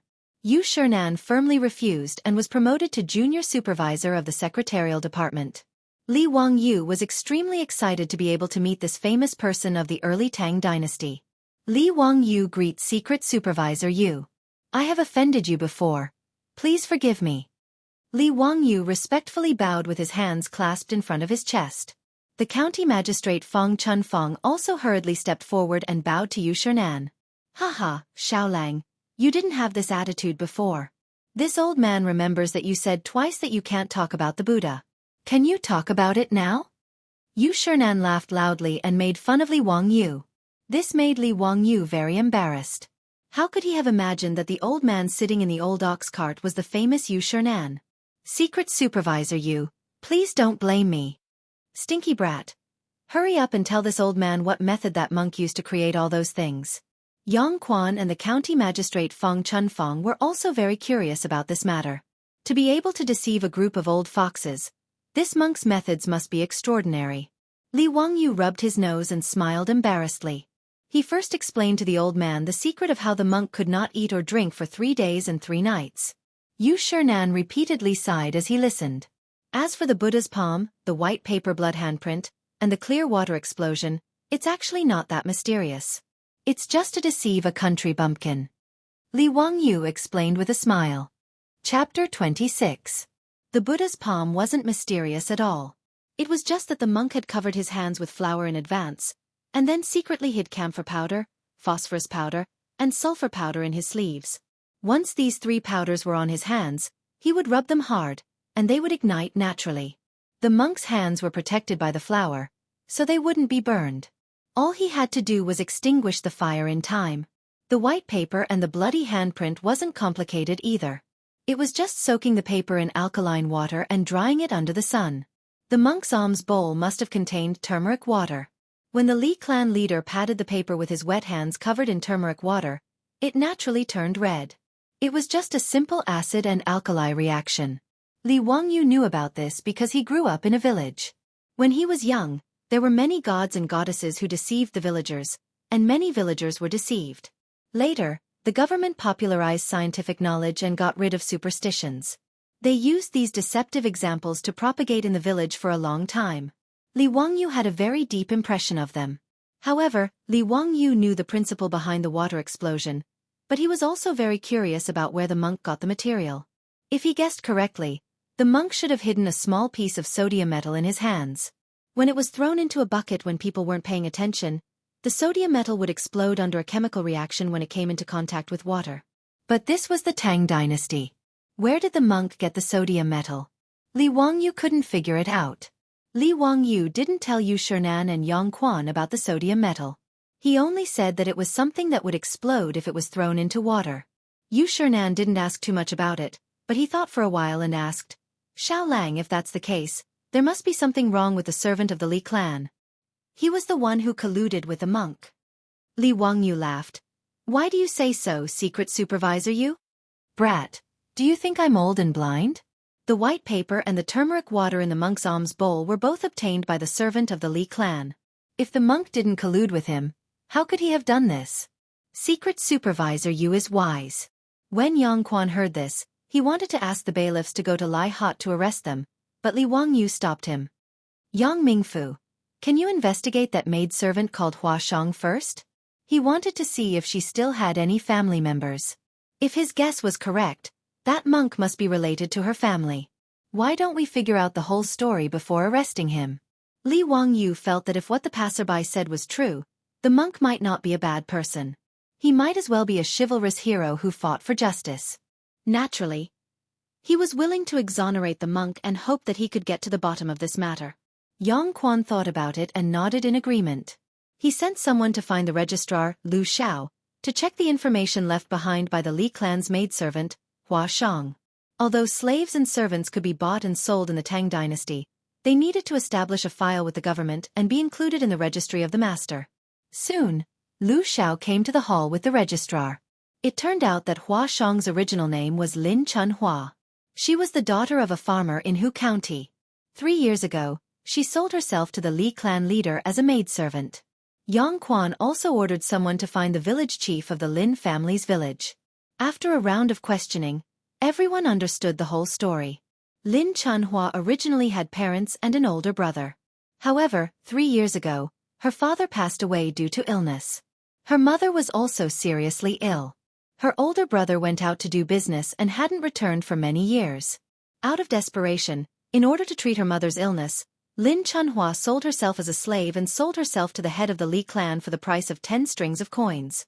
However, her mother couldn't be cured and passed away not long after. According to the village chief, not long ago, someone in the village saw Lin Chun Hua's older brother, Lin Daniu.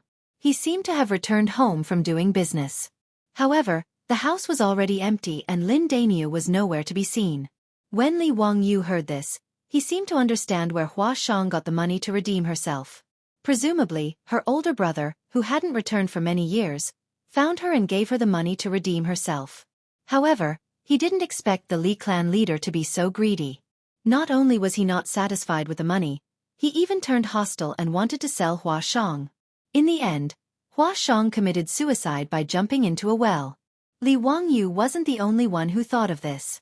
Yu Shernan and Yang Quan also thought of this. They couldn't help but sigh, secretly cursing the Li clan leader for being despicable. That monk must have heard of this matter and come to Hu County to scheme against the greedy Li clan leader. What about the Li clan servant who colluded with the monk? Feng Chunfeng asked, puzzled. Hua Shang sold herself. To be able to get the Li clan leader to pay 10 strings of coins, she must be beautiful. If I'm not mistaken, that servant must be in love with Hua Shang. That's why he colluded with an outsider to take revenge on her, Li Wangyu guessed. Yu Shernan and Yang Quan nodded in agreement with his conjecture. Are we still going to capture that servant? Feng Chunfeng asked. Yang Quan thought for a moment, then waved his hand. Forget it. Let him go. Since the Li clan leader didn't report this matter to the authorities, there's no need to meddle. The Li clan leader only has himself to blame for this matter. He can't blame anyone else. Feng Chunfeng nodded. He also felt that the Li clan leader in Hu County had gone too far. Seeing that the case was no longer being investigated, Feng Chunfeng and Lu Xiao bid farewell and left. Li Wangyu also wanted to leave, but Yang Quan stopped him. Xiaolang, don't be in a hurry to leave. Let your teacher see your poem. Yang Quan then said to Yu Shernan, Teacher, Li Jia Xiaolang wrote a poem today. It's a rare masterpiece. Please enjoy it. Xiaolang can compose poems? Then I'll have to take a look. Yu Shernan glanced at Li Wangyu. He didn't think this young man could compose a good poem, but since his disciple said so, he had to give him some face. Yang Quan took out the poem he had been admiring for a long time from the inner room. He spread the paper on the table and said, Teacher, please take a look. Yu Shernan walked over to the table with the help of the old servant. He twirled his beard and looked at the poem. When he saw it clearly, he couldn't help but turn pale with fright. The great Peng rises with the wind, soaring up 90,000 li. Good poem, good poem. Xiaolang, is this really your poem? Yu Shernan couldn't believe that the young man in front of him was so talented. Li Wangyu snickered in his heart. Poet immortal Li Tai Bai. How could a poem by a banished immortal not be good? In any case, he had already plagiarized it. His skin was thick enough, so he just nodded and admitted it. Ba, Li Tai Bai, Li Tai Bai. I don't know how many more poems I'll copy from you in the future. You should compose some other poems in the future. You're a banished immortal. You don't lack these few poems. Drink more wine and you'll have all kinds of poems. Yu Shernan saw Li Wangyu nod and admit that the poem was his, but he still didn't quite believe it. If that's the case, then how about you compose another poem for me? Let me think. Yu Shernan's old eyes revealed a trace of craftiness. Since you said that the monk was a chivalrous person, then compose a poem about chivalrous people. Chapter 27. Fine. This guy thinks I plagiarized too little. As soon as Li Wangyu heard the word chivalrous, another poem by Li Bai appeared in his mind, Chivalrous Journey. Sure enough, once you start plagiarizing, you can't stop. He pretended to pace back and forth in the hall, pretending to think for a moment, and then began to recite. Chivalrous journey Zhao Ke's beard tassels. Wu goes frost and snow. A silver saddle shines on a white horse, valiant as a shooting star. Killing a man every 10 steps, unstoppable for 1,000 miles. Brushing off his clothes, hiding his identity and name. Reciting a few lines made the old man very excited. Yu Shernan was like an old man chatting with a young man. He rushed to the table, grabbed a brush, and began to write. As one of the 4 great families of the early Tang dynasty, Yu Shernan was most famous for his calligraphy. Wang Shiji's 7th-generation monk, Sun Jiong, was an expert in calligraphy. Yu Shernan once took Sun Jiong as his teacher, and learned the true teachings of Wang Shiji's calligraphy. Yu Shernan's brush was like a god, graceful like a graceful swan, graceful like a swimming dragon. His strokes were tactful and reserved, strong and graceful, beautiful and magnificent. The old man and the young man, one reciting a poem, the other writing. The picture complemented each other, and Yang Quan couldn't help but be a little dazed. He didn't think that he had underestimated the young man from the Li family. The poem, Chivalrous Journey, could be said to be a masterpiece passed down from generation to generation. Good chivalrous journey. Brushing off his clothes, hiding his identity and name. Li Jia Xiaolang. Amazing. Yu Shernan put down his brush, clapped and laughed. Li Wangyu saw the words written by Yu Shernan, and his eyes lit up. He rushed forward and grabbed the Chivalrous Journey, written by Yu Shernan. Yang Quan's reaction wasn't as fast as his, and he was a step too slow to grab it. He angrily grabbed Li Wangyu's hand and said, Xiaolang, let go, this paper is mine. He, Yang Mingfu, this poem is mine. What a joke. How could he let Yang Quan have something that could be used as a family heirloom? The reason why Li Wangyu had acted so quickly was because he remembered the scene of Yang's was snatching the poem, Shangyang Zhua, in his house this morning. That was why he made the first move and grabbed Yu Shernan's Ode to Chivalry in his hand. Journeys, chivalrous journeys, journeys, journeys, chivalrous, chivalrous, chivalrous journey. Li Wangyu was amused by Yang's shameless appearance. This petty middle-aged man, why did he have to snatch everything? Yangming residence. My family still has 100 mu of fertile land. I'll just hand it over to the county to offset the debt.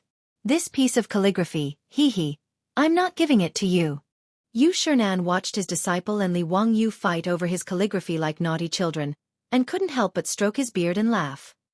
Su Qing, don't fight with Xiao Lang. You've already taken a lot of my calligraphy. After being scolded by his teacher, Yang Quan also felt embarrassed. He muttered to himself, and reluctantly let go of Yu Shernan's calligraphy to Li Wangyu. Li Wangyu chuckled mischievously. Once again, he laid the paper flat on the table and asked Yu Shernan to use his seal to draw the paper. Only then did he blow dry the ink and carefully roll it up for Li Hang to keep. This was a family heirloom. Li Taibai's poem with Yu Shernan's handwriting. If this were to be passed down to future generations and auctioned, those rich people would fight to the death for this piece of calligraphy. Xiao Lang, who is your teacher? To think that you have such heaven-defying talent, it seems that this old man has underestimated you. Everyone sat down again, and Yu Shernan opened his mouth to ask. Li Wangyu didn't have a teacher. The previous owner of this body had only studied at a private school. Replying to secret supervisor Yu, this little one has no teacher. I only studied at a private school for a few days. Li Wangyu answered honestly. His answer surprised Yu Shernan. Could it be that there really was a heaven-defying talent that could be learned without studying? Yu Shernan's murky eyes kept sizing up Li Wangyu, trying to see what was so special about this young man. Yang Quan saw that Yu Shernan was interested in Li Wangyu, so he told him about Li Wangyu's family background and recent situation. When he found out that Li Wangyu was originally a member of the Li clan in Hu County, but had been expelled from the clan and extorted for gold and farmland, Yu Shernan was so angry that his beard puffed up. Old men who don't die are thieves. That bunch of old bastards. Yu Shernan had forgotten that he was already 70 years old, much older than the Li clan elders. In a moment of anger, he even scolded himself. When Li Wangyu heard Yu Shernan's words, he almost couldn't hold back his laughter. He quickly pinched his thigh, causing him to grimace in pain. Yang Quan told him about the origin of the poem on Yang Quan, as well as the fact that Li Wangyu had set free all of the servants in his family and was willing to shoulder the huge debt alone. Yu Shernan couldn't help but shake his head and sigh. Oranges are tangerines when born in Huainan. Oranges are tangerines when born in Huaibei. Xiao Lang, you have a good father. He was reading a conversation between Yan Zi and the King of Chu in Yan Zi's Spring and Autumn Annals.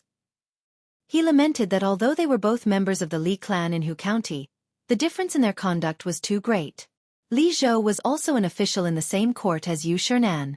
Although they didn't have any interactions, he knew that Yu Shernan was a gentleman. That was why he spoke so vehemently after the incident at Pai Lupi's Xuanwu Gate and angered the sage. Yu Shernan only thought that Li Wangyu could be like this because his father, Li Zhou, taught him well. Li Wangyu smiled bitterly.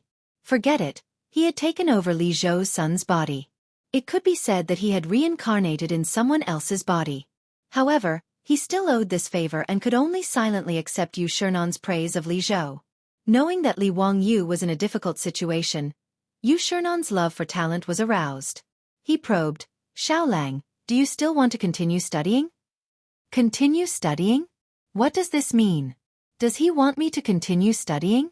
Or does he want me to be his disciple?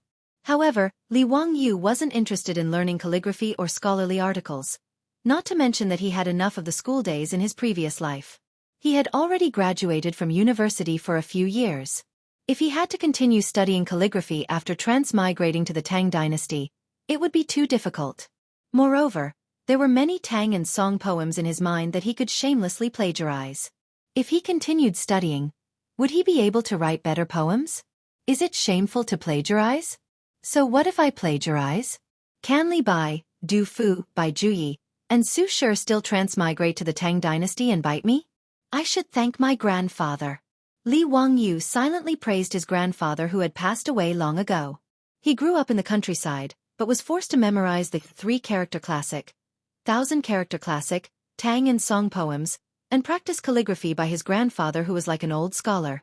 Li Wangyu wanted to ask his grandfather if he knew that his grandson would transmigrate, so he had to live such a miserable life when he was young. He couldn't remember how many times he had been beaten by his grandfather for memorizing and practicing calligraphy, and he couldn't even remember how many times he had cried. Now that he looked back on the past, Li Wangyu couldn't help but sigh with emotion. At the same time, he felt more gratitude and understanding towards his grandfather. His grandfather didn't make him memorize poems, but the history of China. Li Wangyu was lost in thought for a while and didn't speak for a long time. However, Yang Quan beside him was anxious. Li Jia Xiaolang, the teacher is asking you a question. Chapter 28. What? Li Wangyu snapped out of his daze and realized that Yu Shinan had just asked him if he wanted to continue his studies. He shook his head and said, "Secret Supervisor Yu, I have a huge debt and need to find a way to earn money. How can I continue my studies?" He wasn't a fool and could tell that Yu Shinan wanted to take him as his disciple. However, Li Wangyu didn't want to be an official and didn't want to be famous. Ever since he transmigrated to the Tang dynasty, he wanted to be a rich man. He had a beautiful wife and concubines, a large number of servants, land and house, and he didn't have to worry about food and drink. Wouldn't that be great? Li Wangyu didn't want to do anything to enjoy the fresh air of the Tang dynasty and the fruits and vegetables. He didn't want to do anything. An individual's power was too small. Changing history was a writer's dream. Enjoying the tranquil night sky was his goal.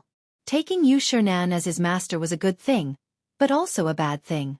Not to mention that studying was hard, he wasn't interested in learning. He also didn't want to use Yu Shinan's reputation to pave his future. If that was the case, why should he take Yu Shinan as his master? Li Wangyu understood, so he used the excuse that he needed to repay his debt as an excuse. Nonsense! You want to be a businessman for a measly 2 million? Yu Shinan glared at Li Wangyu, exasperated at his failure to live up to his expectations. In the Tang dynasty, businessmen were not allowed to do business. Businessmen had a relatively high social status, but before the middle of the Tang dynasty, businessmen couldn't be officials. Those aristocratic families, including the officials, had to find someone to represent them while they hid behind the scenes. Secret Supervisor Yu, although I'm young, my lord has taught me to be honest. Since my lord owes the government money, I naturally have to do my best to pay it back. Li Wangyu argued. Humph, honest? Why didn't you say that when you used that lousy rope to trick Li clan? Yu Shinan was dissatisfied and directly exposed Li Wangyu's past, making him very embarrassed. Yang Quan also tried to persuade him, Xiaolang, I'll help you think of a way to pay for the allowance. Don't you understand what teacher means? He naturally saw through Yu Shinan's thoughts and felt that if Li Wangyu could become Yu Shinan's disciple and become his senior brother, it would not be a bad thing. 2 million. This old man will pay it back for you. How about it? Yu Shinan suddenly spoke, scaring Li Wangyu and Yang Quan. The Yu family had been officials for generations, and Yu Shinan's brother, Yu Shiji, was also an important figure in the imperial court. Although Yu Shinan didn't like to be extravagant and had always been frugal, taking out 2 million to help Li Wangyu pay off his debt was a small matter. Yu Shinan's words put Li Wangyu in a difficult position. It was obvious that he couldn't refuse directly. That would be too disrespectful to Yu Shinan. If he angered the old man, he would be in deep trouble. But if he really agreed, it would be contrary to his own wishes. Li Wangyu didn't know how to respond. Replying to Secret Supervisor Yu, my family's Darren has only passed away a year ago. I still have 2 more years to mourn. Recently, I've been thinking about Darren day and night and feel that I'm unfilial. I'm preparing to move back to Dingzhou village to mourn for Darren. Therefore, I'm ashamed to accept Secret Supervisor Yu's good intentions. Li Wangyu could only use Li Zhou as a shield. The ancient people advocated filial piety. If he said he wanted to return to Dingzhou village to mourn, no one would say no. Forget it. Killing a person in 10 steps, not leaving a single trace for 1,000 miles. This old man thought you were as lofty and ambitious as you wrote in your poem. I didn't expect you to be such a tired boy. I really don't understand how you could write such a poem. Yu Shinan's face was full of confusion. Whether it was To Yang Quan or Ode to Chivalry, the words revealed a sense of carefreeness and pride. They had the courage to pursue, confidence and conceit. However, Li Wangyu didn't seem to be like the poem at all. This made him very confused. Li Wangyu also felt very helpless. He wasn't a romantic person like Li Taibai. It didn't seem like it was easy to be a plagiarist. Seeing that Li Wangyu had no intention of becoming his disciple, Yu Shernan also lost interest. His spirit was also dispirited. Yang Quan glared fiercely at Li Wangyu, as if blaming him for not knowing what was good for him. Seeing that he had offended 2 big shots, Li Wangyu also felt restless. After all, he wasn't Li Taibai.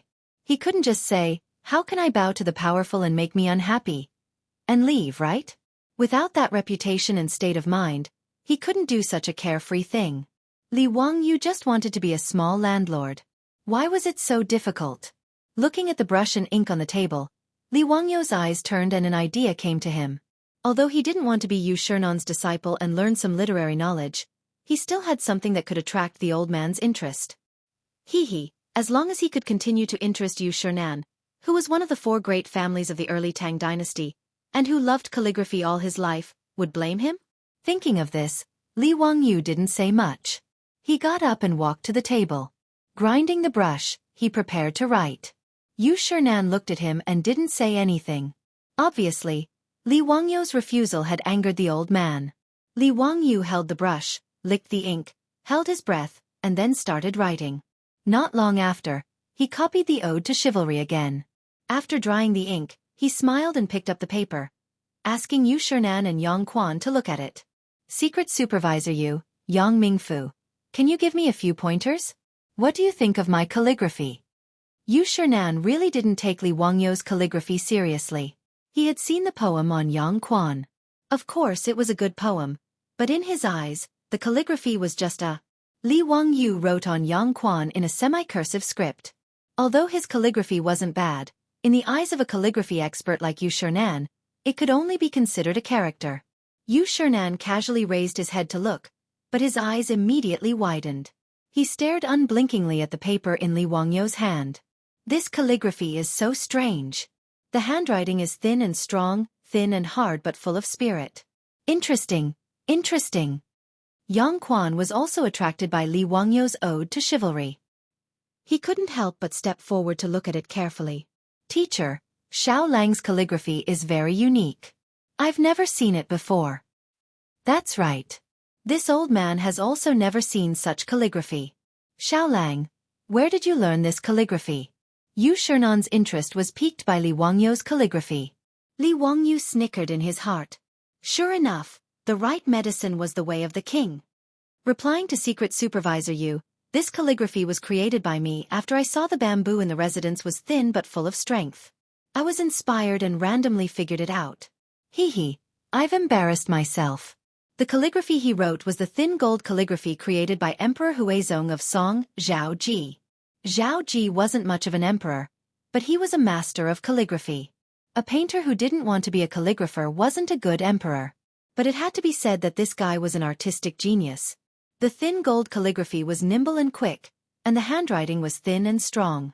It was a very unique style in the history of calligraphy.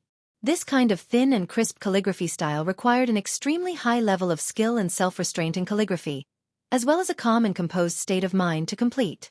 Li Wangyu was forced by his grandfather to practice calligraphy when he was young. Although he couldn't understand the essence of the style, he could still be considered to have grasped the essence of it. This calligraphy is interesting. Very interesting. Yu Shernan's heart itched when he saw the calligraphy. His fingers began to dance in the air, imitating Li Wangyu's calligraphy. Chapter 29. At this moment, Yu Shernan didn't look like a 70-year-old man at all. He seemed to have completely immersed himself in his own calligraphy world. His arms continued to wave in the air. His concentration made Li Wangyu sweat. He remembered that when Yu Shernan was young, he would write on his quilt at night when he was practicing calligraphy. In the end, the quilt was torn. A calligraphy master was indeed extraordinary. After a long time, Yu Shernan put down his arms and sighed. Unfortunately, this character only has the shape but not the spirit. It's thin but not the strength of the style. Li Wangyu was sweating like a waterfall. Why was this comment exactly the same as what his grandfather had said about his calligraphy? Secret Supervisor Yu, Have you also transmigrated and seen the original thin gold body? Yu Shernan had been immersed in calligraphy for his entire life. Although he had never seen a character as unique as Thin Gold Body, the quality of the characters couldn't escape his eyes.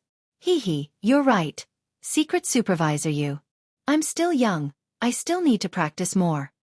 However, your characters have beautiful lines, firm strokes, fine punctuation, handsome composition, and a smooth layout. It's really rare. Good writing, good writing. Do you have a name for it? I call it Thin Gold Body. Fine, since I've already copied it, there's no need to change the name. Thin Muscle Body. Yu Shernan murmured. The lines are very thin, the strength is thin and strong. It's thin without losing its meat. This is called muscle. What a good thin muscle body. Li Wangyu sweated. Yu Shernan had misheard him.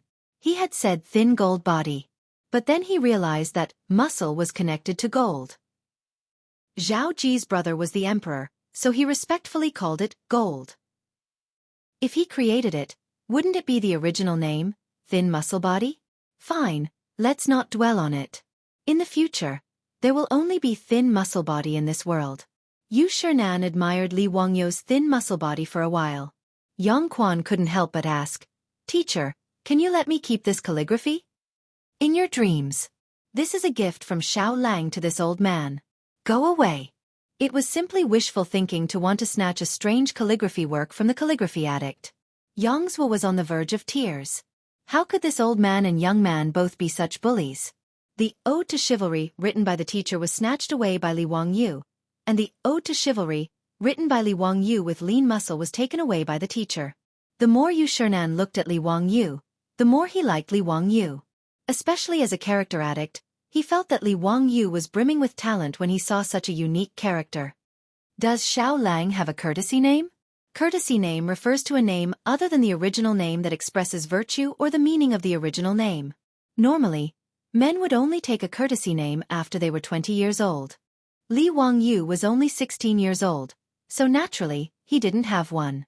Secret Supervisor Yu, I'm only 16. It's fine.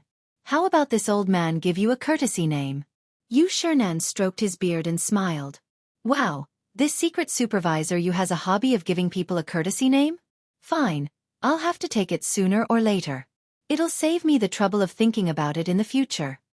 I don't dare refuse a gift from an elder. Xiao Lang's name is Li Wangyu. Wangyu, forget your worries.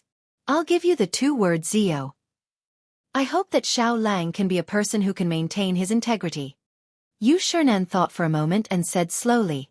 Li Wangyu was half illiterate in ancient Chinese, so he didn't understand Yu Shernan's meaning. What did Zio mean? And why did it mean maintain integrity? Yang Quan clapped his hands and applauded.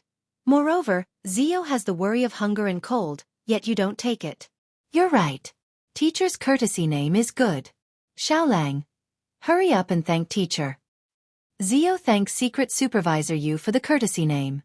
Li Wangyu didn't bother to think about the meaning of their words. He didn't understand anyway, so he just nodded and agreed. Haha, if Zio doesn't mind this old man's age, why don't you become friends with this old man despite our age difference? Yu Shernan failed to take Li Wangyu as his disciple, and seeing that he could create the slimming body, he simply wanted to become friends with Li Wangyu regardless of age. Zio doesn't dare. Li Wangyu wanted to hit the snake with the stick, but when he saw Yang Quan's murderous gaze, he restrained himself. Why wouldn't I dare? Are you looking down on this old man? Yu Shernan pretended to be angry. This. Li Wangyu peeked at Yang Quan again, only to see that County Magistrate Yang's face was as dark as the bottom of a pot. Li Wangyu was clearly his nephew. Why did he suddenly want to become friends with his teacher despite their age difference? When Yang Quan met Li Wangyu in the future, would he have to call him martial uncle? Yu Shernan was old and experienced. How could he not see Yang Quan's awkwardness? He smiled and said, Shuqing, there's no need to think too much. Let's just talk about our seniority. Teacher, you worry too much. Yang Quan's expression eased when he heard Yu Shernan's words. Zio, how about it? Can this old man be your old friend? Seeing that Yang Quan no longer objected, Li Wangyu smiled and bowed to Yu Shernan. Li Wangyu greets Master Yu. Yu Shenan laughed heartily and stood up to return the greeting. Bo Shi greets Zio. Bo Shi was Yu Shernan's courtesy name. This could be considered a formal greeting. Yang Quan raised his head to look at the roof tiles at a 45-degree angle. In his heart he wept. This old man and young man were having so much fun that they didn't take him, the county magistrate, seriously. Zio, since you and I are friends despite our age difference, your debt is my debt. The money your family owes, this old man will return it for you. You must not become a merchant to earn money to repay your debt. Why is that? Foolish. Merchants can't enter the imperial court as officials. Have you forgotten? Yu Shernan brought up Li Wangyu's debt again. He was really afraid that Li Wangyu would run off to become a merchant. That would ruin his future. Master Yu, it's not that Zio is pretentious, but this involves the promise I made to my family. When my lord was seriously ill, he still couldn't forget the money he owed me. Before my lord died, I swore that I would earn this money back and return it to him in full. Master Yu, you can't let me go back on my word. These words were naturally made up by Li Wangyu.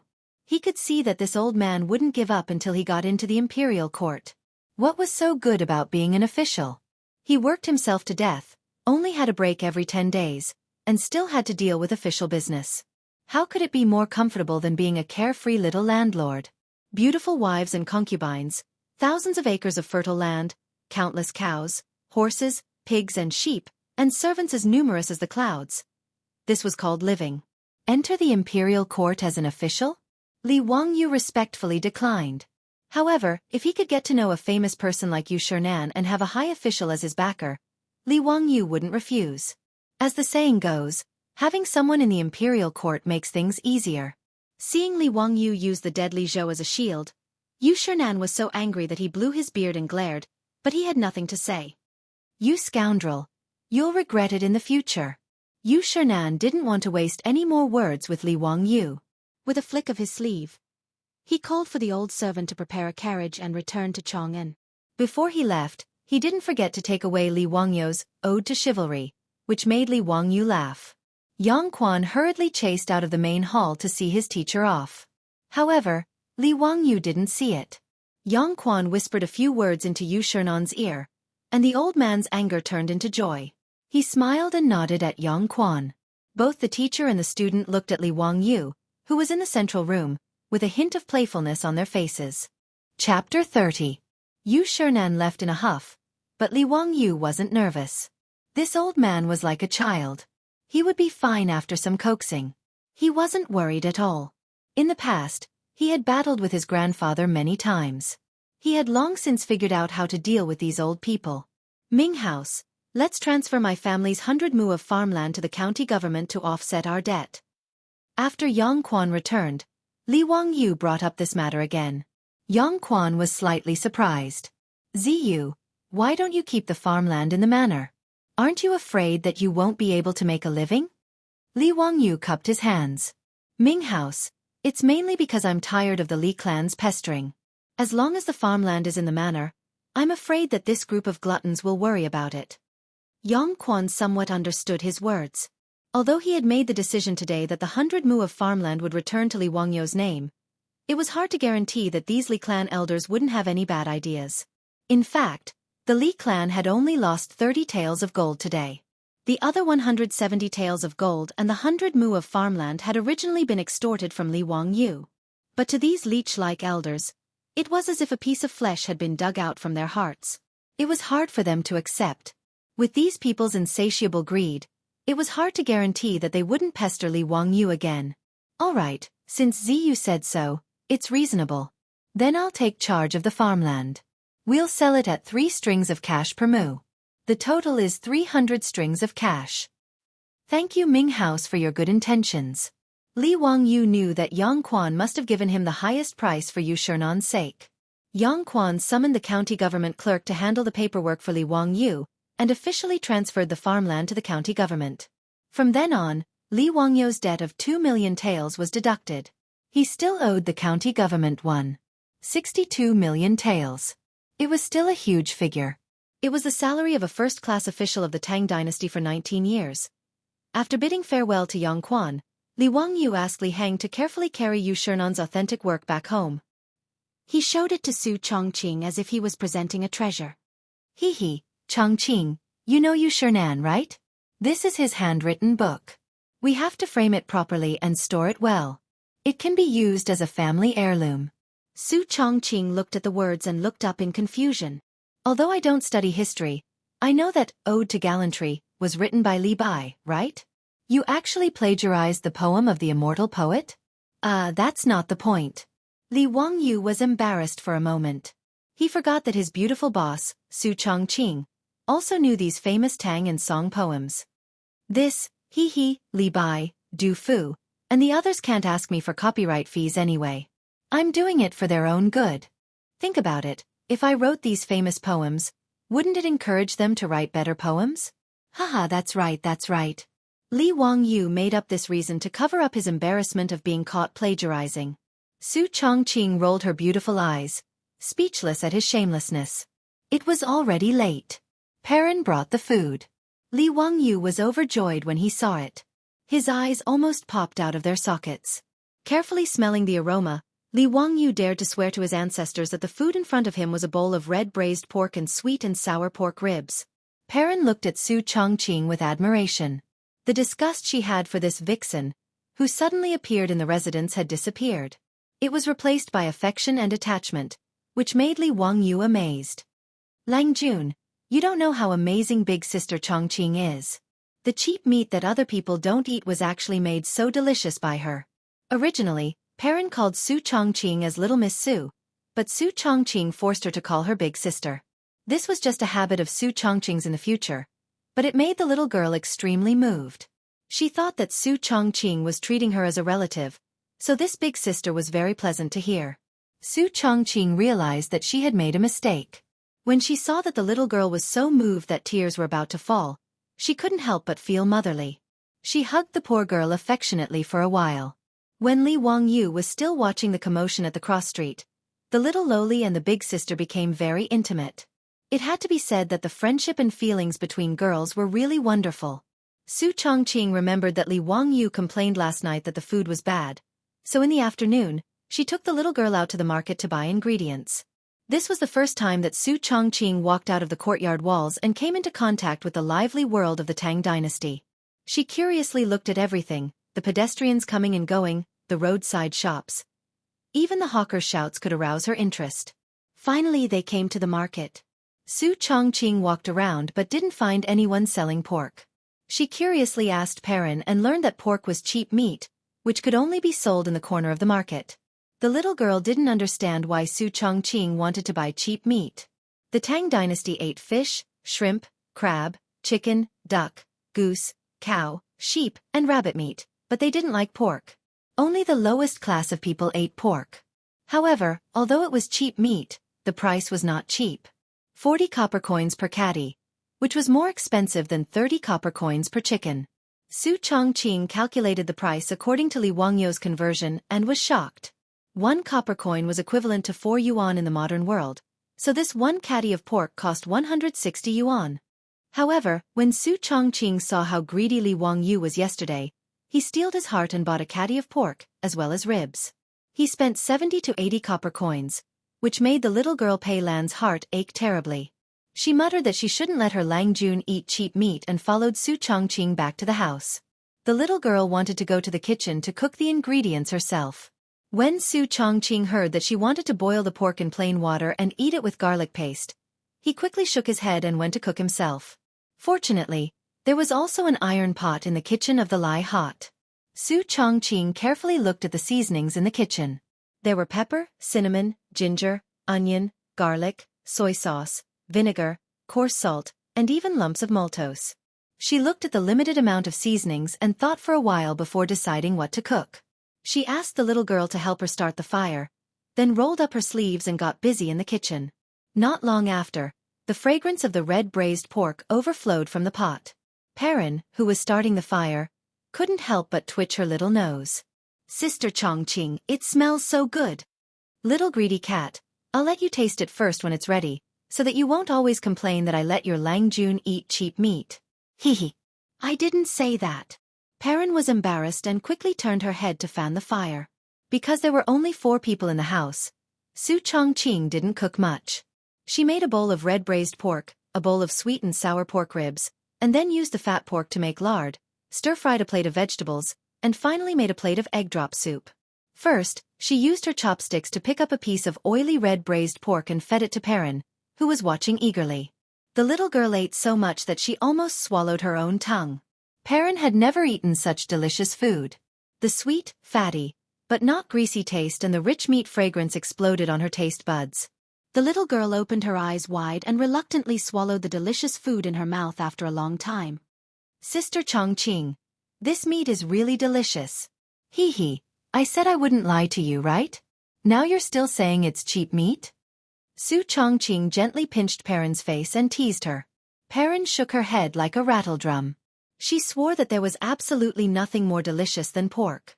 At this moment, Li Wangyu was so moved that he was about to cry. Chapter 31. Su Chongqing really knew how to cook. Thank you, Jade Emperor, thank God. Thank you, Lord Lotsu, thank you, Buddha, and thank all the gods for letting my beautiful boss fall into my bathtub. Regardless of how Li Heng and Perrin refused, Li Wangyu forced them to eat together. In his words, there were only 4 people in the family now, so there were not so many rules. Eating together was more delicious. Moreover, he had let them go. Since they were willing to stay, they were not servants in the family, but family members. Family members should sit at the same table and eat together. Otherwise, they should go out and leave Li hot. Li Heng and Perrin were moved and frightened. They carefully sat at the short table. Their cautiousness and carefulness made Li Wangyu feel uncomfortable. However, he could not care about anything else at the moment. His saliva had become a disaster. He carefully picked up a piece of red, shiny, and trembling braised pork and put it into his mouth. That kind of satisfaction could not be expressed in words. The first bite was the skin of the meat. He gently cut it down with his teeth. The bottom layer was fat, which was definitely fat but not greasy. The next layer was lean meat, which melted in his mouth. Below that was another layer of fat. Li Wangyu finally swallowed the braised pork in his mouth. He took a long breath and gave Su Chongqing a thumbs up. Chongqing, your cooking is amazing. Li Wangyu smacked his lips and said with a little regret, it's a pity that there is no chili. It would be better if there was some chili. Li Wangyu's hometown was in Chuan province, which happened to be the hometown of the poet immortal Li Bai. He usually liked to eat spicy food. Perrin blinked curiously. Lang Jun, what is chili? Chili is, something more delicious than dogwood. Hearing Perrin's question, Li Wangyu pondered for a long time before he realized that people in the Tang dynasty also ate spicy food. But the source of the spiciness was a plant called dogwood. In the Tang dynasty, dogwood, xanthoxylum, and xanthoxylum were known as the 3 fragrances. In Wang Wei's poem, knowing that my brother has climbed to a high place, there is only one person left to plant dogwood. The dogwood in Wang Wei's poem was referring to dogwood. Thinking about it carefully, it seemed that he could also make hot pot in the future. If it really didn't work, he could just use dogwood instead of chili. Li Wangyu was completely satisfied with the meal, while Perrin and Li Heng almost swallowed their tongues. They had never thought that pork, a meat eaten by the lowest class, could be made into such a delicious dish. They especially loved the sweet and sour pork ribs. The people of the Tang dynasty had always been fond of sweet and sour foods, and the cooking method of sweet and sour was a novelty that had never been seen before. Even the vegetables that Su Chongqing had stir-fried using the lard that he had refined had been eaten cleanly. The only thing missing was licking the bowls and plates. Miss Su, this old slave has never eaten such delicious food in his life. Li Heng was originally a stickler for rules, but under the temptation of delicious food, he finally let go. The old man ate until his belly was round and he couldn't help but praise. Chongqing, I think if we open a restaurant, we will make a lot of money. With your cooking skills, Teske, you can make those bumpkins in Chong and eat their tongues. Ha! Li Wangyu also laughed. Su Chongqing glanced at him angrily and said, do you want me to die of exhaustion? The little girl Perrin immediately said, Sister Chongqing, teach me. I'm not afraid of being tired. After I learn how to cook, I can cook for Lang Jun every day. Okay, then I will teach Perrin how to cook in the future. Su Chongqing smiled and hugged Perrin for a while. She liked this cute and sensible little girl more and more. It was a rare delicacy, so Li Wangyu was satisfied. He leaned against the table and didn't want to move at all. Ah, if only I could have another cigarette. Even the gods wouldn't exchange it. Li Wangyu sighed. In his previous life, he was addicted to smoking. After traveling to the Tang dynasty, he was forced to quit smoking. But now that he was full, he couldn't help but want to smoke again. Unfortunately, tobacco was still in South America. It didn't exist in the Tang dynasty. He could only think about it. Humph, I hate it when you smoke. It's good that you quit smoking. Hee hee, you have nowhere to smoke anyway. Su Chongqing rolled her eyes at him. Li Wangyu, who was addicted to smoking, stood up with melancholy. Okay, let's go to bed early. We will move back to Dingzhou village the day after tomorrow. On the morning of the third day, Li Wangyu and the others moved out of Lai Hot. They finished the handover procedures with the people from the county government and got on a hired ox cart to drive to Dingzhou village. Legend has it that King Wen of Zhou used to practice benevolence in this village. He lived with the people and laid the foundation of the Zhou dynasty for 800 years. Therefore, it was named Dingzhou village. Dingzhou village was located at the foot of Mount Shouyang. It was north of Mount Shouyang and was backed by Mount Shouyang. It was 20 miles away from Huxin County, and the transportation was quite convenient. But Dingzhou village was famous for being poor in Huxin County. The land was barren and the output was limited. Every year, the Huxin County government had a hard time collecting rent from this village because they really didn't have the money. Ever since the Li clan of Huxin County became rich, they moved out of Dingzhou village as if they were running away. They were really scared of being poor. Li Wangyu and Su Chongqing sat on the swaying ox cart. The two of them looked at the scenery around them curiously. It was early spring and the farmers on both sides of the road had already started to plow the fields in preparation for the spring sowing. However, Li Wangyu noticed that there were many larvae jumping around in the soil that the farmers had dug up. Some of the farmers were burning incense beside the fields and praying. He couldn't help but be curious. Li Heng, why are there so many insects in the soil? What are those people praying to? Lang Jun, those are the larvae of locusts. Sai, last year it rained heavily, but this year there was not a single drop of rain. I'm afraid it's going to be a drought year.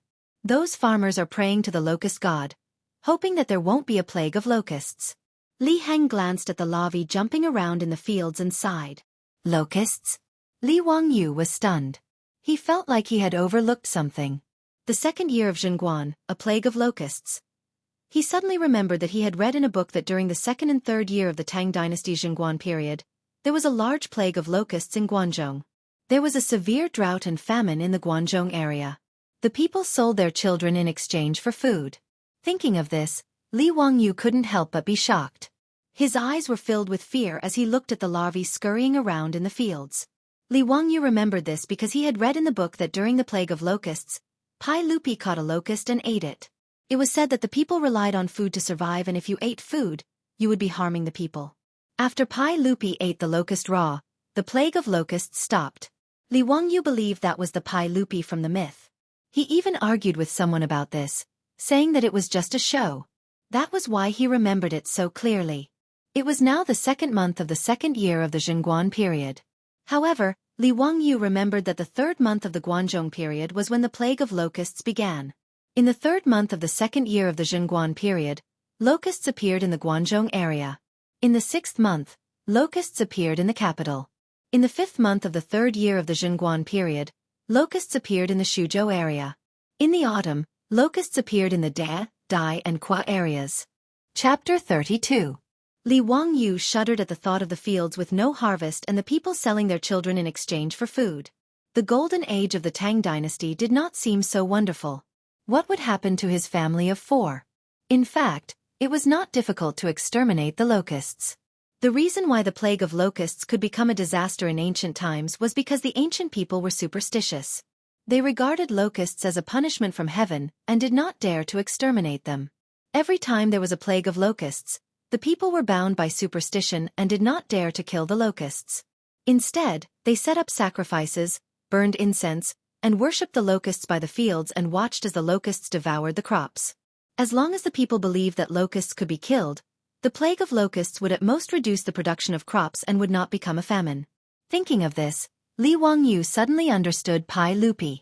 Perhaps it was because Pai Lupi took the lead in eating the locusts that the officials and people of the Tang dynasty dared to kill the locusts and thus eliminated the plague of locusts. Sigh, he could not wait for Pai Lupi to exterminate the locusts. At that time, the price of food in Guangzhou would soar. If he waited until then, the four of them would starve. He was also a pig brain. Why did he not think of this earlier? Li Wangyu's face was full of worry. In the first year of Zhengguan, the price of food was still very high. 360 copper coins could only buy a bucket of rice.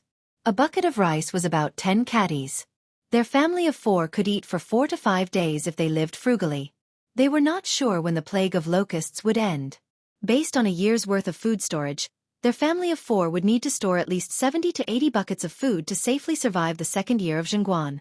In other words, with the current price of food, he would need at least 30,000 copper coins to store enough food. This did not include salt, meat, vegetables, and so on. Altogether, he estimated that he would need 50 to 60,000 copper coins to buy enough food to support his family of four for a year. If he had known, he would not have returned the 100 mu of farmland to the county government. Even if he sold it at a discount, he could still get 200,000 copper coins. How much food could he buy with that? If he had stored a batch of food and sold it after the plague of locusts, wouldn't he have made a lot of money? The 2 million public money owed to the county government was not something that could be easily paid off. Thinking of this, Li Wangyu despised himself again. This kind of person should be struck by lightning and struck by lightning during the great calamity by reselling grain. He would never do such a thing. However, once the disaster struck, their original plan to make money from brewing wine was definitely not going to work. People couldn't even afford to eat, so how could they use their precious food to make wine? If he really did that, he would be punished by the heavens. But if he didn't brew wine, what else could he do to earn 2 million in a year? Seeing Li Wangyu suddenly frowning and not speaking, Su Chongqing couldn't help but ask with concern, "Wangyu, what are you thinking about?" Li Wangyu smiled bitterly. He moved closer to Su Chongqing's ear and whispered to her what he had just thought of. Su Chongqing couldn't help but cover his mouth and cry out softly when he heard that there would be a locust plague soon and even a famine. "Wangyu, you can't joke about this. Are you sure?" Li Wangyu nodded sadly. He really hoped that it was fake. Just by looking at the locust larvae jumping around in the fields, one could see how terrifying the locust plague would be in a month. "Then what should we do?" Su Chongqing nervously held Li Wangyu's hand. Her palm was cold. She thought of the disaster and famine scenes in the movies of the future and shuddered. "Let me think about it. There will be a way." Li Wangyu comforted her, but in his heart, he was calculating. Right now, they only had 7 or 8 strings of money. If they used all of it to buy grain, how long would it last? Not to mention that he still had to pay back the huge debt within a year. Li Wangyu began to have a headache. After transmigrating for a few days, this was the first time he was truly worried. The road ahead was lost. It was only 20 li from the county seat of Hu County to Dingzhou village, but the dirt road was so dilapidated that Li Wangyu wondered if his buttocks had been cracked from the jolts. The ox cart rocked on the dirt road for more than 2 hours before finally arriving at Dingzhou village at the foot of Shouyang Mountain. Dingzhou village was surrounded by mountains and rivers, and life was peaceful. The village was backed by Shouyang Mountain at the Qinling Mountains. The towering green mountains dotted the mountainside with clouds and mist, making people fascinated. The village was surrounded by farmland, exuding the fragrance of the earth. It was a leisurely rural scene. Arriving at Dingzhou village, Li Wangyu's mood improved. He was about to talk to Su Chongqing when he saw that the village chief had been waiting for a long time. Although Dingzhou village was poor, it was still a large village. There were more than 100 households in the village, and there was only one chief. The main responsibility of the village head was to maintain law and order in the village. The chief of Dingzhou village was an old man with the surname Qian. Li Wangyu had decided to move back to Dingzhou village. He had already sent a message to the chief, saying that his family would be moving back today. He did not expect the chief to personally welcome him at the village entrance. He quickly jumped off the ox cart and bowed to the chief. "Chief Qian, thank you for your trouble. Li Jia Shaolang is too polite. This old man has been waiting for a long time. Quickly enter the village." The chief smiled as he pulled Li Wangyu into the village. His attitude was quite warm. Li Wangyu was confused for a moment. He had returned to the village to live in his old house. So why was the chief so polite? Not only did he welcome him at the village entrance, but he also asked about his well-being with great enthusiasm. There were many children on the road in the village. When they saw the ox cart enter the village, they also played and laughed. Li Wangyu felt very comfortable and temporarily forgot about the trouble caused by the locusts. He grew up in the village, so he was very familiar with the scene in front of him. He was in a good mood and waved at the children. Some of the children made faces at him, but they were scared away by the chief's glare. The village was very lively with the crowing of chickens and the barking of dogs.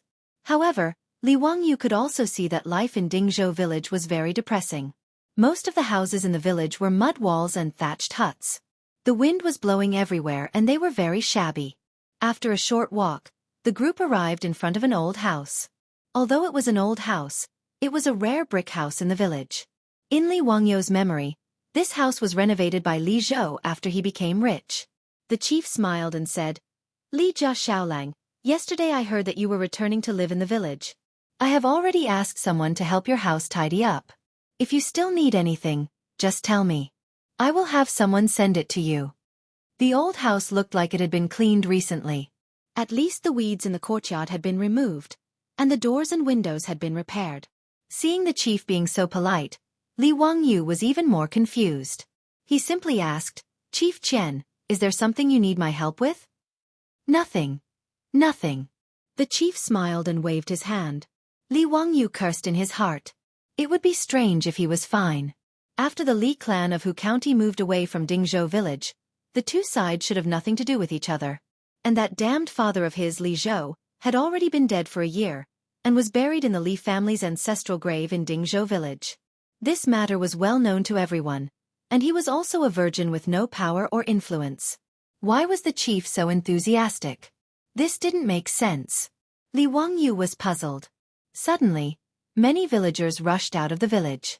There was a hubbub of voices and they were carrying all kinds of things toward the old house. What were they doing? Li Wangyu was completely confused. Chapter 33. When the crowd came closer, Li Wangyu was shocked to find that these villagers were holding all kinds of things in their hands. There were eggs, live chickens, mountain products, and some people even helped Li Heng and Perrin to move things down from the ox cart. "Haha, Xiaolang, don't be alarmed. These are the villagers of our Dingzhou village. Everyone is here to welcome you." Welcome him? Li Wangyu was even more astonished. What did he do to deserve this? He was just a young man moving back to his old residence in Dingzhou village from Hu County. Why did he attract so many people to welcome him? Seeing that most of these villagers were wearing shabby clothes, but they still brought him so many things, he felt even more uneasy. Moreover, Li Wangyu was surprised to find that many of the middle-aged men in Dingzhou village were physically disabled. Many of them were missing arms, legs, or even blind. Li Wangyu didn't have time to think about the reason behind it. He quickly cupped his hands and said, "Wangyu didn't dare to disturb everyone. Thank you for your trouble. Please take these things back." "Xiaolang, these are just a small token of appreciation from the villagers of Dingzhou village. I hope that Xiaolang won't refuse." In response to Li Wangyu's words, the villagers only smiled and didn't answer.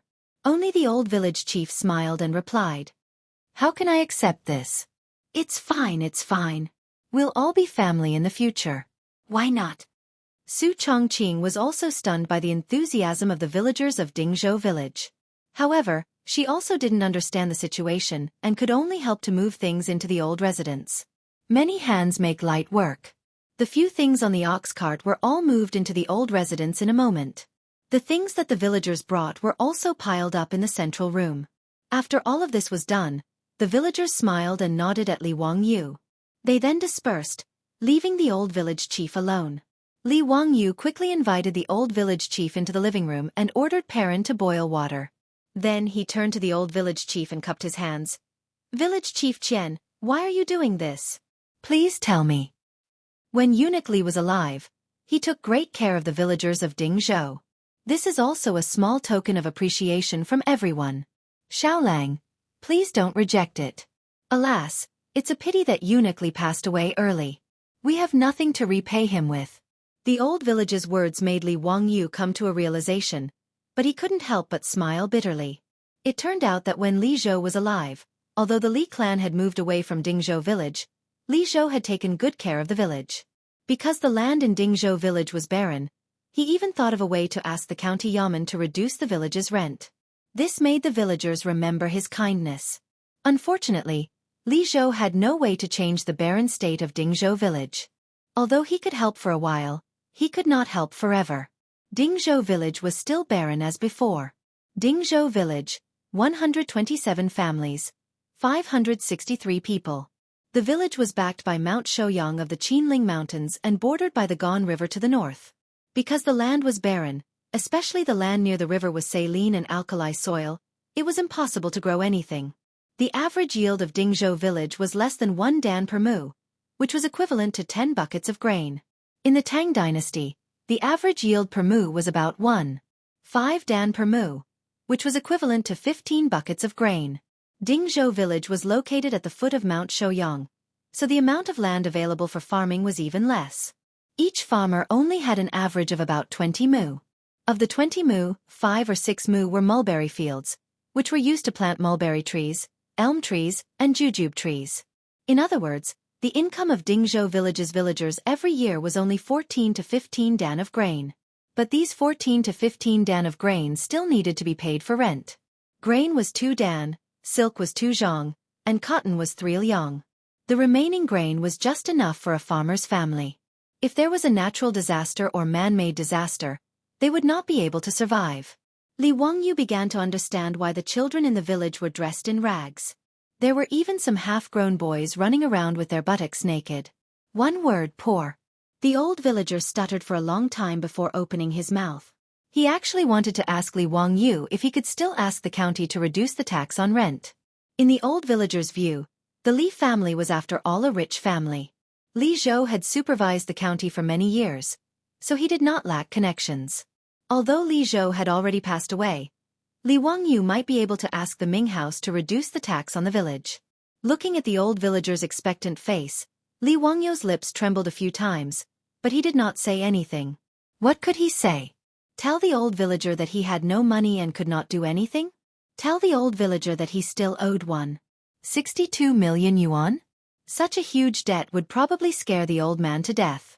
Not to mention the locusts that were about to come. That would be a real disaster. Li Wangyu shook his head sadly. Once the locusts came, the poor farmers in Dingzhou village would not be able to survive. What could he do? Originally, Li Wangyu only wanted to find a way to make money within a month to stock up on food for his family of 4. But now, looking at the eggs and mountain goods piled up in the central room, Li Wangyu felt a stab of pain in his heart. Dingzhou village was so barren. Almost all the villagers in the village were thatched huts made of yellow mud. Most of the villagers were dressed in rags. Even the old villagers' clothes were full of patches. It could be seen that the villagers lived in poverty, but they still gave Li Wangyu so many things just to thank Li Zhou for his help in the past. Li Wangyu even saw many of the children in the village drooling when they saw the eggs. He was also a child who grew up in the countryside. He knew the hardships of the farmers. Although it was not to the point of not having enough to eat in the future, he understood the villagers' thoughts. Take these eggs for example. They probably could not bear to eat them. They would take them to the county to exchange for money. That was why the children were so envious. They really had not tasted the taste of eggs. The old villager did not know, nor did the simple villagers. Their enthusiastic behavior almost drove Li Wangyu to a dead end. Li Wangyu had a clear distinction between love and hate. Whoever was good to him, he would return it 1,000 times. At the same time, he was also a person who would seek revenge for the smallest grievance. If you provoked him, humph, the cynical man would hold a grudge for a lifetime. Dingzhou village, 127 families, 563 people, an incomparably huge and heavy burden. If there was no locust plague, Li Wangyu was sure that he could set up a brewery or other industries. It would not take long for Dingzhou village to become the richest village around Chang'an. If there was no locust plague, he had a variety of ways to make money in his mind. He could let the villagers live a good life, and he could also become a leisurely small landlord. This damn locust plague. This bastard Tang dynasty. Who the hell said that this was the golden age of the Tang dynasty? Li Wangyu finally said nothing in the old villager's expectant eyes. He just promised to help the villagers to plead with the county government. Such an empty promise had made the old villager laugh so hard that he could not close his mouth. After the old villager left, Su Chongqing came out from the back hall and gently knelt beside Li Wangyu. Wangyu, what should we do now? Having fully understood the situation that they were about to face, Su Chongqing was also at a loss. Li Wangyu grabbed his hair gloomily. I don't know. Help me think. Besides brewing wine, what other ways can I make money quickly? Su Chongqing held her cheeks with her hands and frowned. Perfume? Burning glass? Opening a restaurant? But these are not short-term benefits. You can't go out and rob people, can you? Rob people? With my small body now, it's not bad if I'm not robbed by others. Li Wangyu said angrily. He was now 16 years old, but he was not even as tall as his beautiful boss. What a failure. Then what should we do? By the way, I remember that you said that you can draw, right? Why don't you draw for money? The income of Tang Dynasty painters seems to be good, right? Su Chongqing blinked her beautiful eyes and came up with a bad idea. Miss, I was bragging to you. I only learned to sketch in high school. I don't know how to draw. Besides, even if I can draw, I can't compare with these ancient people. If I'm not famous, who can I sell this painting to? Li Wangyu replied weakly. Then, why don't we sell the makeup mirror? Let me think about it again. We can still live. People can suffocate to death by urine. Let's make a deal. We won't sell the mirror. Li Wangyu scratched his head in distress and tried to come up with an idea. Suddenly, he saw Li Heng in the courtyard clearing things and writing something in the account book with a charcoal pencil. Charcoal pencil? Sketch. A flash of lightning passed through Li Wangyu's mind. It seems that this is really possible. He carefully looked at Su Chongqing, who was thinking hard, and hid this idea in the bottom of his heart. He didn't dare to let his beautiful boss know about this. It seemed a little shameful. Chapter 34. Li Wangyu pretended to be thinking and slowly walked to Li Heng's side. He asked in a small voice, Li Heng, do you have mulberry paper at home? Li Wangyu's sudden appearance gave the old man a fright. It took him a while to regain his composure. My Lang Jun, we don't have any here. If you need them, you'll have to go to Hu County to buy them. All right, I know. Li Wangyu nodded and thought that he had to go out. Mulberry paper, also known as Han leather paper in ancient times, originated from the Han dynasty. It was made from mulberry tree bark, so it was called mulberry paper. Its greatest characteristics were its softness, resistance to insects, strong tensile strength, non-fading, and strong absorption. It was mainly used for painting, framing, and making umbrellas. Li Wangyu wanted to find this mulberry paper because he had just thought of a way to make money. At noon, Su Chongqing personally cooked, with Perrin helping. The four of them finally ate their first lunch at their new home in Dingzhou village. While cooking, Su Chongqing saw the eggs that the villagers sent over and couldn't help but sigh. Daylily, it's better to return these eggs. Li Wangyu thought and then shook his head. They will not accept them. Also, this is too hurtful. The men of Guangzhou will not take back what they have given away, even if they starve to death. But Su Chongqing thought of the children's yearning gazes and felt uncomfortable. How about this? In a moment, you and Perrin cook these eggs.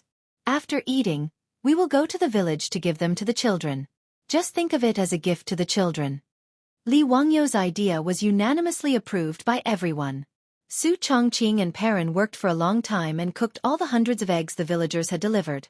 After lunch, Li Wangyu led Su Chongqing and Perrin, each with a basket of boiled eggs, to go door to deliver the eggs. Those farmers clumsily refused, but Li Wangyu stopped them by saying that it was a family rule. No one could refuse a good reason to give the baby an egg to eat when they were moving. The children in the manor cautiously and timidly poked their heads out from behind their adults, not daring to reach out for the eggs. Su Chongqing and Perrin didn't care about how dirty these naughty kids were. They pulled them over and stuffed the eggs into their hands. Boiled eggs could not be sold or stored. Therefore, under the tacit approval of their adults, these children clumsily peeled the eggshells and wolfed down the precious eggs. A few of the children almost choked because they ate too quickly. They were so scared that they hurriedly poured water for them to calm them down and let them eat slowly. Many of the children were eating eggs for the first time. After a few bites they said, "So this is what eggs taste like." There were even more sensible children who quietly put away the eggs or stuffed them into the hands of their younger siblings or mothers. Su Chongqing looked at the scene in front of her and almost burst into tears. She never thought that people could live so hard. This simply subverted the psychological understanding of this modern urban woman. There were 127 households in the village and more than 100 children. Li Wangyu and the others spent the afternoon going through all of them and giving all of the eggs to the children of the farmers. The villagers looked at Li Wangyu and the others with less unfamiliarity in their eyes, and more gratitude. Li Wangyu and the others also had a deeper understanding and feelings for the village they would be settling in the future. In Su Chongqing's words, this was the ice-breaking of the expansion training for new employees in the future. In the afternoon, everyone continued to tidy up their new home. The old residence of the Li family wasn't big. It had 2 courtyards. Although the old village chief and the others helped to take care of it, there were still many places that required them to tidy up personally. In addition to the main room in the front yard, there were 2 side rooms on the left and right. Li Heng stubbornly chose to live in the side rooms in the front yard. There were 3 rooms in the backyard in the north. Li Wangyu lived in the main room in the middle, and Su Chongqing lived in the side room next to him. There were 2 rooms in the east and west, and Li Wangyu used the east room as a study room. Li Wangyu originally wanted to let the little girl Perrin live in the west room, but she was dead set on living in the west room. In the end, Li Wangyu couldn't persuade her and let her live in the side room. After tossing and turning, it wasn't until the sun was about to set that everyone finally finished tidying up the old residence. This house was finally livable. Li Wangyu was also tired and sweaty, but he didn't have the nerve to ask Perrin to prepare hot water for him. Instead, he went to the well to get a bucket of water and prepared to wipe his body. At this time, Su Chongqing also came out of the room with a wooden basin in his arms. When he saw Li Wangyu, he couldn't help but complain softly. "Wangyu, you're so annoying. There's no place to take a bath. Every day, I feel uncomfortable all over if I don't take a bath." Li Wangyu couldn't help but roll his eyes again. "My lady, this is the Tang dynasty. Just bear with it." The Tang dynasty was already a dynasty that loved bathing the most. Even so, taking a bath was still a luxury. Not only taking a bath, but also washing one's hair. In the Tang dynasty, it was a very troublesome thing. Therefore, the ancient people invented a very disgusting method, using a very fine comb and fine grate to comb the hair. The purpose was to comb away the lice and oil in the hair. One could imagine the smell. Even the officials of the Tang dynasty took a rest every 10 days. Rest naturally meant rest, and of course, taking a bath meant going home to take a bath. Even the F**king officials took a bath every 10 days. His beautiful superior wanted to take a bath every day like in modern times. "You're so beautiful. Do you think you're Yang Guifei?" Li Wangyu knew that Su Chongqing was actually a little bit of a neat freak. This was normal. If a modern rich beauty didn't have a neat freak, she really wasn't cool enough. Although he complained, Li Wangyu was actually not used to this. He also had a headache about it. After thinking for a long time, he suddenly said to Su Chongqing, "Chongqing, since that girl Perrin doesn't want to live in the West Wing, why don't we change it into a bathroom?" Bathroom. Hearing Li Wangyu say so, Su Chongqing's eyes couldn't help but light up. "But how do we get hot water and water pipes? There's no running water, right?" This is simple. It won't be a problem for me." Li Wangyu replied with certainty. When he was young, there were actually native ways to solve these problems in the countryside. "Then can you make a bathroom while you're at it?" Su Chongqing hesitated for a moment and asked shyly. She was really fed up with the toilets of the Tang dynasty. It was a kind of torture. "No problem. Leave it to me." Li Wangyu was actually quite annoyed by the sanitary conditions of the Tang dynasty. As a modern person, no one could tolerate such sanitary conditions. Thinking of this, Li Wangyu didn't draw water to take a bath. He excitedly ran into the study, picked up a pen and paper, and began to sketch. When he was young, when there were no motor-pumped wells in the countryside, many people in the countryside installed their own native tap water. Although it was simple, it was very practical. It just so happened that the Li family's old house was backed by a hill, and there was a mountain spring flowing not far away. This could even save the effort of manually pressing the water. Only a few thick bamboo shoots were needed to continuously connect the mountain spring water to the old house. It was more environmentally friendly and economical than running water. As for the bathroom, It was not a problem. Wasn't it just a matter of digging a sewage canal? Li Wangyu kept drawing on the paper. Su Chongqing was also interested and gave suggestions. The two even thought of asking the kiln that made porcelain to help them make a batch of ceramic tiles. Once they put them in the bathroom, it would be a living example of a modern bathroom. When the time came, even the flushing toilet would be made of porcelain. That would be beautiful. The drainage pipe would also be made of clay. This kind of craftsmanship was nothing special.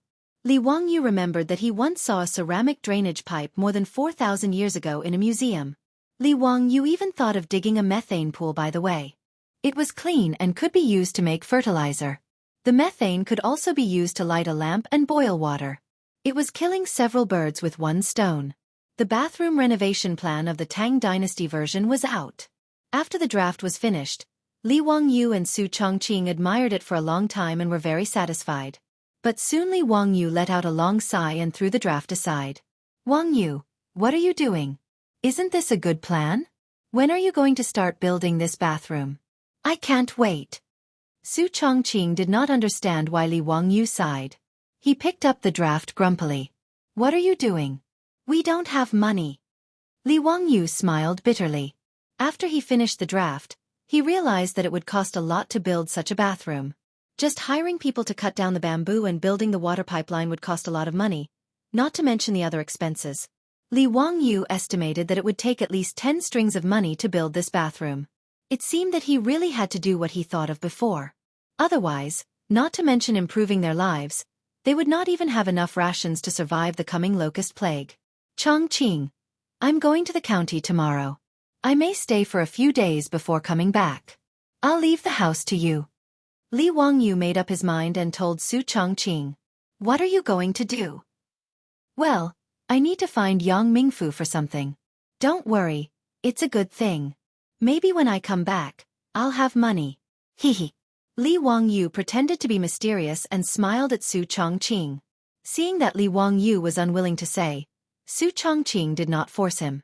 She bit her lips and said with a little worry, Then go and come back quickly. I'll wait for you at home. Under the swaying oil lamp, Su Chongqing's charming face appeared very charming. Li Wangyu was a little dazed, but his beautiful superior blushed. Li Wangyu finally came back to his senses and coughed awkwardly. Okay, I know. I'll go to the county yamen alone. Li Hang and Perrin will stay at home with you. If there's anything you need, just tell them to do it. You should bring Li Hang with you so you can take care of each other. Perrin and I will be fine at home. I see that the villagers of Dingzhou are very simple. Nothing will happen. Li Wangyu shook his head and refused. That won't do. I won't be at ease if there's no man at home. Don't worry, I'll be fine. In fact, other than being worried about Su Chongqing and Perrin, Li Wangyu was mainly worried that the matter he was going to do was a little disgraceful. He did not want to bring Li Hang with him. That would be too embarrassing. But I'm still a little worried about you going out alone. This is the Tang Dynasty. Chapter 35. Li Wangyu thought it made sense. The security of the Tang Dynasty was not very good. It was indeed dangerous for him to go out alone. With his small arms and legs, it was hard to say if he could get back safely if he really made money this time. Li Wangyu thought about it and said to Su Chongqing, Tomorrow morning, I'll go to the old village chief and ask him to introduce 2 strong villagers to escort me. Su Chongqing thought about it and nodded in agreement. The villagers of Dingzhou were simple and honest. There should be no problem with the villagers protecting Li Wangyu.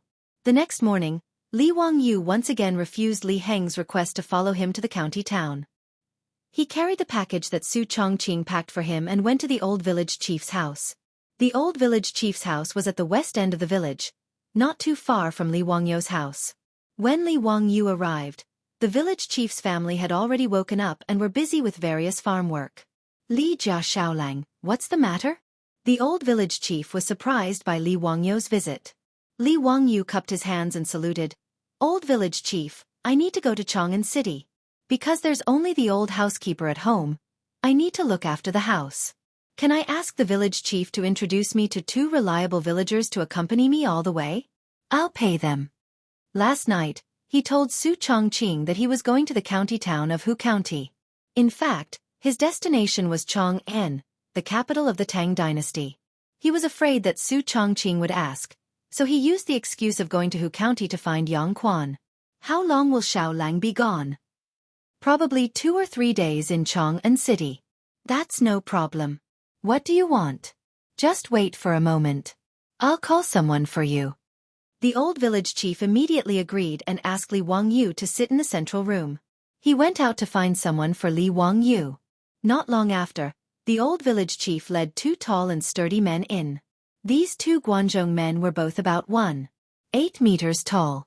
In the Tang dynasty, where the average height was less than 1.6 meters, these 2 men were considered giants. But what surprised Li Wangyu was that the 2 Guanzhong men were also disabled. One had no left hand, the other was blind in one eye and wore an eye patch. Li Wangyu thought of the robust men he saw in Dingzhou village yesterday. Many of them were also disabled. He couldn't help but cast an inquiring look at the old village chief. The old villager was old and shrewd. How could he not see Li Wangyu's doubts? He explained to him in a low voice, which made Li Wangyu suddenly understand. It turned out that the reason why there were so many disabled villagers in Dingzhou village was because they used to be government soldiers. The Tang dynasty followed the military system of the previous dynasty, and all farmers between the ages of 20 and 60 were obliged to serve in the military. They selected those with good economic conditions, strong bodies, and many men in their families to serve as government soldiers. The government soldiers needed to prepare their own weapons, equipment, and provisions. As the saying goes, soldiers were gathered in agriculture, and soldiers and farmers were integrated into one.